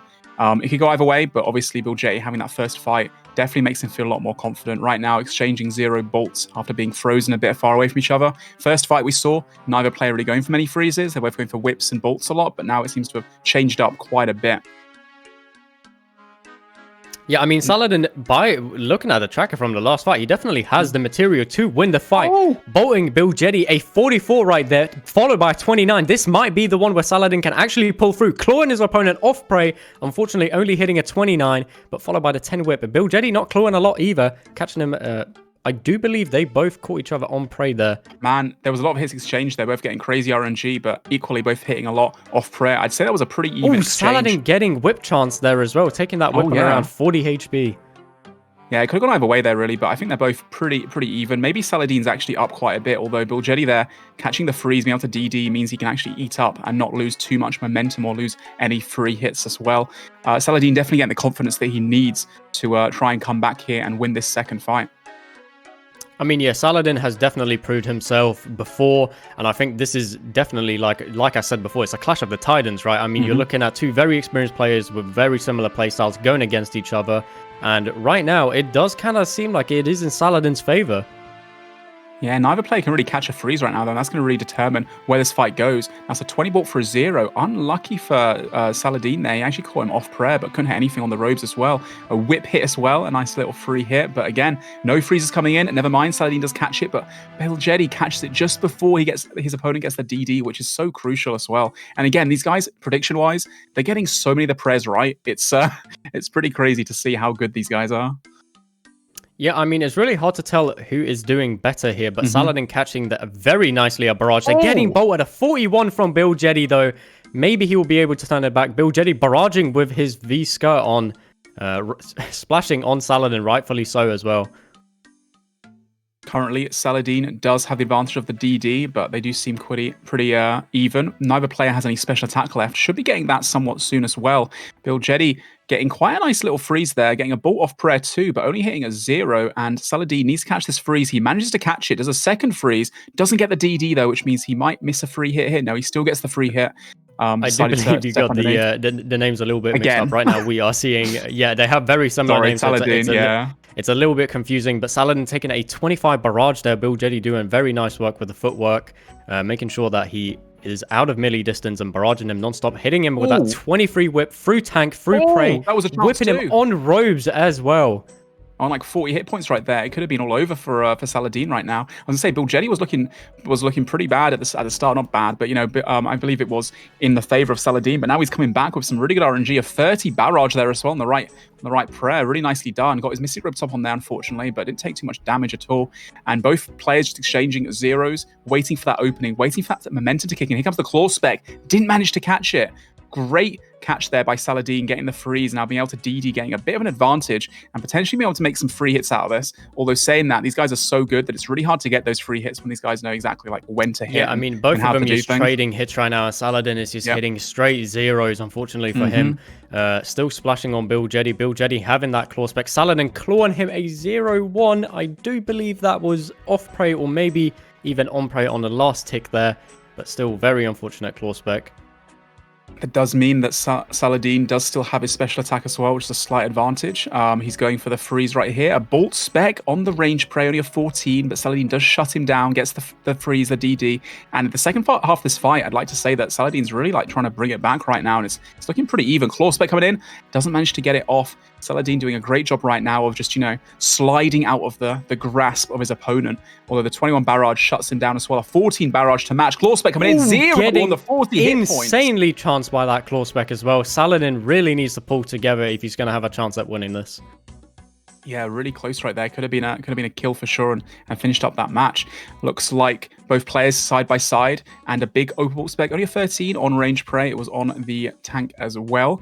Bilgetti right now stepping away, or rather Saladin stepping away and getting hit a 39 on the robes. That is big. And these guys must be almost out of food. Straight back for a 33 though. Oh, Saladin looks like he's almost out of food, if not out of food, sitting on about 20 hit points right now. Will he go for the redemption procs? He has the DD advantage, so he can come back with a few big hits, especially if his opponent's stuck in his gear, in the robes. But it looks like both these guys are on about 50 hit points right now. Someone did mention as well, apparently Saladin has taken 29 damage to poison. I have just realized that he does not have a Samfew. This might actually be the reason to why he loses if he doesn't pull it together. Oh, that'd be so frustrating being, one down already to his opponent. Looks like Bilgetti now being able to take the advantage, having the DD, but still hitting zeros left and right. Saladin needs to catch this freeze to stay in this fight. He's down a little bit more HP than his opponent, but gets caught potentially. No, Saladin's on 100 hit points. Where did that come from? Looks like... Bilgetti on 100 down HP. to 20. He's down almost 100 HP then, so he's got the advantage. There comes the last claw spec, hitting a 20 only, not what he wanted. I think it's a little bit too late. Looks like Bilgetti's trying to spec as well the claws, but just not able to do so. Now, Bilgetti's still having food left as well.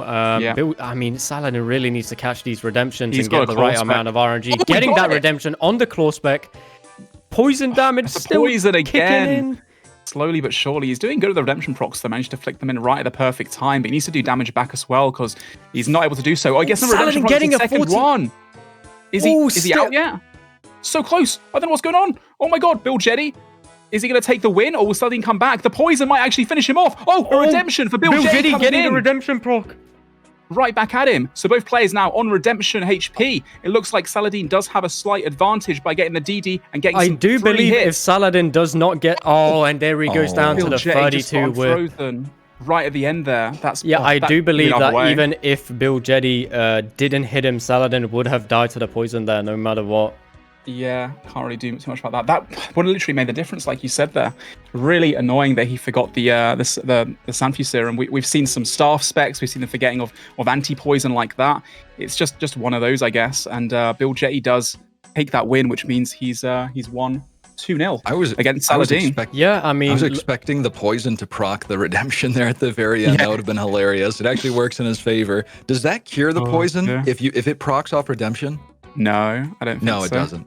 Okay. Yeah, looking at the PvP tracker right here, we have Saladin with 98 hits to Bill Jetty's 104, with Saladin having 42% praise correct to Bill Jetty's 52%, and Saladin having 718 deserved damage, only dealing 568 to Bill Jetty's 766 deserved damage, and Bill Jetty dealing 650, so dealing 90 more than his opponent.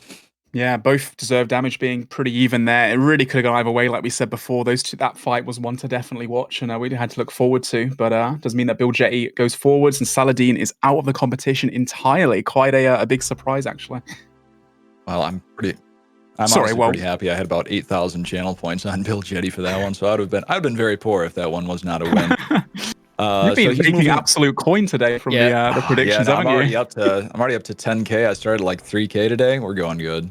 Unfortunately for me, I can't even gamble channel points as my country does not allow it. Oh no. Saladin, I will say, I forgot to mention actually, even though he's out of today's EU circuit, he's still got a chance in the World Championship in just over a month's time with $3,000 on the line there. But today he doesn't take any money home. You can't be too upset though. Like you said before, West Ham, those guys are friends and they're, pretty chill with each other. So I'm guessing they'll wish each other good luck and going forward. So now up against AGS 73, a missed emblem area is going to be our next fight. We're so close to seeing who out of the losers bracket goes into the grand finale of the EU circuit right now. This fight's going to be really interesting. Of course, AGS 73 being a top contender, not someone that I really know or have heard of before, but he's really impressed me this tournament. Missed emblem area. I can't remember too much in terms of how he's done. He dropped out of the winners bracket round 4, so he made it quite far, and he lost to Pure Doomed. And before that, he actually beat Golf. And to beat someone like Golf is really impressive. And he beat Coro as well before, who beat West Ham. So this guy's a machine too. And again, I'm not too sure who's going to take this one. Is there any favor in your mind, West Ham, in terms of who has an advantage here? Honestly, I am not entirely sure. I think in fights like these, it does really just come down to RNG, and sometimes if the opponent is doing worse than expected, then maybe it will come down to skill, but... Yeah, it's going to be neck and neck then. Really want to be excited towards and could go either way. It's going to be really gripping then. If we're looking at the whole tournament, I would put my money on Pure Doomed and Bill Jetty being in the finals. Who wins that? I have no clue, but that's what I'm guessing at this moment. Yeah, I mean, if Bill Jetty can make the losers bracket, and I do believe he is up for the final in the losers bracket, so I would have to agree with that. I do think it's going to be... Yeah, I do think it's going to be Pure Doomed and Bill Jetty in the final as well. Oh, that's going to be an exciting match as well. Well, yeah, we've got this fight going on right now momentarily, Mist versus Casual, and after that, the winner fights Bill Jetty. And then the winner of that goes against the loser of the winner's bracket. And then we've got the finals as well. So very close right now to seeing some $1,500 prize pool being given away to people. Agent 73 opening with a bolt, but being caught by Emblem Area and actually catching the freeze back, which was really important not to start losing off the start and getting a disadvantage. A 38 bolt as well coming in. Agent 73, his RNG this entire tournament has been pretty powerful. And he's off to a pretty good start right now, West Ham. Yeah, I mean, he's really done a good work with the fakies as well, showing off those switches, and even there, just faking into his robes and clawing. Unfortunately, his opponent did not fall for it. He has ran away from his opponent that's attempting to dump that claw. Yeah, and right there, just 73, the movement really perfect, but getting bolted, quite a big damage. Oh, a spec coming in, a 32 through prayer for Emblem Area. Was that his second spec right there? No, I believe that was his first. Okay, that's 1 each for each of them. So you still have 1 left. Currently, Age 73 getting the DD and going to keep it some pressure on the opponent to pray melee since he has that claw spec still and might get a few free hits in here as well occasionally. Emblem desperately keeping pray melee up so he's not able to be claw spec. They're trying to catch that freeze to stop this, you know, complete obliteration. Oh, is that like a 60 spec or something? A 47 trading it right away for a 47 bolt. Very good trade. I'd take that any day, honestly. Just getting the same amount of damage from a bolt. I mean, that is some crazy RNG right there. Yeah. And casual AGSB73, he also still has his spec too. So he's making Emblem area just pray melee quite a lot and getting a lot of hits off prayer. Unfortunately, not really capitalizing too much on them and not being able to hit too much. Oh, saying that though, could have maybe bolt KO'd him there if he was lucky. Emblem area catching the freeze, going for a step under, and now turning the tables back onto AGSB73. Yeah, I mean, right now it looks like it has hit a bit of a standstill. They're both just trading hits. AGSB73 missing a hit. They're trying to get the freeze. Taking a 24 bolt through the prayer, I believe. Emblem is not really using his mage book too much either. He's keeping the shield on quite a lot for the defense. He's not actually switching at all into the mage's book. So he's losing out on 15 mage bonus and also having negative mage bonus from the Dragon Square. That might end up losing him the battle. At the same time, though, I guess he's more used to the free ways and the 2 ways to the 4s. Looks like AGS73 has a 27 bolt off there. That was a big one for him. I believe he is slightly in the lead. He still has that spec remaining too. And they will get another spec back shortly as well. 25 whip. 73, yeah, taking that whip on ropes, but fortunately for him, getting a 35 barrage straight after as well, evening out the damage a little bit. It does look like AGSB73 is down quite a bit, but maybe you can turn it back. Well, I'm pretty sure he has a spec still, which is causing Emblem just to pray melee a lot. As you can see, he's just camping the prayer as best he can. But AGS73, he just can't capitalize on that pray melee. He's not really getting too many hits when he does get those hits off prayer, which is just unfortunate, to be fair. I believe both players will get another spec back soon too. Emblem, once again, just camping that pray melee. And AGS73 just can't really get too much off from it. He's getting a few melee hits in here as well, though. And currently actually dealing a reasonable amount of damage. He's actually hitting, whereas Emblem area can't really get much out. Looks like I mean, you would much rather, even if they are small hits, you'd much rather hit something than nothing, right? And his opponent right now is just not dealing any damage. Getting caught there with the Varric skirt on, so rightfully getting that freeze, followed by 26 bolt and a 12 blitz. And it looks like Casual is bringing this back. Putting up the smite there. Not sure if that was intentional. Getting caught with a 33 though. Getting on the robes. Oh, claw spec. That was like a 60 claw spec right there. That's very frustrating after clawing it back into the fight, taking all that damage after all those free hits. He tries going for the claw spec as well to retaliate, but Emblem area gets the perfect freeze, a step under and then a step away and catches a hit. Oh, has he KO'd him? 60. Oh, AGSB73 has just gigged him, followed by a 49 bolt. Oh, they're both out. No. Both sitting so low. Another bolt spec. Oh my god. No way. That is so unfortunate for Casual, honestly. I mean, getting chanced by that bolt, those double bolt procs for Emblem area was absolutely massive. Definitely won him the fight right there. Unfortunately for Casual, that second claw spec, as we see right here, hitting zeros all throughout and then getting bolted a 20 through the prayer, through the tank. Hitting a 60 spec, having another spec to use, then hitting a 0 on the guys on 5 HP. Not only that, but also being hit a 49 opal bolt into a 20 opal bolt. Both specs I mean, procking. In a situation like that... So frustrating. In a situation like that, I definitely think I'd have the win in the bag with that second claw spec coming up as well, to be able to dump that when your opponent is low HP. So then you just get double opal bolt spec. That is really unfortunate. Unfortunately for Casual, he has lost that one, but he still has a chance at redemption. Maybe he will pull it through. It's a best of 3, so that's 1-0 advantage now to Emblem area. I would say that Casual, in my opinion, did play that fight better, and obviously having the advantage of a Mage's Book, the plus 15 magic bonus it brings, is really big, especially when the freezes are just so crucial, important in this fight. So, I mean, I think Casual does have it in him to bring this back now in the next fight and draw this 1-1, but all it's going to take for Emblem now is a bit more RNG like that, a few more 40 bolts, and he's got this one in the bag. With the amount of RNG that you can't, I mean, the claws almost always, at least, you will always see the 0-1-0-1. But if you're on 5 HP, I'm going with claws over AGS every single time, because that shit at least hits a 5 or a 10. Yeah, no, really unlucky there not to hit anything, but he's got to take it in his stride. That is the name of the game. RuneScape is somewhat RNG based. going to the next fight right now. Agent 73 gets the actual bulk proc back after being bulk proc twice at the end of last fight, which is huge for him, but he's being frozen in place by Emblem Area, who's now deciding to actually utilize the Mage's Book a little bit more, but being shut down and frozen in place.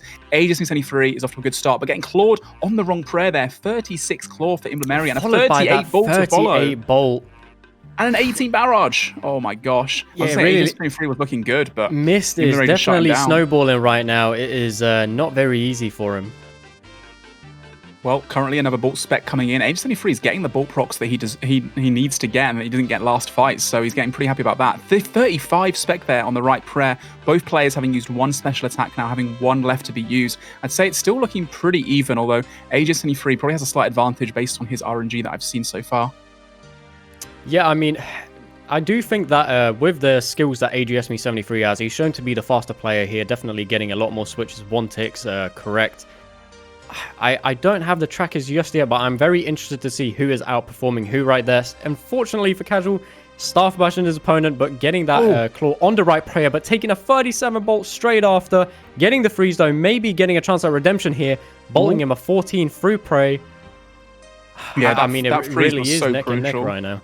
Yeah, that freeze was so important for Agent 73 after starting to get hit like that 37 bolt and such, and the barrage too.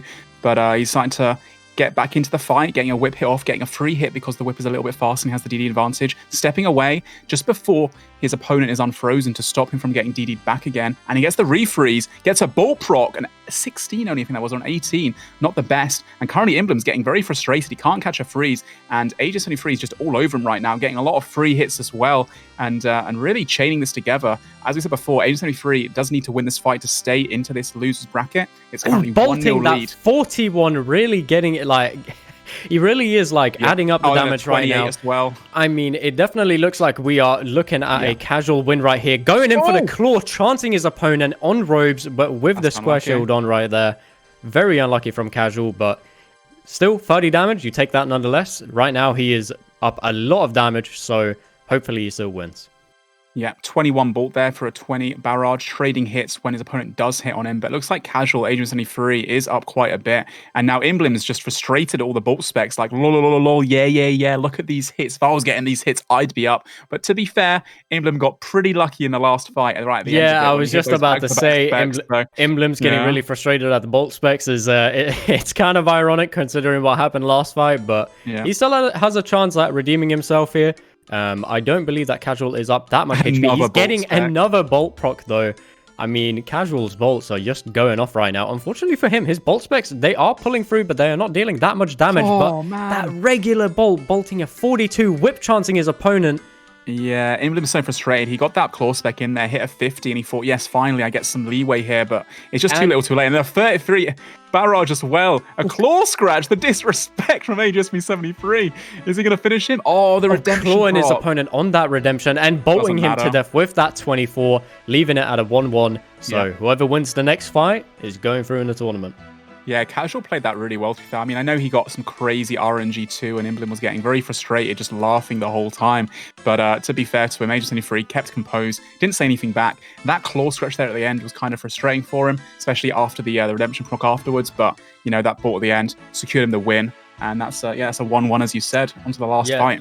Looking at the tracker, we can break down, because I've got the first fight and the second fight. So right now we are looking at the first fight. We have Casual's 62 hits to Emblem's 56, so gaining 6 free hits there with his 55% prayers right on Casual side to Emblem Area's 57% with Casual being up 43 damage on the deserved damage.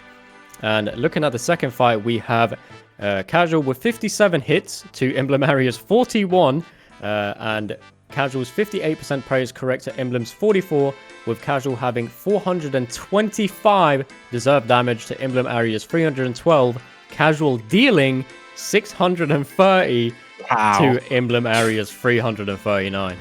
So a little bit more damage than he deserved, but still a deserved win for Casual in that instance, in that second fight at least. Yeah, I mean, it definitely... So when you're looking at the PvP tracker, whoever has the most momentum, if someone has a lot more damage than what they deserve, or a lot more damage than their opponent, for example, it's extremely hard for the opponent as well when they are taking that much damage to be able to bring it back. Even missing a lot of hits because you constantly have to eat food, being on the defensive. Evening out a tracker like that in a fight like that is extremely hard. I'm not exactly surprised to see that Casual won massively on the tracker there. That can almost matter more than even getting your prayers correctly, is getting those extra hits in. It's so huge. Well, we're jumping straight into the next fight in this best of 3 in the losers round 6. Really exciting one, this. Agent 73 taking the second fight and second to go, and Imlamaria taking the first one. The crazy RNG Agent 73 had gave him a huge advantage. Can he keep it up is the question.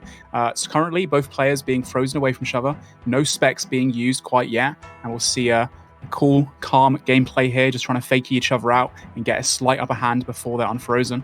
Oh, there's a bolt spec again from Agent 73. He's getting some crazy luck right now. I'm surprised that Imlam's not crying about it in game already. Yeah, I mean, my man has really done his diaries, making sure that he gets that extra percentage, and it just looks like those bolts have been popping off lately. Getting caught on ropes there, though, hitting his 0. I mean, he did keep his shield on to try and negate as much damage as he could. But right now, they are both frozen next to each other. It's going to be a ranged melee fight by the looks of things. Unless Casual decides to go with the barrage. But if I was him, I would definitely stick to the bolts. Bolting another 38 with another bolt proc there. Going for a second claw from Emblem, only dealing about 25 damage with both of those claws. Very disappointing for him. Casual still having both of his claw specs might be able to do a decent bit of damage with those if he can catch his opponent off prey.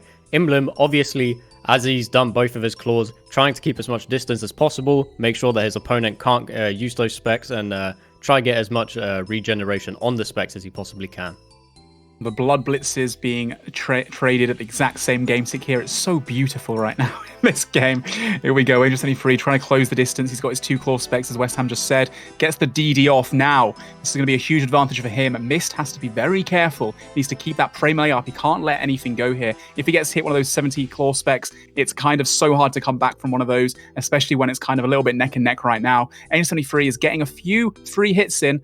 Quite a lot of free hits in, actually. And unable to really capitalize too much on them, though, unfortunately. Not the biggest amount of damage. And now it's changed over. And Emblem really gets waiting the for that claw spec. And there it is. There it is. His first claw spec going off, only dealing 25 damage off prey on robes. But his opponent having the square shield, or sorry, completely forgot the word there. And AGSB73 getting another bolt proc.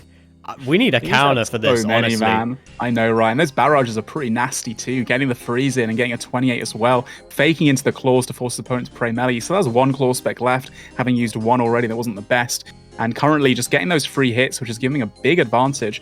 A whip hit on the robe top, but unfortunately can't hit anything with it. He's been frozen in place. Emblem's about to be unfrozen. We'll get a DD after a 24 bolt, which is pretty big for him. Getting a few free hits of his own. He's still in this. It's looking pretty even, to be honest, despite all the bolt procs that AGSB73 has managed to get. Yeah, I mean, right now, it still looks like Casual is up a little bit, but not by a lot. He still has that 50%, so he might be able to get a big claw spec here if he can play his cards right. We will see very soon. I believe he's going to either dump it or at least... Oh my god, getting that 39 whip. I mean, Casual's RNG right now. He is playing his cards right, and he is getting so many free hits right now on Emblem Area, who is just in a defensive mode, trying to catch that freeze with his Mystic Top and his tank on, but it is not working. I mean, Casual is just doing so good right now, and he is really utilizing his momentum here. Mist did a good play there, running into the corner to try and go away from that claw spec, but he just couldn't seem to do anything about the barrage, and AG73's bolts as well coming in. The claw spec was like a 28 or so. Both players having used 2 specs. They will get 1 more spec before the end of the fight. And again, AG73 getting some big barrages in here. A 34, a 3 hit with the bolt, not hitting anything, getting sidestepped, getting frozen in place. That was crucial for Mist right now to stay in this fight despite being down a little bit of food. They've still probably got like a few food left, so it's going to drag on a little bit until another spec comes into play. Both players sitting on full HP, and currently Imleri using his last spec, a 20 only on prey melee on tank, not the biggest hit he was hoping for. Now he's got to try and get some distance. He's going to get frozen, and so AG73 can't pull off his claw spec back again, but he does get the freeze, and we should see a claw spec coming in any second now. Yeah, I mean, we're seeing AGSB73 just doing absolute bits. He's really outplaying his opponent, getting those free hits in, as Emblem Area is just constantly stuck in this defensive mode. And I mean, rightfully so, right? If you're taking that much damage, there's not really much you can do. Even though he is catching a lot of hits off prey, it's not really doing him all that much. So now Emblemaria's got to actually focus on praying melee predominantly because he does know Agent 73 does have that claw spec still, and as a result, 73 is getting a couple of free barrages in and doing a little bit of damage. Both players being almost out of food right now, and Emblem trying to get some distance, being caught in his ropes for a 22 ball. That's not nice for him, but getting frozen in place potentially. No, Emblem's really keeping this distance right now. 73 comes in with the claw spec, a whip hit, 29 on robes. That's big for him. Stacking that barrage in the whip for a 42 damage, and we are about to see Emblem Area go down unless he can get some insane RNG and some good plays with the redemption here. I do think Casual has got this as long as he keeps barraging. He is getting cocky right now, taking off of his armor, making sure that he's showing his dominance. But we have seen in the past that being cocky is not the wave, but it is for him apparently, and Emblem Area is out of the tournament. Casual still had a spec there at the end as well. I guess he decided not to use it because of the redemption procs right there, hoping not to proc it again. But to be fair, well played from both players there. I think Casual did get some much nicer RNG, but equally, he did play that really, really well. And he goes through with that. Emblem Area still has a chance to come back in the World Championship Series in just over a month's time for double the prize money. But unfortunately, he won't be taking any home today. Yeah, I mean, seeing Casual come in as like a complete no-namer is absolutely insane. I could not, for my life, I thought that he was this much of a demon. But looking at the PvP tracker for that last fight, we have Casual with 88 hits to Emblem Area 77, with 47% players correct to Emblem Area's 43, with Casual having 605 deserved damage to Emblem Area's 492. Guys, this next fight now of Casual going through, Casual versus Bilgetti. This is going to be a huge one as well. We were hyped about the Saladin fight, but this will be equally just as anticipated and quite close, I believe, as well. I'm keeping with my prediction. I say Bilgetti taking away this one here. He's going to go all the way to the finals, but this should be a good fight. I've hesitated to say 2-0. I'm going to say 2-0 though here for Bilgetti. Casual, you're sending in a fun fact as well. He says, fun fact, I'm the only player in the tournament to take 2 max bolt hits, 53, and I believe that to be correct. We only have seen that hit twice, and I believe it both was on Casual. Wow. So still to be able to, make it this far despite that RNG completely opposite of his favor. Well played, dude. Well played. He should change his name to Bolt Me 73 instead of AGS 73. All right, we have got one more, another fight coming up. Before that, we've got Method merch. If you'd like to get some Method merch, go ahead, type an exclamation point merch inside of the chat, and it will give you a link to go to the Method merch page, as well as exclamation point community. You can do that as well, and that will bring you to a page which will have a lot of interesting things, such as perks to access exclusive content, opportunities, giveaways, and help for up-and-coming aspiring streamers. The next fight should be coming in just a second here. I think, is it the next fight between it is in fact the next fight between Bilgetti here. So getting ready for this fight. I called 2-0. What about you guys? 1-1 or 1-2, 2-0? You think Bilgetti's going to take this one 2-0? I think it's going to be neck and neck. I think it's going to be a 2-1. I don't know who's going to be winning it. To be honest, I don't even know this guy Casual, but he seems like a cool guy. He's not been flaming people back. Although to be fair, in that last fight, taking off his armor, the disrespect there. Although to be fair, Emblem Mist was complaining a lot, so I guess he just wanted to shove it down his throat just a little bit more. I think Casual's got it in here to win, but Bilgetti is just so sick. I can't put my finger on it. I don't know. Honestly, I truly think Bilgetti will win this fight, but at the same time, I really do want to see Casual come out out of nowhere and just take this tournament, sweep it all the way through. It would really be sick to see. All right, well, I'm putting all of my channel points on Bilgetti right now. So where do I put my channel points on? I'm putting my money where my mouth is. So I don't. You guys do the same.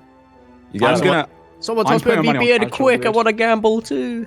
I've put 4,000. That's all my points onto Casual. I just got a message in the chat from Jimmy, one of the admins for today's event, and he said Casual's been one of the kindest contestants also. Well, I hope karma comes his way then.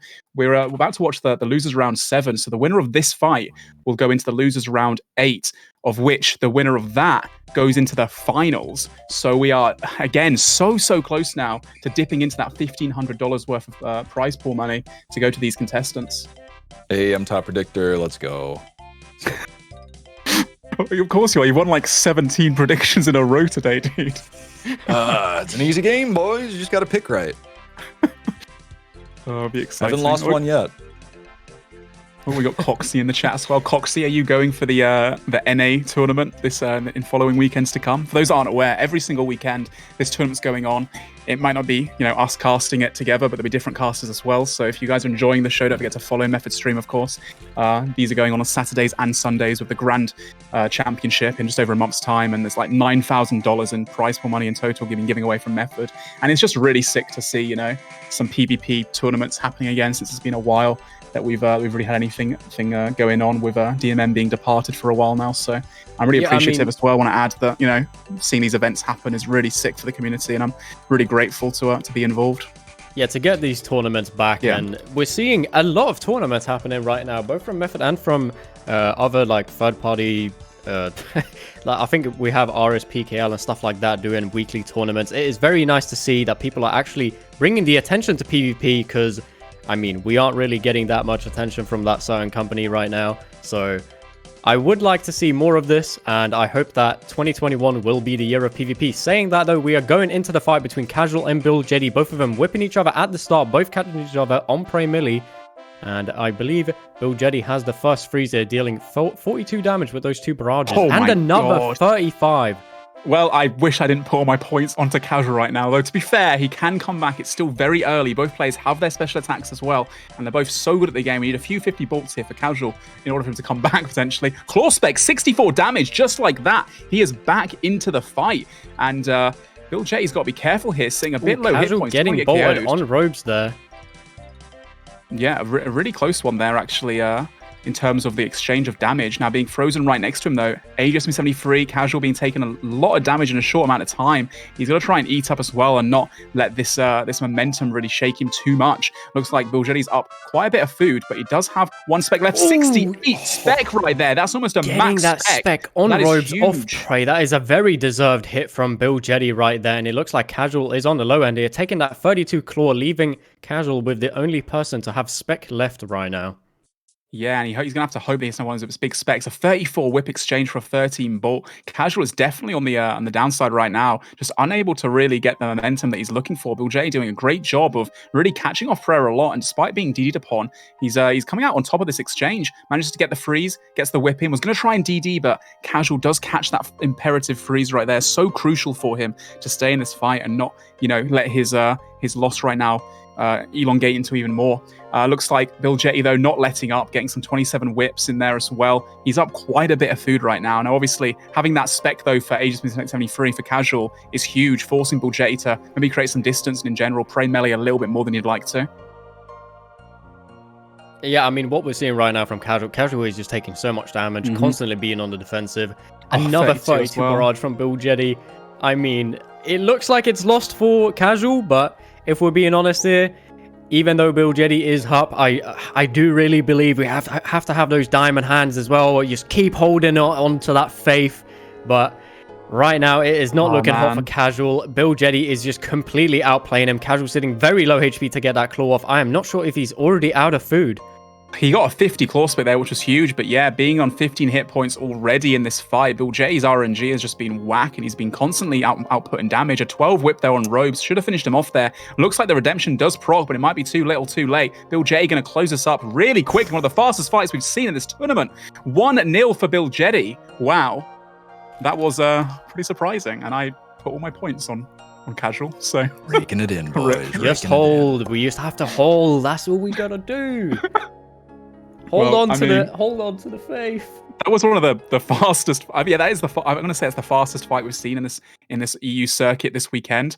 That was like a 1-2 minute fight. I'm really curious to see the PvP tracker for that one if they're able to provide it, because he just dominated so much, just non-stop damage. Looking at the PvP tracker, it is definitely in Bill Jetty's favor. We are looking at Casual with 36 hits to Bill Jetty's 48, with Casual still catching 53% prayers correct to Bill Jetty's 65.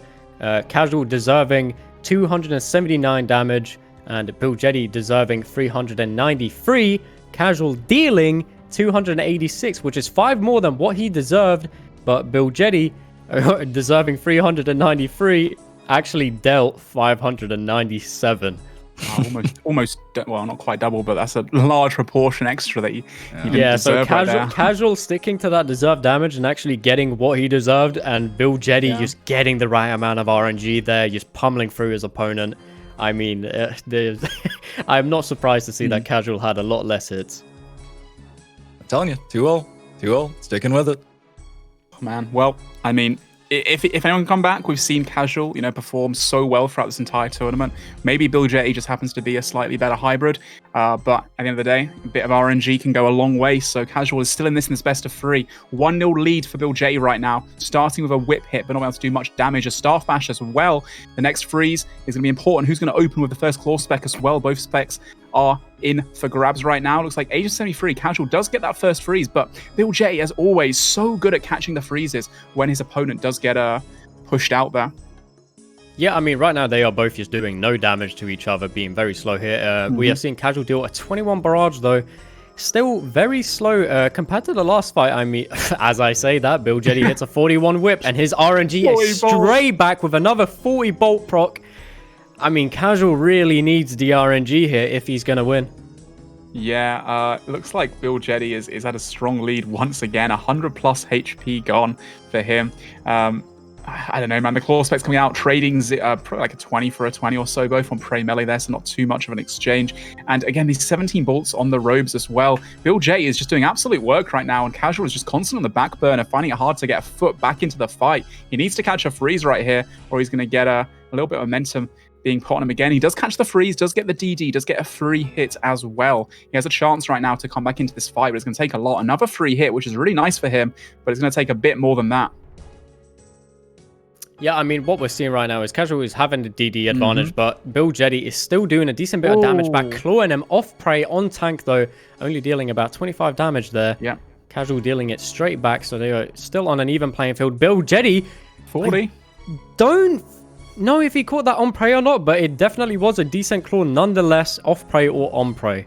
Oh, that was a really nice advantage. Oh my god, Bill was Jetty that almost really risking his HP there? Yeah, man. That was like a 20-something HP. If he got a bolt spec there, even through prey, he could have potentially KO'd him. Agent 73, hoping right now to catch his DD. And when he's on frozen, any second now deciding to eat up quite a bit as well. But being caught in his Verax skirt. A 41 whip coming in from Bill Jetty right there. Retaliating with 35 whip as well. Back and forth right now. I would still say that Bill Jetty is in the lead, but that barrage right there is really crucial risking for him. his HP right now. Yeah.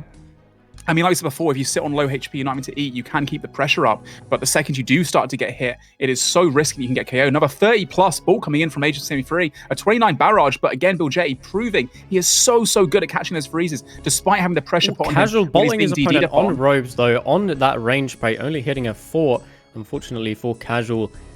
Who would you say is up right now? Honestly, I still think Bill Jetty is slightly up, but Casual definitely did close that gap with that little bit of momentum that he created right there from Bill Jetty being a little bit low hit points and that DD as well. The next freeze is going to be imperative to see which direction this fight goes in. Nice little movement right there. Did a little round the rosies all the way around his opponent there. Bill Jetty getting a another bolt proc as well. Yeah, that was big. And they're Italian over 16, though, and a 5 whip, too. Casual's not letting up. He's trying to stay in the fight as best he can. Bill Jetty's probably a tiny bit, getting the DD advantage, too. Casual straight back up to full HP, not giving up. Bill Jetty getting another bolt proc. Unfortunately, not as big this time. I do believe Casual's barrage was even bigger, but it does look like Casual kind of needs to focus on that prey melee. Bill Jetty's really using his whip here, and Casual is just not catching it. Well, that 32 barrage puts Bill Jetty back in the lead, I believe. They've both got claw spec that they're waiting to use. They're just like kind of flicking it on and off, trying to confuse their opponents and get some advantage there. Bill Jetty gets the next freeze and decides to DD slightly, then keep some distance. Some big specs. Oh, Casual getting knocked out by that 45 claw. That is really unlucky for Casual, letting that mistake. I mean, he still had food left for sure. Bill Jetty just played that right. I mean, he caught him on robes, off prey. I'm not surprised to see Casual getting KO there, but how did Casual allow that to happen? Yeah, he didn't even eat. He sat in his robes and put the tank on a little bit too late. Didn't even change his prayers either. So Bill Jetty got that free win there, making it a 2-0, knocking Casual out. Unfortunately for him and unfortunate for my Method stock points that I've been getting from the last couple of days. They're all gone now in the bin. But Casual put up such... Yeah, I mean, looking at the tracker... Looking at the tracker regardless, we have Casual with 61 hits to Bill Jetty's 58, with Casual doing 39% of his prayers correct to Bill Jetty's 53%. Wow. And Casual having 403 deserved damage to Bill Jetty's 426, so still a very even fight. Casual ended up dying, as I can tell right now, with 2 Brew Sips, 2 Anglers, and 1 Karambwan, so I do believe he was in the lead up until that point. Wow, I mean, 19,800 points. Let's go. dude, those 2 fights were by far the quickest in the entire tournament. It's so surprising to see them happen just so close to the end of this. That does mean that Bill Jetty now is in the final round of the losers bracket. So if he wins the next fight, he is guaranteed prize money and potentially could go for first place and win the $1,000 first place prize.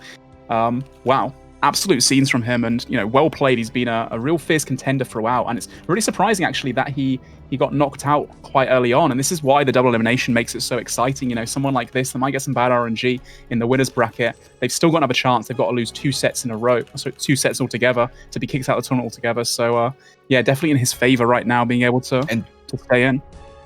And this is why I said the 2 people that were going to be going into the finals was Pure Doomed and Bill Jetty, because Pure Doomed is the person that kicked Bill Jetty into the losers bracket. He's looking to get some revenge now. Yes. So that is why I had my money on those 2. I still don't know who's going to come back and win. I mean, obviously, Pure Doom's already gotten the win once. Maybe he can get it again. I'm not sure. But Bill Jetty's playing very well right now.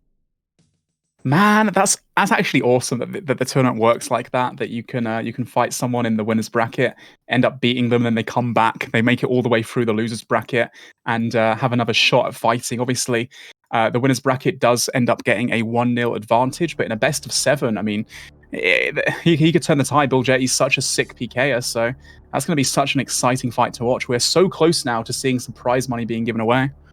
Bill Jetty is actually already in the money. He is confirmed 3rd place at the least here, as he is at $150. Oh, wow. Now we just need to see, we just need to see the victor of the winners bracket here, and then the next match after that will decide who gets 3rd place, and then obviously the winner of that will at least get 2nd place. Darn, this is so exciting. The question is, Bill Jetty versus Pure Doomed. If Mike can get through to the finals, that is, and face him in the final, assuming that Bill Jetty goes through as well in the rematch. Based on what I've seen from Bill Jetty, he can definitely go all the way. But Pure Doomed, even though he's not someone that I really recognize or know, as I'm not most familiar with a lot of these natures anymore, it's gonna be so exciting, man. I'm so hyped for this. Yeah, I am too, and I'm going to be putting all my money on this next fight. It's going to Pure Doom. All in. 99 Street Cape. I'm sorry, man. It's got to go on Doom. Street Cape. Looking through the last fights, though, to be fair, 99 Street Cape did beat Saladin 2-1, who's another Titan of the fight. And Saladin actually beat Casual 2-0. So, a bit of maths there. That makes sense that he definitely has a chance to beat Mike as well, to beat Pure Doomed. 99 Strength Cape also took out Solo Mission 2-1. And he beat Ethan Pipsqueak 2-0 as well. So this should be really exciting to watch. Oh man, I missed the prediction. We've got 1% on 99 Street Cape. And dude. 99% on Pure Doom. Okay, so one guy, The Real, he put on 30 of his channel points onto 99 Street Cape. If he wins, he's going to win tens of thousands of channel points. So good luck to you, sir. And, his odds are 1 to 153.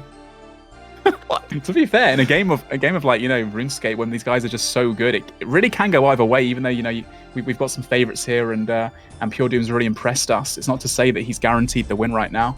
These are the semi-finals of this tournament, of the best of the best in the EU bracket. So should be really exciting. We're jumping into the first fight here. We have Pure Doomed attempting to go for the freeze, but splashing as 99 Strength Cape is just bolting him. Pure Doom getting the first freeze though, but 99 Strength Cape freezing him straight back, both at around equal damage right now. Pure Doomed only being up by a very slight amount. Yeah, and Pure Doomed right now opting to do a lot more maging and a couple bolts flying in, but both players are really getting their prayers on. like pretty much all the time. There's a 21 ball actually off prayer for School, so he's in the lead slightly here, but in the grand scheme of things, it's not too much. Both players actually keeping their distance, not opting to go in for the claw specs just yet. Still trying to keep a hybrid fight going, and there's the first freeze into a claw spec, 56. That is massive for claw. Pure Doom making a crucial mistake there, but luckily for him, 99 strength cape going for the double right there as well. I mean, just hitting that 0 and clawing him on prey on tank was not the best idea. Wasting that second spec. Maybe Pure Doom can bring it back with his own specs. I mean, a lot of these fights are about unpredictability as well. Both players being really good. Another claw spec off prayer, but only a 1 for Pure Doomed. On the plus side, he does now have the ability to regain some spec, and he still has 1 special attack as well. Maybe being able to keep the pressure onto his opponent right now. School, who's used both his specs up, having to pray melee just a little bit more than his opponent has to, because of that bolt. And 40 right there, bringing him back into the fight with that 30 claw through the prayer, through the tank as well. It does look like Pure Doomed has brought himself back into the fight. Unfortunately, he couldn't really translate that into a bit more momentum. You know, School getting that really important clutch freeze there to stop him in his tracks, and now outputting quite a bit of damage, about a 40 from that barrage and that whip there, and not being caught either. Going to go for a bit of distance here, knowing his opponent's unfrozen. Doesn't want to get DD'd upon, but does get frozen straight away. Pure Dome catching that first freeze, stepping underneath, now trying to change the tide despite being down a little bit of hit points. Yeah, I mean, right now we are looking at Pure Doom taking a decent bit of damage. He's not really dealing any back, unfortunately, just hitting all the zeros. Even the barrage is just splashing right now. Bolting his opponent on robes, on prey, still hitting his 0 though. Maybe catching that clutch freeze right there for a 21, but straight away being dealt a 17 back. Pure Doomed really needs some RNG right now because it is not looking too hot for him. Yeah, one in the chat was like, yeah, Pure Doom's going to take this no problem. And then here we see School actually coming out on top, being up quite a lot of hit points right now. Both players having used both their specs. They'll get some more spec back in a little bit. Pure Doomed unfrozen, deciding to go for a few whip hits, but getting frozen straight away again rather than creating some distance to prevent that from happening. School now getting frozen too, though, by a 33 barrage into a 20 barrage. This is the RNG that Pure needs to come back into the fight. And a 19 bolt as well. Looks like he's really starting to run a train. Exactly what he needed to get back into the fight right now. And it looks like 99 strength cape is not hitting too high either. Pure Doomed just getting that whip as well, both hitting each other on prayer. Pure Doomed getting hit a 35 barrage though, very unfortunate for him. Right now 99 strength cape does have the advantage, but he whips a 25 for a 41, so very good trade there for Doomed, getting bolted that 38 though.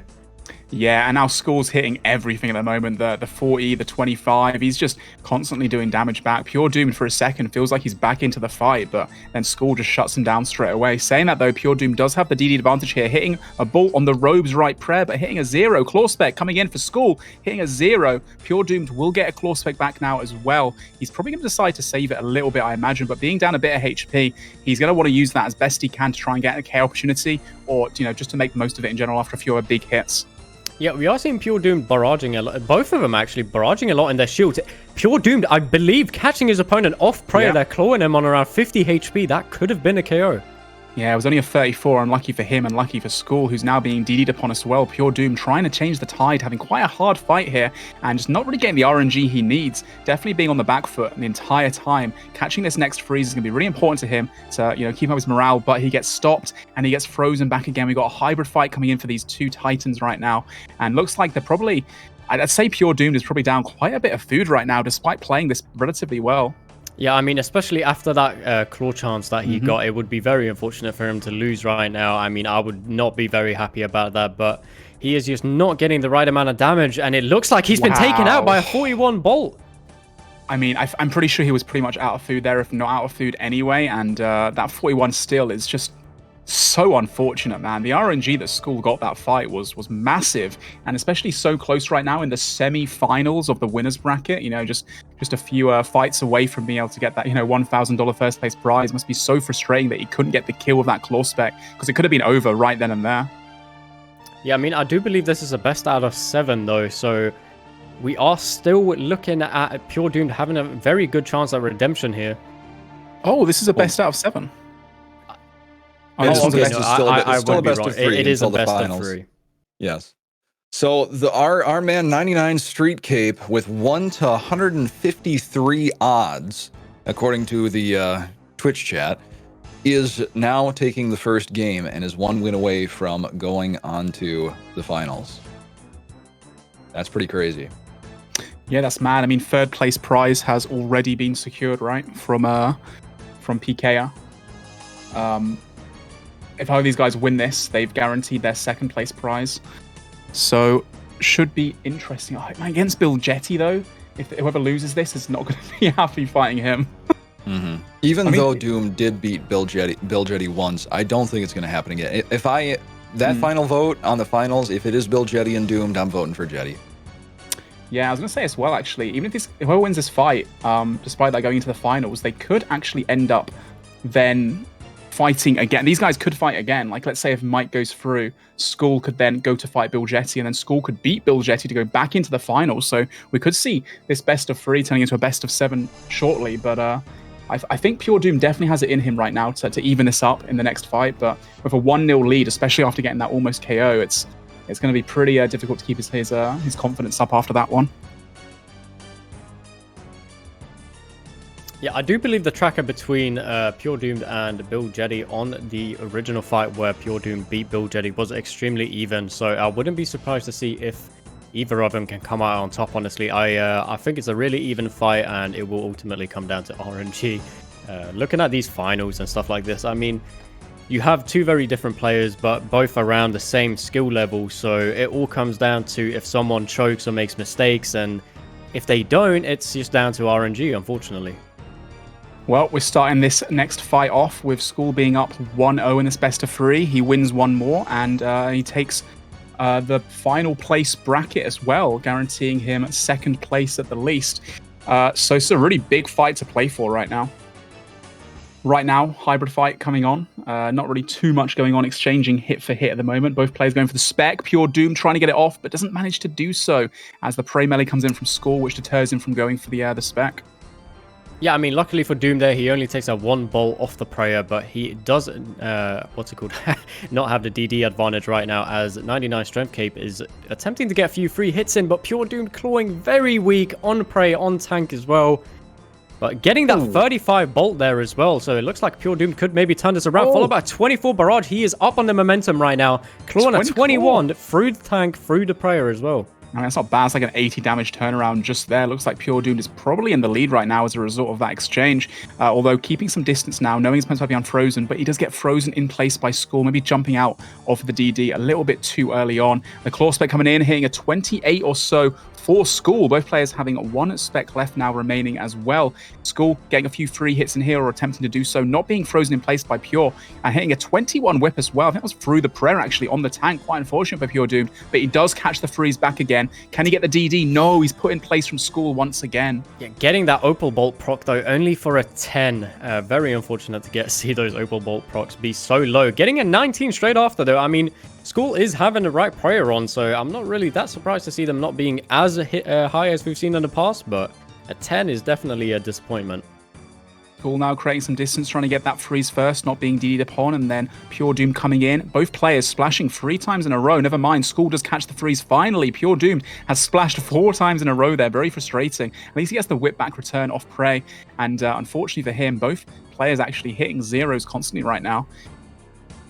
Yeah, I mean, right now it does look like Skull is getting a few free hits. Pure Doom trying to catch that freeze yet again, but he is just constantly splashing, hitting zeros. RNG is not in his favor right now, and Skull is just capitalizing on that, keeping the movement strong. Right now, it does look like Pure Doom does have the DD advantage, so we'll see if Skull can manage to freeze him, or if Pure Doom is going to be able to get those free hits in that he's missed out on. Yeah, Pure Doom trying his best to stay calm here. The 27 whip's not bad, and 19 to follow as well is definitely what he needs. Through the prayer. I mean, yeah, you definitely take that. Yeah, absolutely. He hit a 39 back by the bolt from Skull into a barrage 24. Just like that, coming back really again. Unfortunate to see. Yeah. I mean, just putting yourself in that position, like you finally see that decent bit of RNG, and then it gets straight robbed from you in 1 hit.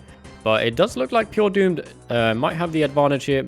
Might be able to get himself some free hits, hopefully, because I do believe Skull has more hits dealt right now than what Pure Doomed has.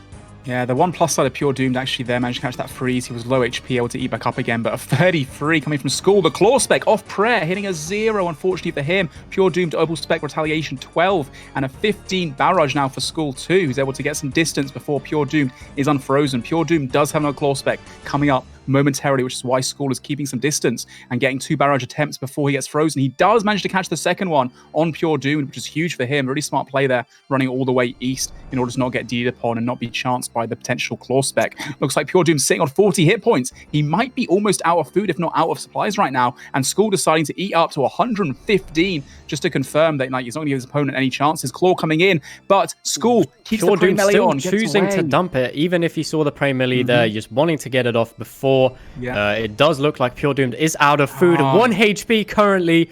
Any hit could bring him down right now. He really needs those redemption, but he goes he down. missed that one. Oh wait, no, missed he the is still alive. redemption. Oh my, going down to that 12 barrage, unfortunately for Pure Doomed.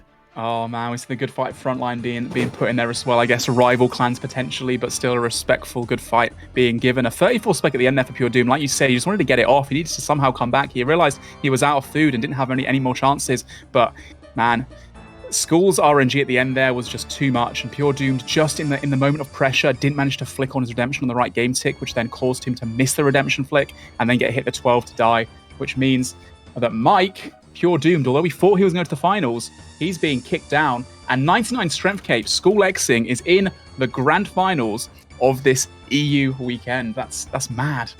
The one person that put down 30 channel points got 4,600 off that win. I forgot about those. 1 in 156 odds. That'll do for you. You can put $10 on something and you'll come back a millionaire. Hot damn. Yeah. Man. So Well, I'm glad I didn't bet anything on that one, but I'll bet something on the next one. looking at the tracker for those fights as well, just going over it before we move on here. On the first fight, we have 99 Strength Cape with 70 hits to Pure Doomed 68, with 99 Strength Cape having 36% prayers right to Pure Doomed's 46, with 99 Strength Cape having 481 deserved damage to Pure Doomed's 473. So a very even fight, but 99 Strength Cape still getting a little bit on the lucky end there, getting 150 extra damage compared to Pure Doomed, even though they had very similar deserved damage.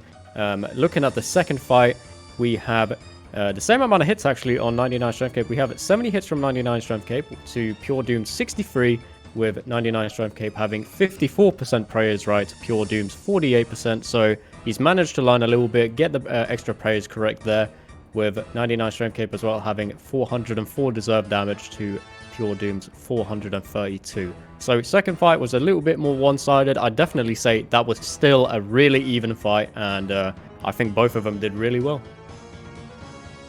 Well, it looks like Pure Doomed might have another chance, though, as he is going to be going up against a very hard opponent, and we are going to get this matchup. It's just I thought this was going to be in the finals. Not so. This is going to be our semifinals right here, our match before the finals, as Bill Jetty is taking on Pure Doomed for a rematch, possibly to 99 Street Cape, or 99 Strength Cape, my bad. Yeah, so Pure Doomed versus Tejumania. Actually, this happened in the winners bracket previously. Pure Doomed's the guy that actually knocked Bill Jetty down into the losers bracket, winning 2-1 against him. So now Tejumania or Bill Jetty has the chance now to redeem himself and get the revenge that he wants so badly, as well as playing for prize money. Of course, Bill Jetty has secured himself $150 in the third place prize, being going all the way through the losers bracket. 99 Strength Cape, though, the guy that just won there, is now in the finals confirmed, so he's got a guaranteed at least $350. Wait.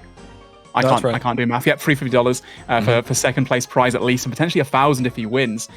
Also, because he won the winners bracket, he gets a 1-0 head start in this best of 7 grand finals, because he's not been knocked out. He's not lost a fight yet. So in a best of 7, having that extra win right at the start is going to be really nice for him in a first of 4.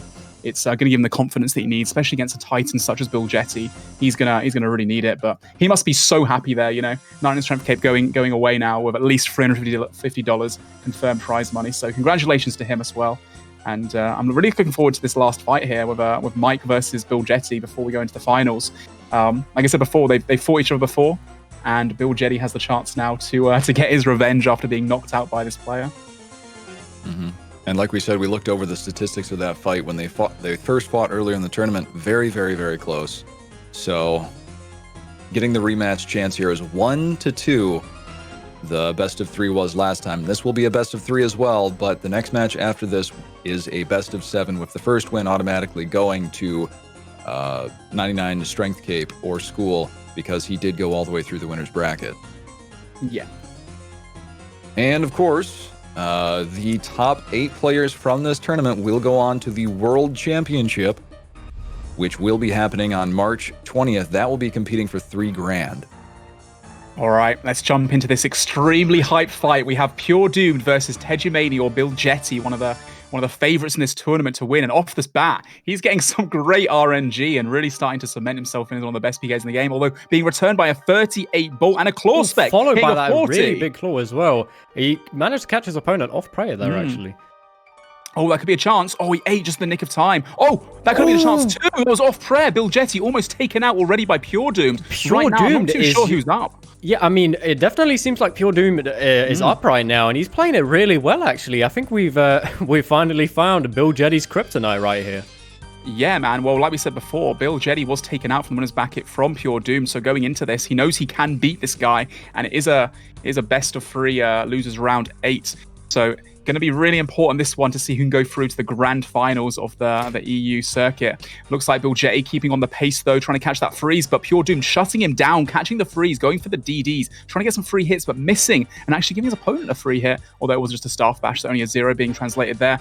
23 bolt for the barrage. Bill Jetty needs to catch that one. It was so imperative of him, and now he's able to DD as well, get a free hit in maybe here and there. But, yeah, I don't know what Pure Doom's doing. He's not really going for any hits right now.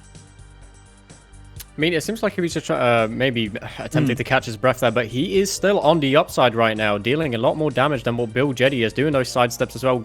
And he gets bolted at 53. I need to stop talking. I've just jinxed it so hard. I'm so sorry, Pure Doomed. You are the second person to get bolted at 53 in this entire tournament. That is very unlucky, but he should still be up food here, and he can maybe bring it back. We've barely seen many of those 50s in this tournament right now, so for him to get that right there was absolutely huge for him. Pure Doomed currently being frozen in place by Bill Jetty, who's starting to come back thanks to the RNG that he just got. Or Bolt J, as Method just said in the Twitch chat right there.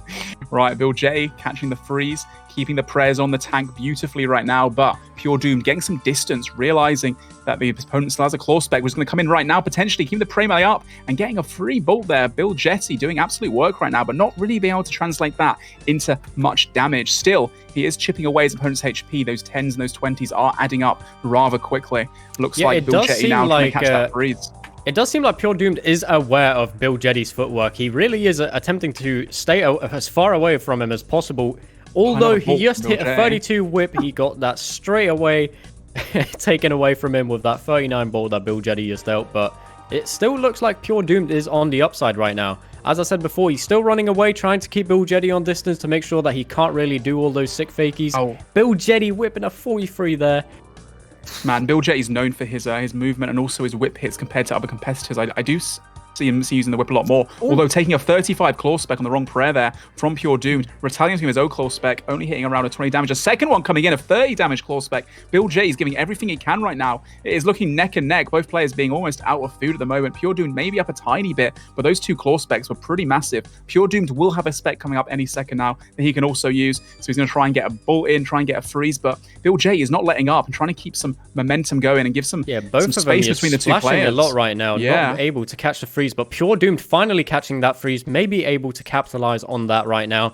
I do believe that Pure Doomed has chanced Bill Jetty twice now with those claw specs that he's done, but I'm not exactly sure what the food they're having right now. Pure Doom getting a 31 bolt, so if he is in the lead, he's elongating that a little bit further. Some nice barrages too from him, trying to catch this freeze. Bill J having to brew, gets the blitz off, does actually catch it, but gets frozen because his mage is a little bit lower just before he gets in there. Now Pure Doomed, I think, coming out on top of this little exchange of hits right now. Bill Jetty trying to use the last bit of supplies he's got, sitting on 50 HP. Pure Doom getting hit at 25, potentially out of food as well. These guys both neck and neck, half HP from their 100 HP pool. Looks like it's going to be very close. Yeah, I mean, Pure Doomed really needs the RNG right now if he's going to win this. Bill Jetty having the freeze. Oh, both of them being frozen, completely out of food here. And Pure Doomed does go down to that 32 bolt. I swear Pure Doomed had a claw spec coming up there as well in his second hour. I don't think he managed to get it out in the nick of time like he liked to. Bill Jetty doing really good by keeping that distance right there. But yeah, that bolt right at the end, finally coming in clutch for Bill Jetty. Or Bolt Jetty, we should say, who's been getting some crazy bolts this entire fight. Pure Doomed played that so well, and I think he was up food pretty much the entire time. But Bill Jetty didn't let up and kept in right till the end. And that last little fakie there of the bolt, it was beautifully done. Well, I must say, as the #1 stock owner of the Blue Jetty winning this tournament, I've got about 19,000 points on this man, and I'm very proud of his performance in that first round, hoping he can do it into round 2. By the way, I have no bias in this whatsoever. Come on, Bill. I mean, to be fair, based on that performance right there, they definitely have the potential to go all the way. Like either player can, but Bill Jetty getting that strong start, I think it might be a 2-0 victory for him, to be honest. Yeah, I mean, Pure Doomed really did perform well there. Unfortunately, right at the end, it really did just come down to RNG. Both of them hitting fairly low hits up until that last final hit, taking Pure Doomed out. Yeah, and Bill Jetty, of course, already guaranteeing himself $150 right now. So Pure Doomed is doing his best to try and get into that second place prize pool. It's quite unfortunate for him going all the way through to the semi-finals of the winners bracket to then be knocked out just before being able to claim a little bit of prize money. But hey, that's the way it is sometimes. Going into this next one, Twitch chat, what's your predictions? Bill Jetty or Pure Doomed? I think either player really, like we keep saying today, I know I mentioned it a lot of times, but either one can win. Like I really don't know how it's going to turn out. Currently, we have an 83% ratio going to Bill Jetty, 17% going to Pure Doomed. With me, of course, being the #1 guy for Bill Jetty. 19,000 points on the line for me. Haven't lost a single time today, and I don't plan to lose now, so come on, Bill. You're my boy. I mean, yeah, it's the best of 3, so it'd be interesting to see if Bill Jetty can actually, clear this one up really quickly. We saw him before in a previous fight against, I believe it was Saladin or... No, it was versus Casual, the fight just before this, and it was some of the fastest fights we've seen, especially so close to the end. We're jumping into the second fight now of this best of 3 series. Bill Jetty leading 1-0. If he wins this fight, he's got himself a place in the finals of the EU circuit, which will be happening very shortly now. $1,500 prize pool on the line right now in these last couple fights. Yeah, I mean, right now we are seeing both of our opponents frozen. Both of them just barrage and ranging here, not really having any opportunities to do any form of melee. It'll be interesting to see who dumps the claw spec first and can get that regeneration going straight away. Bill Jetty catching some really nice barrages there for a 26 and a 23. Pure Doomed running off screen, not sure if he took any damage there from that bolt. But right now they are both just competing for that first freeze. Pure Doomed finally getting it, but getting frozen off before he can reach him. Not too much damage being exchanged right now. It's pretty even by the looks of things, and both players having both their full specs in the inventory ready to be used as well. Pure Doom trying to fake his opponent, but not really getting any hits off. Doing a great job keeping his tank on, but getting hit at 25 through prayer there. Another bolt from Bill Jetty, catching that freeze potentially here. No, going for a bolt instead, keeping some distance. The movement from these two players is so fantastic to see, but getting caught just before being able to get the step under. Bill Jetty not being able to capitalize on that initial freeze. Pure Doom doing a great job really of executing that potential of a DD. Yeah, I mean, right now, it really does look like Bill Jetty is getting his revenge. Pure Doomed having beat Bill Jetty before, but Bill Jetty going to the loser's bracket and finding his way through it, getting that rematch. I mean, right now, we can't really tell, but Pure Doomed almost clawing him off prey there, but still dealing a decent amount of damage. Bowling him a 10 on robes off prey, still getting those big barrages low in, so it seems like Pure Doomed might be up a little bit. Yeah, and I got confused earlier, actually. Really confused because the double elimination bracket is very new to me. But actually, all these guys have guaranteed themselves prize money. So right now, this fight is, being the difference of being third and second place, the potential to be first place as well. So $150 being guaranteed to both these players right now. They're playing for a free $50 second place prize, $200 on the line in this best of 3 alone. Bill Jetty leading 1-0 again. Both players right now in a bit of a stalemate, both maging and ranging each other. Who would you say is up food right now, West Ham?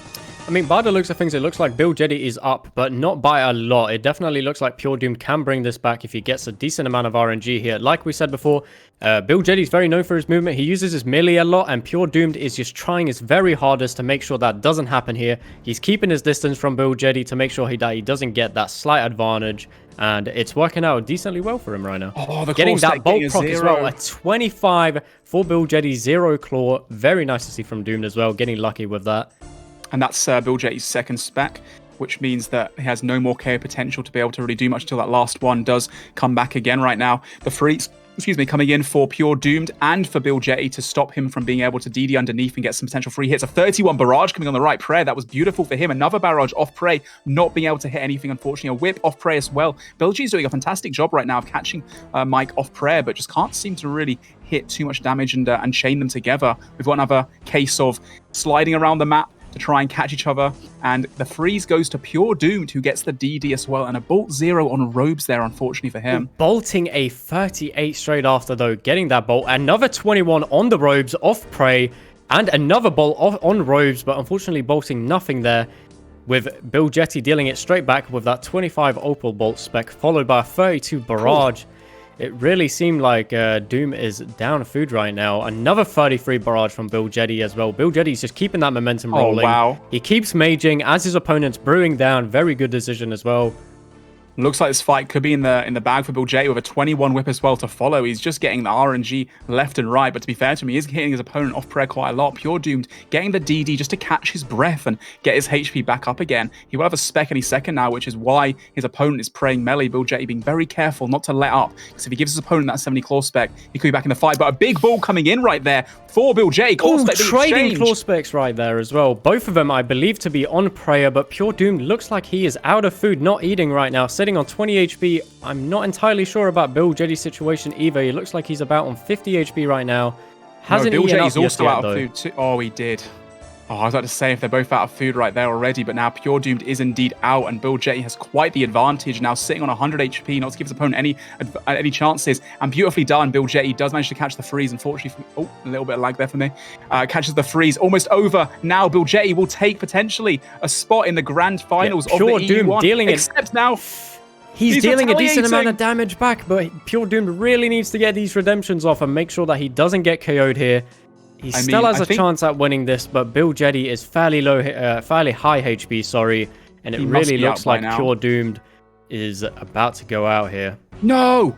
He missed the redemption, and he gets hit a 19. With that one, Bill Jetty confirms his place in the finals of the EU circuit. That means Mike does go away with third place prize money. He can't be too mad about that. He gets to come back in a month plus time for the grand finals, the world championship, I should say, for $3,000 in a month's time. But great play from both these guys. But Bill Jetty showing he is the superior hybrid and probably a fan favorite to win this entire weekend. Yeah, I mean, unfortunately for Doom, having beat Bill Jetty before in a very similar situation where he lost the first fight and in a reverse sweep on Bill Jetty, going 2-0 against him, 2-1. But, I mean, Bill Jetty just went through the loser's bracket, blasting everyone in his path right now, and he did manage to get that revenge. Yeah, that was, I mean, I thought it was going to be it was quite close towards the end. I mean, Pure Doom did get some pretty decent RNG, but it was just too little too late, and Bill Jetty versus 99 Strength Cape now in the final. It's going to be a best of 7. Now, of course, Bill Jetty was knocked out of the winner's bracket, which means that he's going to be at a 1-0 deficit going into this best of 7. Of course, the 99 Strength Cape, who hasn't lost a single match yet, he does get that advantage, which makes sense too. Mike, like I said before, still going away with $150. He's put up a great show for all of us. It's been really exciting, but I can't believe we're almost at the end of the tournament already. I know. It's flown by this weekend. Yeah, I mean, today has really seemed to go a lot faster than yesterday, even though looking at the time, we are currently around the same amount of time that we were yesterday. So, I don't know. I think it's just more exciting to see like these final fights, looking at the better players and the absolute best of the best going against each other. It's just a little bit more exciting. 23,000 points now, by the way. He won that last one, so I'm guessing you're going all in on Bill Jetty again, right? I'm gonna have to. I'm sticking with Bill. You know, he's been pulling through for me every single time, and I know Doom did lose 2-0 to 99 Street Cape, but I can't go away. I got to go with my gut here. I'm thinking. The question is how is this gonna go? Is it gonna be 4-3? Is it gonna be 4? Well, I mean, 99 Street Cape has to have at least one win, so 4-1. Which way is this gonna go? I mean, 99 Strength Cape having that slight advantage could earn him the win, but I do believe Bill Jetty to be the better player here. So maybe that advantage can get 99 Strength Cape the win, but otherwise I do think we're going to see Bill Jetty crowned the winner. I mean, this is a really exciting fight. You know, it's first and second place prize money is quite a big gap. First place getting $1,000 today. How many bonds can you buy with $1,000? The guy's gonna have membership forever. And second place, of course, getting $350. So it's gonna be really exciting to see this get underway. Again, it's been an absolute pleasure to jump into this. Let's go. Same here. And here we go for $1,000. The last match of the Method Mayhem OSRS European PvP circuit is about to begin. In any moment. Right now. As a reminder, 99 Strength Cape Mike does get a 1-0 advantage against Bill Jetty. The question is, will it be enough? And the reason for that, Voss and anyone else in the chat that's wondering the way that double elimination works, because 99 Strength Cape hasn't lost a single fight yet. That's why he gets the 1-0 advantage, whereas Bill Jetty has had to climb the way through the losers bracket. Looks like Strength Cape does get that first hit for free off, but not able to really hit anything. And currently Bill Jetty actually draws it back, gets a whip in, and gets the DD off the bat. He is showing that he is not afraid to go, straight up offensive. And currently both players not hitting too much damage, both having specs as well. Be interested to see if they use them off the bat. It looks like Skull does decide to use his claw spec, and then Bill Jetty retaliates with another one too, both hitting zeros on the prey melee and the tank, deservedly so. But they will slowly regain that special attack for another chance to get some more KO potential later on in the fight. Yeah, we are seeing a rather uneventful start here. Both of them dealing next to no damage. As I say that again. I mean, the opposite just happens every time I speak. Literally. But it is very nice to see a big whip there. 99 Strength Cape being up a decent amount, going in for that claw, only dealing about 21 damage. So that barrage basically negating that. But Bill Jetty having both of his specs, 99 Strength Cape only having 50%. Maybe Bill Jetty can turn it back with that claw spec that he has. And we will see.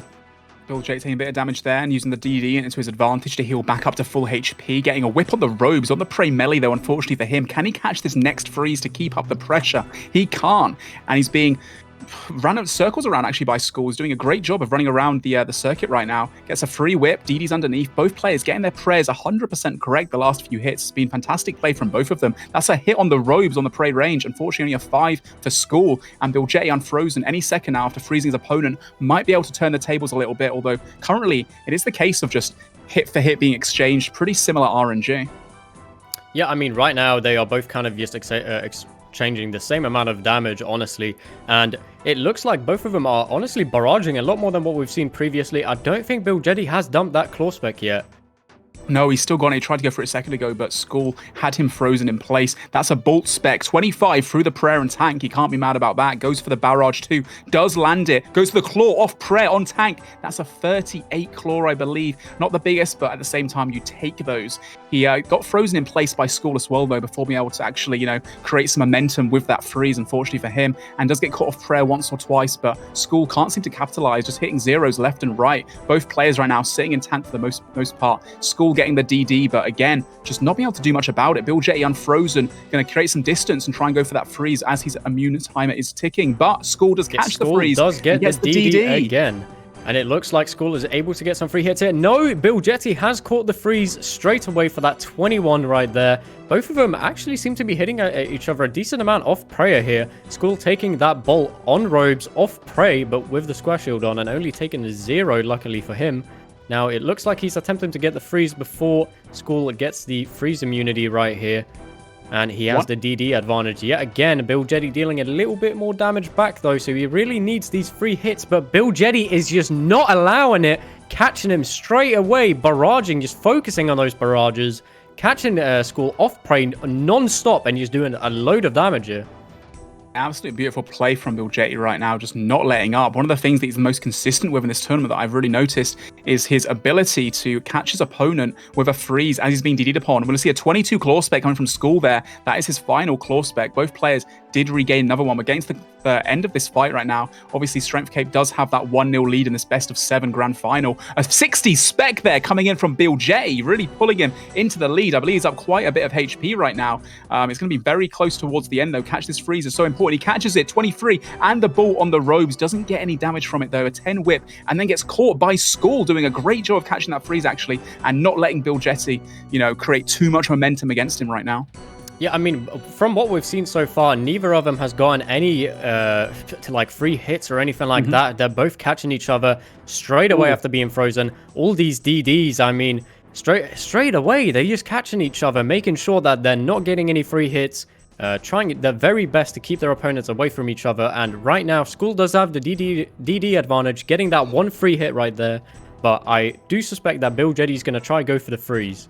Yeah, he clambered back a little bit there. He got a 39 bolt into like a 25 barrage. But as you just said, Bill Jetty does catch the clutch freeze. He's so good at getting those when his opponent is DDing upon him. It's so difficult to do under the pressure as well. Great job at managing his gear too, keeping on the Carol's top and the Mage's book for the extra Mage defense while wearing the Mystic skirt too. Now he has got some bolts coming in here. 30 coming in. Can he keep chaining a 33 barrage? He's going nuclear right now. A 0. And it looks like Skull is completely out of food as well, sitting on about 10 HP right now, not even flicking the redemption, and Bill Jetty is almost full HP. And I think right now he's going to end up closing this one out unless Skull can get some redemption procs. We've seen it happen before, but it feels like it's just too little, too late. Once again, Bill Jetty on max hit points. He needs to hit one more damage splat right here. The redemption will not proc until he does a little more damage. And there it is, Bill Jetty with the 23 goes whip. down, and that 1-0 lead is already gone for 99 Strength Cape, unfortunately, leaving them at a 1-1 score right now. It is a best out of 7 though, so they still have a long way to go. But right now, Bill Jetty definitely seems to be the more skilled PK area. Yeah, I think he did really well again. What really sets him apart is just the ability to catch those freezes when his opponent's trying to DD upon him. It really brought it back for him. At the same time, though, you know, Mike did so well again to do the same thing, and it was so back and forth throughout. I still think he could take a win here, and being 1-1 in a best of 7 first to 4, we still got a lot more room for seeing which way this final goes. Yeah, definitely close on both ends. However, Bill Jetty with just that slight edge. I wouldn't be surprised if this series ends up 4-2 Bill Jetty. I think that's what I'm going to call it right now. I see School definitely taking at least one game, but Bill Jetty able to win the whole thing here. Do you What have about you, the PvP trackers, Casper? I'm guessing that's what you're looking for right now. Yeah, I'm attempting to get the PvP tracker for that fight right now. My bad. I'm kind of relying on the opponents as well to send them in between fights, and obviously the people so competing, they're very, right?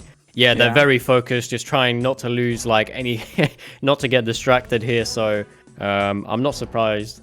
Yeah, well, there is so much money on the line right now. For those that are just tuning in, this is the grand finals of the EU circuit. This is the second fight. We have a 1-1 fight right now, best of 7, $1,000 for first place, 350 for second, so quite a big differentiation. We currently have 2 freezes coming in from both players. Looks like Bill Jetty is slightly coming out on top of this exchange, but it's still early. Both players have their spec. We'll be interested to see if the second they get unfrozen, if they decide to dump it to slowly allow it to regen as the fight goes on. Yeah, I mean, both of the players competing right now, they know that they need to get the spec off very early, so they're both like trying to keep the melee prey at the start up as much as possible, and right now they are both on very far distance. Bill Jetty might be getting the DD advantage here, and he does, getting there with a 17 followed by a 15 barrage. Bill Jetty staying very consistent with the barrages right now. He's keeping them as School is just not expecting it, keeping that prey range up. Bill Jetty catching his opponent off prayer a lot here. Yeah, Bill Jetty starting that exchange over 30 bought as well then a 20 a second ago. Now we see Skull using his claw spec, hitting a 0 on tank. A little bit too obvious coming in for that one. Bill Jetty was easily able to get his prey melee up in time. Although the bolt coming in from Skull, look at that 51 bolt proc, almost a max hit. Just like that, he's back in this. He is 1 spec down now. Bill Jetty catching that freeze was crucial to not allow Strength Cape to start to, you know, snowball that 51 bolt into something much bigger. He does have his spec still, which is forcing Skull to prey melee quite a lot. He'll get a few 3 bolts in here, and he does get a spec out, only a 16, but Skull hit a 0-2. Another spec, Bill Jetty going straight for it again. Unfortunately, not really getting a lot out of those claw specs. Skull still not having dumped any of his special attacks, though. Really needs to start working on that. I'm honestly expecting it. Bill Jetty's probably going to end up predicting it at this point, since he knows that Skull really has to dump these claw specs.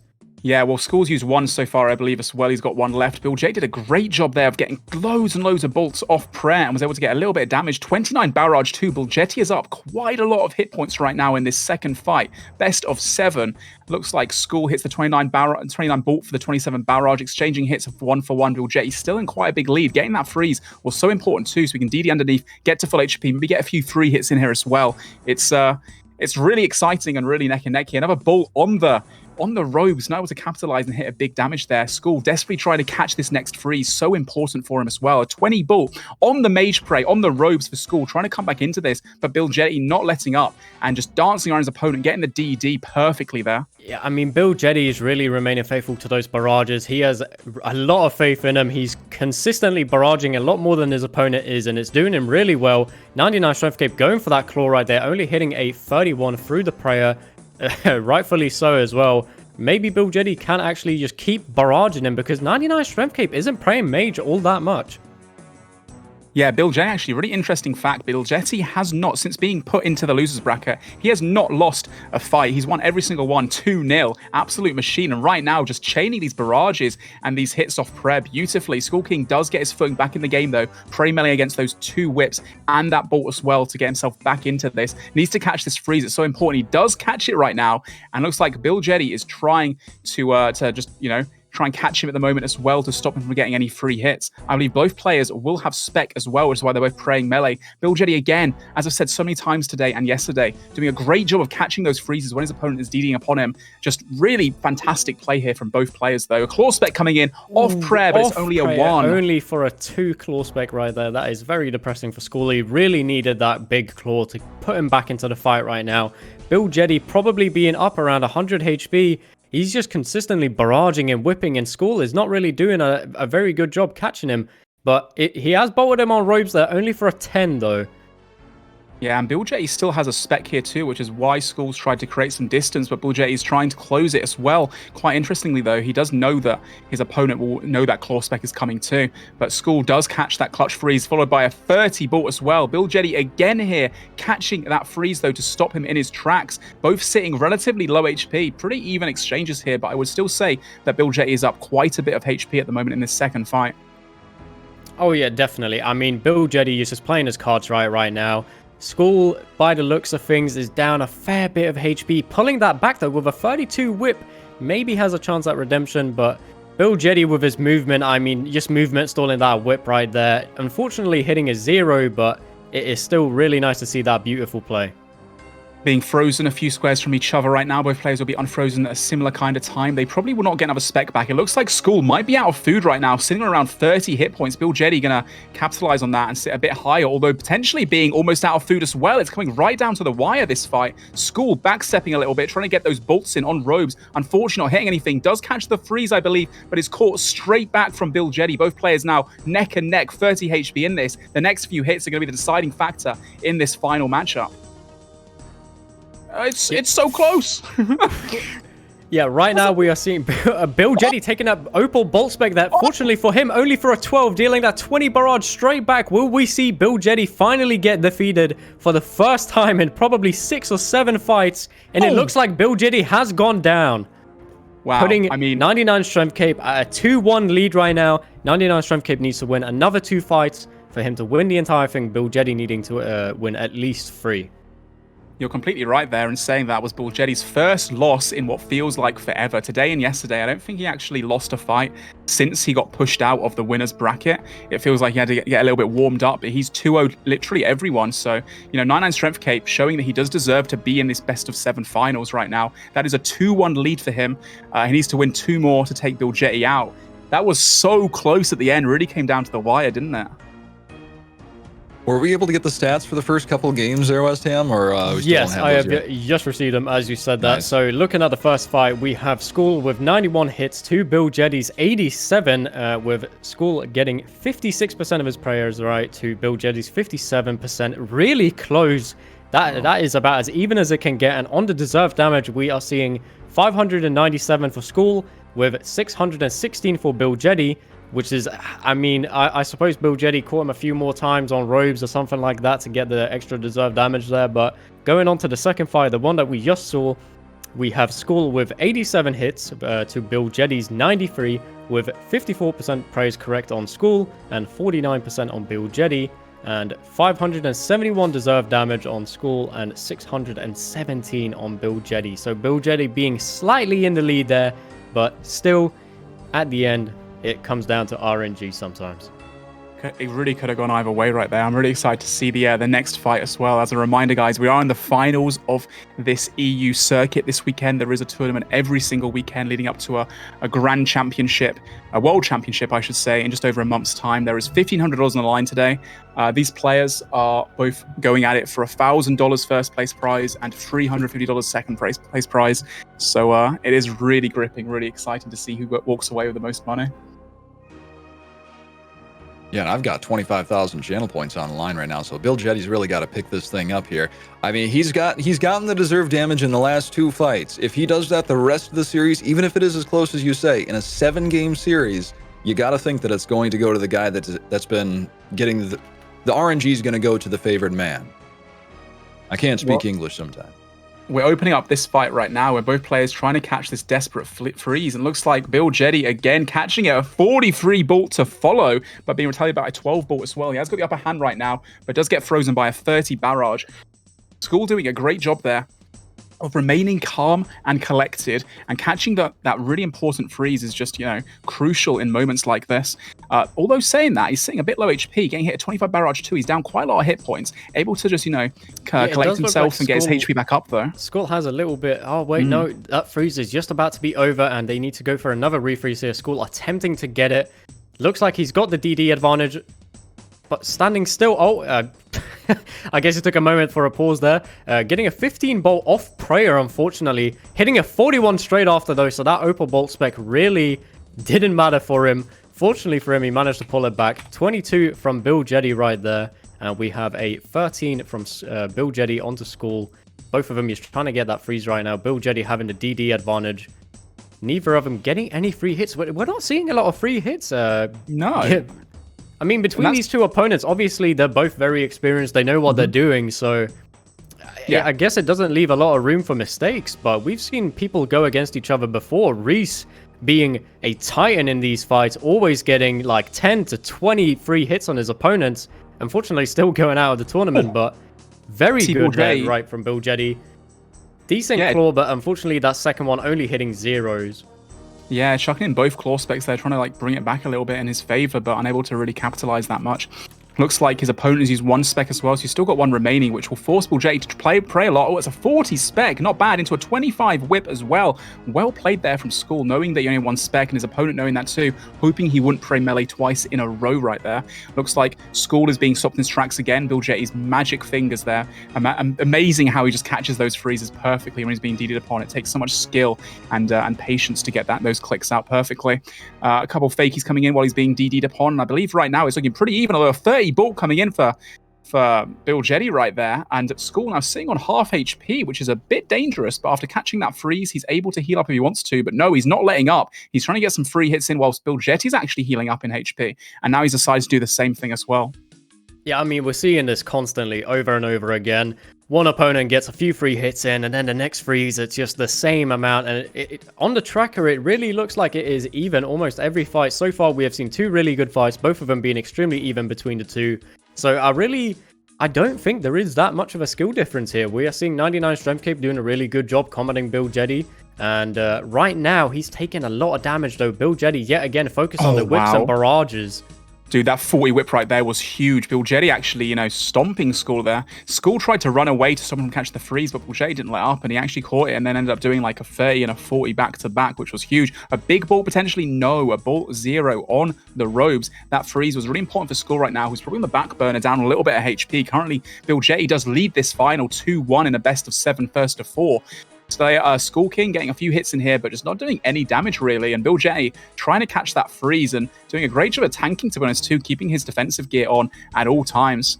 Currently unfrozen. Skull does step away there perfectly, but gets hit a 34 bolts and then gets frozen in place as well. Luckily for him, he does freeze Bill Jetty in his tracks just before he's able to start creating some momentum. Yeah, it really does look like Skull does not have much of a chance at redemption here. He is down a decent bit of HP, but funnily enough, these two people have actually been in the finals of another tourney just a week prior, with Skull losing 3-1 to Bill Jetty in a best of 5. So I'm very interested to see how this is going to go. Right now, it looks like Skull might lose this fight unless he can get some insane RNG and maybe do all the plays right. But it is definitely not looking too hot right now for Skull. That's the third spec coming in there for Bill Jetty, hitting a 35. I mean, damage is damage at this point, especially when you're up so much hit points. It does mean, though, that School will get a spec coming here soon, too. And it would be so unfortunate for Bill Jetty right now to give him a free spec. He does keep the Prey melee up at 100 HP. There's not too much School can do. Although saying that, he's not giving up. He caught the freeze, and he's sitting on about 20 HP right now, doing all that he can. He's down a lot, though, and that freeze does going finish it down up for to him. that 35 barrage, though, putting them back at an even score. With 2-2 right now between 99 Strength Cape and Bill Jetty. I mean, it really is neck and neck. It's going to come down to these last 3 or 4 fights. Maybe if Bill Jetty plays his cards right, he can get another 2-0 as well. I was kind of sweating there for a little bit. I mean, you go up 3-1 and that's, or 3-1, and that's going to be, it's really hard to come back from a scenario like that. You'd have to win 3 in a row on Bill Jetty's side, but now being 2-2, it's even on both ends, and we're ready to see who's able to take away that $1,000. What do we got for the stats on that one? Yeah, looking at the tracker on that fight, we have 73 hits on the Skull side to Bill Jetty 76. So like we said, we're not really seeing a lot of free hits here. They're both really they're doing a really good job making sure that they have the same amount of hits, not really letting that DD advantage get into play. But School having 38% praise right to Bill Jetty's 54%. Rather a bit of a letdown from the last fight. And deserved damage being 475 for School and 547 for Bill Jetty, having a 72 deserved damage lead. What really separates the fantastic PKers from the just utterly insane ones are those that can really change up their PK style in situations like this when, you know, it is all a game of prediction. And I think, you know, now that Bill Jetty's had a couple fights to read his opponent, he is getting more confident. And that's why now he's going to start. He's managed to win one back as well. Saying that, though, you know, Strength Cape did beat Bill Jetty for the first time that Bill Jetty's lost in a long time, which would have shook his confidence a little bit too. And these guys quite rightfully do deserve to be here in such a stacked bracket, making it all the way through to the finals in this 14 hours it's been now, I think, of tournament over the past 2 days. Bill Jetty probably still looking pretty good and feeling pretty confident after winning those fights. But we're going to jump into the fourth fight now, or is it the fourth fight? The fifth fight. It is currently 2-2 between them, so whoever wins this only needs to win one more to win the entire tournament here. We are looking at Skull having the DD advantage, whipping Bill Jetty on prey, Bill Jetty whipping him off prey back. But both of them, you're setting a lot of zeros right now. We're not seeing a lot of damage being dealt. Bill Jetty finally catching that freeze. He's going to get the DD momentum in a second here, getting it straight away with that 41 whip as well. I mean, Bill Jetty's whips are just going nuclear every single fight. Yeah, man, that 41 whip was huge for him, and an 18 again on the robes on the wrong prayer, but still, you take those damage hits. Skull desperately trying to get a claw to clutch himself back into this fight right now, but Bill Jetty's movement is just second to none. Able to get some distance. The 39 bolt does close up a little bit for Skull, but this next freeze is going to be really important to see which direction this fight goes in. Skull does catch it and can't get the claw spec off, getting caught by a 34 barrage. That is massive. Getting chanced by that barrage. Yeah, that was really close there. I think it was like about 30 HP, only hit a 3. Skull really let off there and could have potentially thrown that entire fight so early on. Being down quite a bit of HP right now, he needs to get this spec off ASAP. It looks like Bill Jetty going for a whip hit here, stepping away, going for another whip hit again on the robes. That's a 19, not too bad at all. A nice 33 bolt on the robes as well. He's doing so well right now to keep this pressure on, but a 44 claw catching that off prey on the last tick as well, getting that claw spec off, maybe getting himself back into the fight here. We are seeing him dump another one off prey, 60 claw right there, maybe whip transfer it even, with Bill Jetty combating it straight back with that 60 claw. Unfortunately for Bill Jetty, catching him off prey there with only the tank shield to save him. He actually managed to only claw a 10 there. I was going to say, Skull was almost back in that fight right there, and then Bill Jetty just returns with that crazy claw spec and all this barrage RNG once again, all in his favor at the moment. Skull down quite a bit of HP. I think Bill Jetty does have one spec remaining, and as a result... Bill Jetty has done both of them. He dumped both as well. Yeah, okay, what we've seen from Bill Jetty a lot in these fights is Bill Jetty dumps his both of his specs. As soon as you see that one claw spec go off, you can always expect him to dump that second one either on the hit after or just straight away. And if Skull can take that away and learn that, I think he can predict those claw specs a lot better and not get caught off prey like he has in this fight.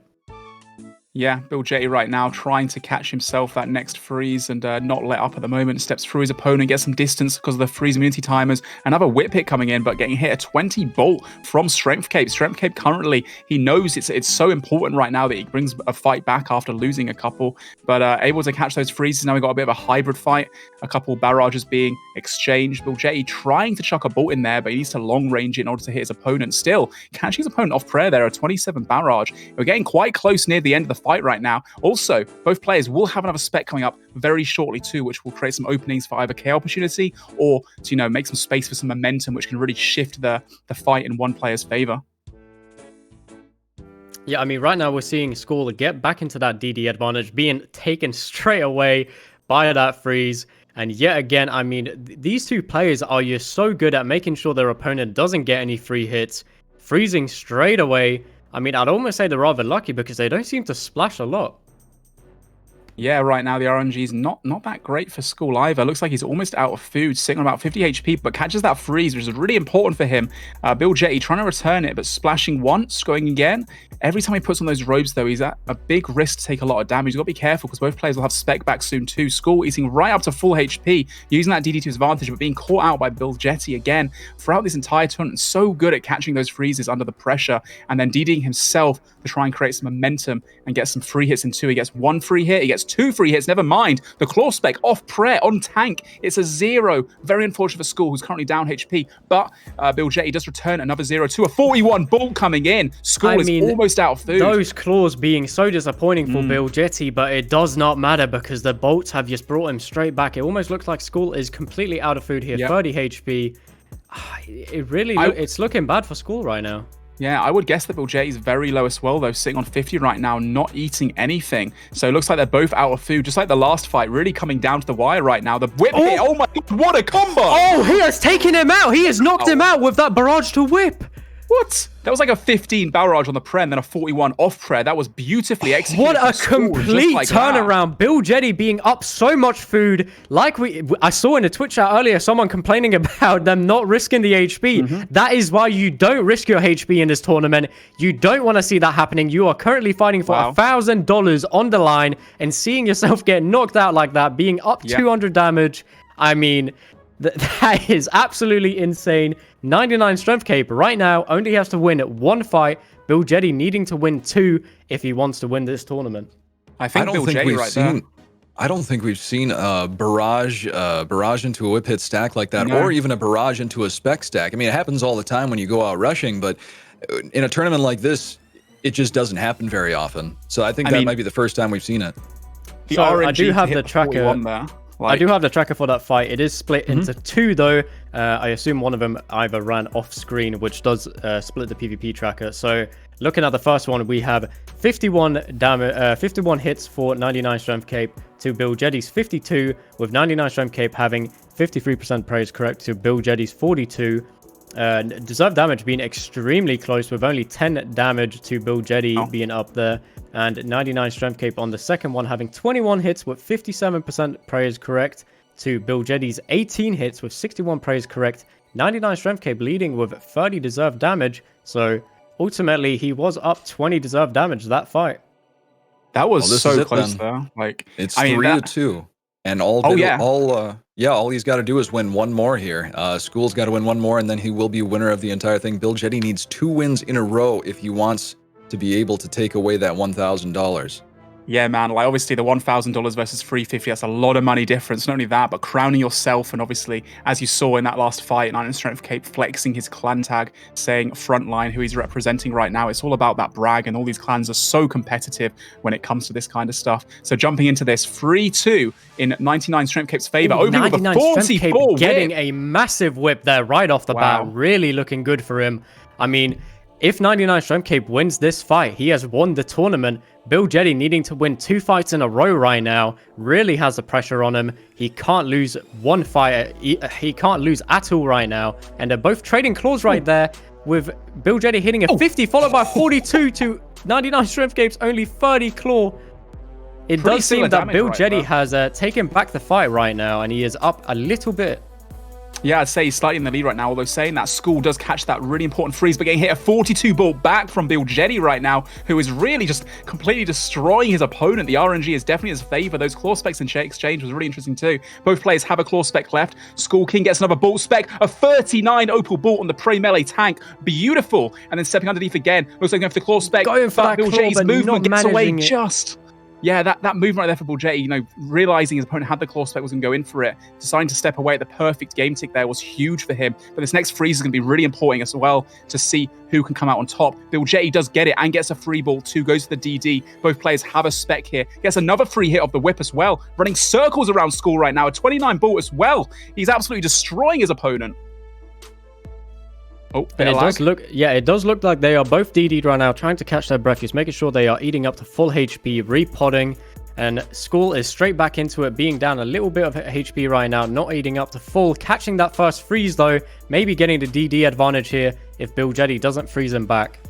Some pressure from both players here to utilize their last spec. Really importantly, as I said before, if 99 Strength Cape does win this fight, he wins the first place prize. Bilgetti needs to hold on for a little bit longer. He's getting frozen though. Did he freeze him back? I believe he did. School is now frozen, and now Bilgetti has an advantage of being able to DD, getting a free hit there. Only an 8, hoping for a bit more. Getting on the robes, but only a 0. And School catching that really important freeze there to stop Bilgetti in his tracks. 25 as well. It definitely looks like School's RNG is there, chancing Bilgetti with that 60 claw and splashing straight after off Prey as well. That could have been all over right there for Bilgetti. School could have taken the entire game right there and won the entire tournament, but unfortunately RNG wasn't quite in his favor, although saying that, getting a 60 spec is beautiful. School and Bilgetti right now, it is very neck and neck in this fight. Currently 3-2 to School once again in this best of 7, first to 4. Oh my gosh. School getting the freeze, getting the DD right now, and seeing what he can turn this into. Yeah, I mean, right now, School is definitely in the lead. He's getting the RNG that he so desperately needs, catching that 22 barrage. Bilgetti clawing him straight back, though, for that 40 claw. Not exactly what he needed, but he will definitely take that. Yeah, not too much difference from the 60, that's for sure. And stepping out beautifully there. School trying to go for a claw spec. He's got 1 remaining by the looks of things. And it looks like Bilgetti might have another spec coming up as well soon after it regens, I believe, too. Both players putting on the prayer melee in anticipation of those claw specs, not wanting to really let up. School again trying to desperately go for it, needing that big claw spec to stay in the lead potentially. Going for the DD, hitting a 0, getting a free hit though as well, a barrage to match, and just hitting zeros. Bilgetti kind of misclicking a little bit there and getting the staff bash, unfortunately for him, and getting hit in robes as well, but School's RNG is not the best. Bilgetti catching that clutch freeze, now going to get the advantage of being able to DD the second he's unfrozen. Yeah, it does look like School, after failing to dump his spec there twice, he is given up on it, maybe just keeping that extra claw spec for later, just making sure that Bilgetti is on the tiptoes and having to camp a little bit higher HP than he normally would. I mean, right now, it is neck and neck between these two. Both of them, you're splashing, bolting each other. Bilgetti bolting in on robes there 3 times in a row, hitting all the zeros. Very unlucky for Bilgetti. Finally dumping that claw, chancing Bilgetti again. That was a 52 claw spec, and again, yeah, could have taken him out of the game. Does mean that Bilgetti does have another claw spec here as well. Looks like Bilgetti's down quite a bit of hit points at the moment as well, although it might come down to the wire as it has done the last 3 fights now. Every single fight is so neck and neck, so close, with the difference between $350 and $1,000 for first and second place prize. Bilgetti keeping up the pressure, getting a few free hits in here. Again, hitting the zeros on the robe, so frustrating for him. Bilgetti's bolts are just not getting in right now. Can he get the freeze though? The connect clutch freeze is going to be so important for winning this fight. It does appear that Bilgetti has just used up all of his bolt RNG in the previous fights, and he is not getting any right now, catching his opponent off play all the time and still just hitting nothing, with School just dealing the right amount of damage back. I mean, it really looks like he's in the lead right now. And everyone thought Bilgetti was going to take this like really easily, except School, you know, representing frontline, really keeping the pressure on. Bilgetti finally gets some RNG, but it's not the RNG he's looking for. Gets the bolting him on the ropes off Prey. That was a whip chance. I think, is School out of food here, or is he just deciding to sit a bit lower? He wasn't out of food. He actually could have died there. And Bilgetti now, sitting on about 60 hit points, might be out as well, coming down to the wire. I believe he has a spec left as well. He's going to use that as best he can. Claw spec coming in 0. There was a chance too. Him on 40 HP, barraging a 35 straight after. Oh, and the redemption coming in from School. No way. What a play right now. Another redemption potentially coming in. He gets the freeze, goes for the DD. It is so neck and neck. He misclicks the claw spec, goes for it again, desperately trying to stay in this fight as best he can. But the 30 as well. School might School having no prayer up right now either. And is he out? He's on 5 HP. He's on 5 HP. They're both out of food. He's trying to flick the redemption up. But the and School does go down to that 29 barrage. Oh my god. Oh, that was so close. That was so hype. Just like that, School could have actually just taken the win right there. It could have been a 4-2 victory in this best of 7, but Bill G does not let up, and he keeps his calm. And what a play from him. So unlucky to hit the 0 spec just before that as well, that he was saving right up until the end of the fight. But School just lost his footing during the end and wasn't able to stay in. Wow, that was so hype. It's 3-3. The next fight takes it. There. Absolute clench, all of my points. Somebody said goodbye to your points, Poison Potion. I say, screw you. I've still got one more chance here. It's 3-3. We're going to game 7, baby. Come on, Billy. Blah, blah, blah, blah, blah.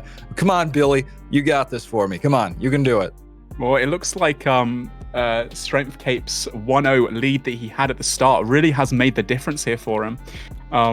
That's so hype. I can't believe we've gone to a final matchup, best of 7 in the EU circuit. Yeah. As a reminder, guys, if you just joined us, it's a first and second place prize of $1,000 and $350. So a lot of money on the line for these two absolute titans of the NH scene. Looking at the stats Billy for versus this fight Street as Cape. Let's well, go. we are they going straight back in? You got a second, I imagine, to Looking at the tracker, we have Bill Jetty with 94 hits to School's 81. Bill Jetty finally getting those free hits, and him having 60% praise right to School's 49%, with Bill Jetty having 719 deserved damage to School's 562. So Bill Jetty definitely doing better this fight. Yeah, like we said before, he got so many of those bolts just hitting zeros on the robes and on the right preb, just couldn't capitalize on them. His opponent, Strength Cape, got so lucky. But again, Bill Jetty hasn't lost a match up until here since being put into the losers bracket. So neck and neck now. The final of the EU bracket. We have Bill Jetty versus 99 Strength Cape coming in for this best of 7. And 3-3 currently. Does look like 99 Strength Cape is forfeited. It seems like that will probably be a rematch. Yes! Dude, now I've got to get hyped up again. I'm so excited for this, man. I can't believe it's come to the actual final fight. That's no, he forfeited. I win. Let's go. Yeah, but looking at the trackers that we have seen from these fights, I mean, it is really even. That last fight probably being Bill Jetty's biggest win so far on the tracker. I mean, the fights previous have just been so even. It's really been neck and neck this entire time. 99 Strength Cape having that 1-0 lead from the beginning, though, it might make the difference here, honestly. He accidentally banked his mage's book. Yeah, well, that's a pretty big advantage, right? These guys, you know, the setup decided for this tournament was a four-way setup with the shield switch as well, which isn't very common, especially in LMS and stuff like that. But these guys are more than competent enough to do these four-way switches in this NH tournament. And School trying to get that first whip in cheekily, but can't get it. Bill Jetty's movement again, showing that he is just a beautiful figure skater, running circles around his opponent in this ice rink right here. School DDing, getting a nice hit in there, catching him on robes, but Bill Jetty again beautifully casting that freeze to stop School from really turning those free hits into a bit of momentum. Ooh. Oh, the 40 bolt from Bill Jetty right there. Bill Jetty's bolts are starting to come back into fruition. Oh, a 12 claw spec through the prayer. A 19 bolt as well. He definitely has taken the lead right now, but he's been shut down by that. Oh, claw for claw. That was like a 28 for Bill Jetty and like a 10 Jetty or so for School. Definitely getting in the lead right now with these barrages as well. Hitting a 34 barrage right there. Both of them hitting fairly low on each other. Kind of trading zeros for zeros here. Yeah, I still say, Bill Jetty has quite a bit of HP. Then another 40, the Bolt Jetty specs coming in. School desperately trying to get some hits in, getting hit a 24 Bolt as well. Bill Jetty just increasing his lead by so much. Another Bolt proc there, 28. The Bolt RNG has come back for Bill Jetty, and he is just doing absolute bits right now. It seems like Bill Jetty is probably up around 100 HP right now, but saying that, 99 Strength Cape has used on 50 damage with that whip and barrage. Yeah, and we saw before, he actually got the KO in a previous matchup. So, I mean, we could see it again, to be fair. He does have Spec too, but Bill J closing it down with a 38 whip and then another 0 on the robes, unfortunately for him, trying to catch this freeze. Doing a great job putting him as Carol's top, as well as his Mage's book for the Mage defense, but both players being caught a few steps away. Now it's a hybrid fight back and forth, trying to fake each other out to catch themselves off the prayer. And School really on the back burner right now. He needs to do something great here to come back, hitting a 28 for a 22 for a 20. He's up a little bit from that exchange, but in the grand scheme of things, he's still down quite a bit of HP and supplies. Yeah, I mean, right now it is really down to the wire. 99 Strength Cape catching that free staff bashing though, and it looks like Bill Jetty is still unfrozen, having that freeze immunity. Both of them frozen again. Bill Jetty bolting a 0 there, what looked to be on robes. I'm pretty sure these guys still have Spec as well. Fifth bolt from Bolt J coming in. Let's go, baby. I mean, wow. it really does look like Bill Jetty has this in the bag. 99 Strength Cape needing some really good RNG to pull this back right now. He is probably down way too much. And he appears to be choking, although barraging in his tank, still catching that 33 barrage. Very lucky from him. Yeah, and a 26 whip to follow. He's trying to close the gap up, but as we've seen before, the second he starts to get a bit of momentum, Bill J just returns with those extraordinary bolts, just ripping through him. Saying that though, School also gets a 43 overbolt Spec, huge for him, and an 18 as well. He's really hoping for the bolt RNG right now, but Bill J's hits are pretty ruthless as well, chipping his HP away, just, keeping that lead that he's got right now. When School gets a chance to return, he's just, not able to, and Bill J just, keeps up the pressure. Another Spec coming in, 44 Spec. Could have been actually potentially a KO, but Bill J right now just up so much HP in this best of 7 finale. It's currently 3-3. This match decides first and second place. 42 bolt for School. Is he out of food already, starting to flick his redemption? It does appear that School is completely out of food here, and Bill Jetty still having food in his inventory is definitely in the lead. School being 10 HP, desperately needing those redemptions, but he goes down to that 16 barrage, and Bill Jetty has won the tournament. What a landslide right there, right at the end. Bill Jetty just kept up the pressure throughout. His RNG was perfect. He was storing it, waiting for that moment, and his bolts just would not stop hitting. They were just completely relentless. School just couldn't keep up with him. What an exciting matchup. Bill Jetty takes first place prize, $1,000. $1,000 for first place. Wow. Yeah, I mean, that is a massive win for Bill Jetty, representing Solid Tag as well. 99 Strength Cape come in second place, representing Frontline, and we have third place with Pure Doom representing Kanini. I mean, the big three in the finals, and it looks like Bill Jetty has come out on top. Hey, the real winner here today is Poison Potion. Yeah, that's right. I'm waiting to collect my winnings. I'm going to get probably up to 40K here, I think, by the time I get this. Yeah, there we go. 36K, baby. I started off at 3K today. I am going to the bank with this and getting absolutely nothing. But still, what do I got here for rewards? Emote for only 2 minutes for 30 grand. Great. Save it. I was going to say right there, 99 Strength Cape and Bill J. I'm not going to lie. That guy, 99 Strength Cape, I didn't really know him too much. I know he's representing Frontline, which are, a well-known clan and with their PK ability. But he did so well throughout. Really impressive stuff. I think those guys both definitely deserve to be in the final. And all round, they both get to take prize money home. And obviously, in just over a month's time, we have the Grand Championship, the World Championship, in just over a month's time with a $3,000 prize pool. So they're able to go at it again, and maybe we'll see these guys rematch in a future finale. So do we have the statistics for that last match there? I'm attempting to get it right now. It seems like Bill Jetty is just celebrating his win. As I say that, though, he has sent the tracker. So we are actually, wait, I think it's been split up. Sorry, looking at the tracker here, we are Bill Jetty with 94 hits to School's 81, with Bill Jetty having 60% of his prayers correct to School's 49%. Bill Jetty having 719 damage on the tracker to School's 562. And Bill Jetty having 617 damage dealt, School having 556. So Bill Jetty really was he was really close to out there. Huh. It was a really exciting finale. So do we have per match the deserved damage on did Bill Jetty must have won at least out of those 7 matches, I think it was at least 6, wasn't it? That he won 5 that he won the damage department. Damage deserved at least. Yeah, I mean, the fight where he did get taken out by that barrage whip, I do believe he still won on the tracker, but obviously getting KO'd, that happens in the tournament. We've seen it before. It is a risk you're taking when you're sitting low HP. Mm-hmm. Oh, man. I'm so hyped up. I'm full of adrenaline right now after watching that. It was so exciting. I want to see the finals now, you know? And Yeah. as a reminder, everyone, like, these tournaments are going on and being hosted by Method every single weekend. So next Saturday, next Sunday, there'll be 14 hours again worth of broadcasts for the the NA East, is it? Next weekend? Yeah, so I've actually got that here. The top 8 players from this tournament obviously going to be going on to the World Finals next week. We will be having the US East PvP tournament.